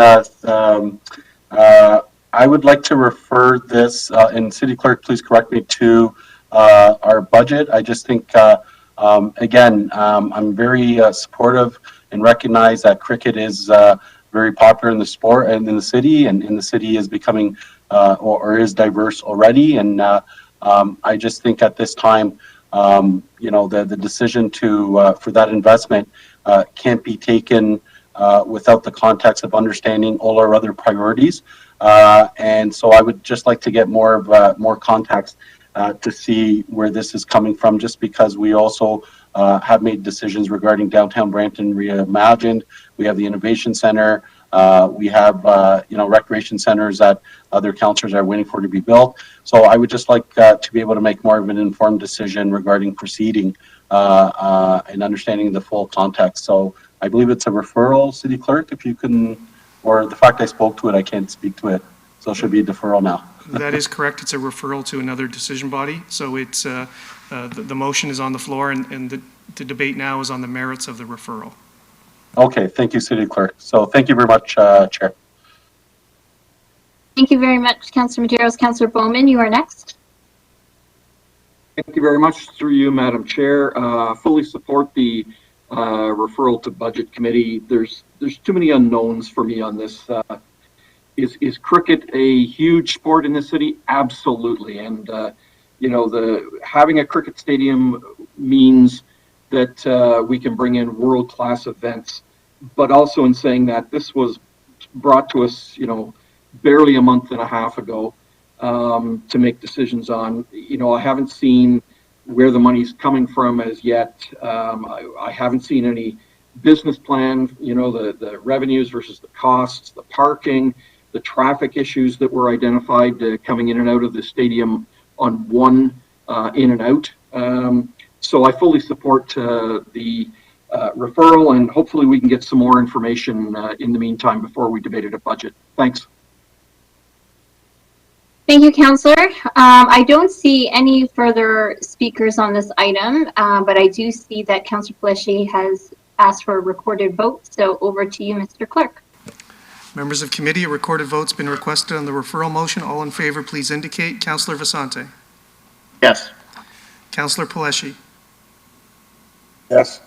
Councillor Bowman. Yes. That was a yes, Councillor Bowman? Yes, it was, sir. Thank you. Councillor Medeiros? Yes. Councillor Williams? Yes. Councillor Fortini? Yes. Councillor Singh? Yes. I believe. Councillor Dillon and Councillor Willens are absent. Mayor Brown, I believe, is absent. Chair Santos? Yes. Madam Chair, that motion carries 8-0 with 3 absences. Thank you very much. Moving on, Mr. Clerk, I believe everything else was put into consent. Councillor Singh held 10.2.3. Councillor Singh, you have the floor regarding the 2021 funding request from volunteer Mississauga Brampton Caledon. Yeah, I have a few questions, but I'm gonna refer this to council next week. Thank you very much. So motion to refer to council next week. Anyone opposed? Seeing none, that carries. Mr. Clerk, can you remind me if there is anything left in community services? There is, Madam Chair. There were 2 discussion items added at the beginning of the meeting, 10.3.2, Okay. 10.3.3 from Councillor Fortini. The first regarding updates regarding Howden Rec Centre and Victoria Park Arena, and the second on Knightsbridge Senior Centre. Okay, Councillor Fortini, you have the floor on the first item to be discussed, which you added, which is on the Howden Recreation Center. Thank you. I'm going to defer this to the next committee, but I do want to talk on the Knightsbridge senior facility. That is important, Mr. Clerk. So I'll defer those Howden and Vic Park to the next committee. So through you, Madam Chair, perhaps we should just take the vote on the deferral first, and then we can proceed to 10.3.3. Thank you very much. Motion to defer from Councillor Fortini over to Committee of Council on October 27th. Anyone opposed? Thank you very much. That carries. Next item is about Knightsbridge Seniors. Councillor Fortini, go ahead. Yeah, thank you. So I was there last week, and I met with a bunch of seniors, and they're complaining about the rent. And I know we have these free facilities for Monday to Friday, and I know Knightsbridge and also the one on McLaughlin, the other seniors, they don't qualify. So they're asking for a break because there's not much seniors going there, and their rent is just they can't be able to cover their rent. So I want to know if staff could do anything about it to help them out in any way. The other thing is, my other question is, when we walk in these facilities, do we actually look around to see if any renovations or anything has to be done? Thanks, Councillor Fortini. That's a question to Commissioner Nader. Sure, through the chair to the councillor. Thank you. We're happy to work with the group to look into this issue. And then we can circle back with the councillor offline. Yeah, because there's not many seniors there. They can't do fundraiser. They can't play bingo. They can't sell anything. And to dish out $4,000 or $5,000 to do some lessons for 10 people, they're just not going to go back, and it's going to be an empty building. So maybe during COVID, I guess a lot of seniors are not going out. So any way we could do is help them out. Maybe we can. The other thing is, I was down there, so I went for a little tour on the outside and the inside. If you actually look at the roof, it's embarrassing. There's no more shingles on the roof. I don't think so. This should be going to budget. It's not like a big roof that takes millions of dollars. It's probably about a $30,000 job, and there's no shingles there. You can see the boards. And if we don't get this fixed right away, what's going to happen is it's going to become $1 million because there's going to get mold, drywall falling. Then the water is going to go on the floor. Then the oak rises. They won't be able to use it, and it becomes a big job. So I want to make sure this roof gets done ASP, because when you stand on the outside, it is embarrassing how bad that roof is. And I'm surprised it wasn't been done like 2 years ago, 3 years ago, even last year. And the winter's coming around now, and if you actually stand in the parking lot, there's no more shingles. You can actually see the wood. So I want to ask council to actually get this done right away. I know it's not, you don't need much money to fix it. It's probably between the $20,000 and $30,000, but we got to get this done right away because you could see actually the wood right through. So I'm asking staff to please look into it and get it done before the winter. Through the chair to the councillor, Anand Patel would like to add some information on this. Anand? Yep. Thank you, Commissioner. So the BDC has been alerted about the roof, and we are working through that. So I'll touch base with Director Botani and get you a status report back. But it is already with BDC right now. Thank you. Yeah. I was just going to touch on the senior rates as well. If we can get the group to send us through a formal request, then we'd have to bring it to council to get those the lease rates waived. So if you can get that, or if we can reach out to the group through our side, we can do that as well. Okay, thank you so much. But the roof, you know, like I don't want to go through an RFP and wait. It is very sensitive. Like it's embarrassing when you stand in the parking lot and you see our city facilities falling apart. And when I looked at it, I just was blown away. And if we're going to start going through an RFP and all this, and winter's coming around the corner, it's going to be a lot of damage.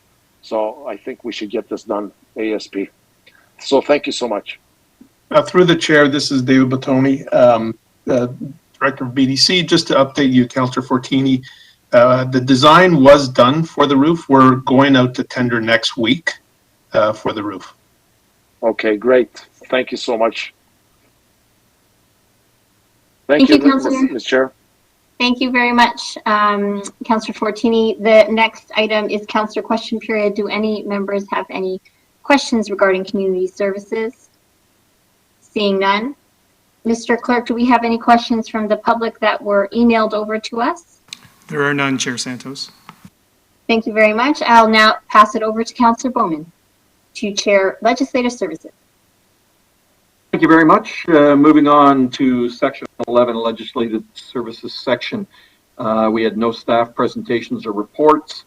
11.3.1, the minutes for the Vehicle for Hire Advisory Committee was put into consent. And Councillor Fortini added 11.3.2, Cannabis Licensing. Councillor Fortini? Yeah, thank you. You know, I wanted to ask the clerk, how many licenses do we have out there for cannabis now? Approved stores. Do we know? Through you, Mr. Chair.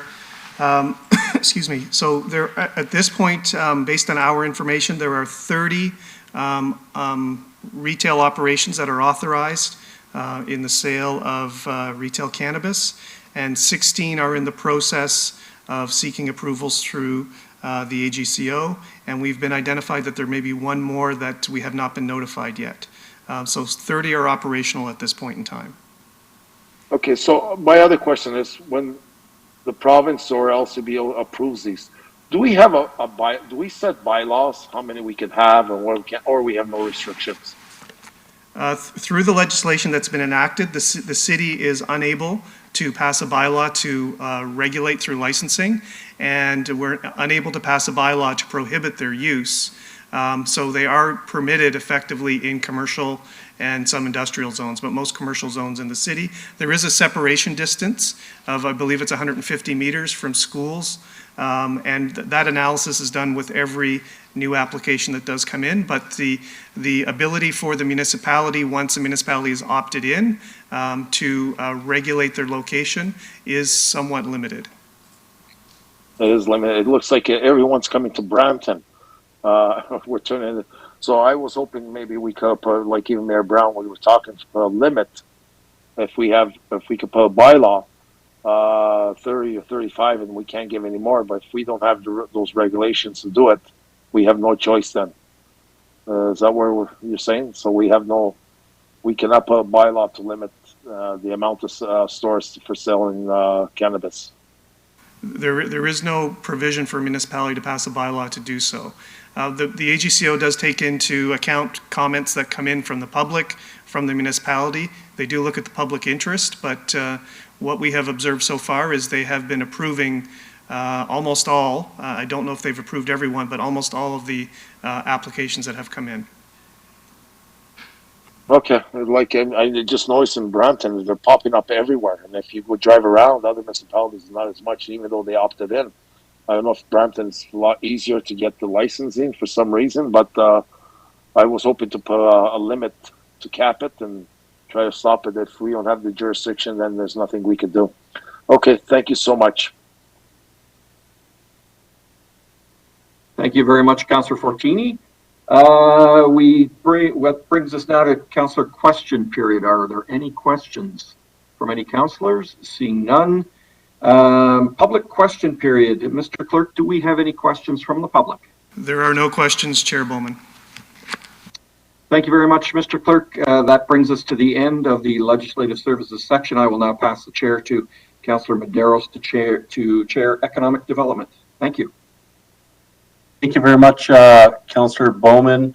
I believe we've dealt with the Innovation District Partner presentation. Next item is Councillor question period. Are there any questions for this section? I see none. Any questions from the public, City Clerk? Mr. Chair, there are no questions for this section or Section 14, general public questions. Okay, thank you very much. So now I will proceed, as I guess I'm bringing this home, to a motion moved by Councillor Paleshi to end our meeting. Mr. Chair? Yeah. Sorry, item 13 was the referred matters list. I don't know if any members have any questions on the referred matters list. My apologies. Are there any questions for the referred matters list? Okay, I see none. And then we've already reported out on closed session. And we are now at this time of adjournment. So I do have a motion moved by Councillor Paleshi to adjourn today's meeting. Our next meeting of Committee of Council is October 27th. Is there anyone opposed? I see none. And everyone have a good night and stay safe. Thank you, Mr. Chair.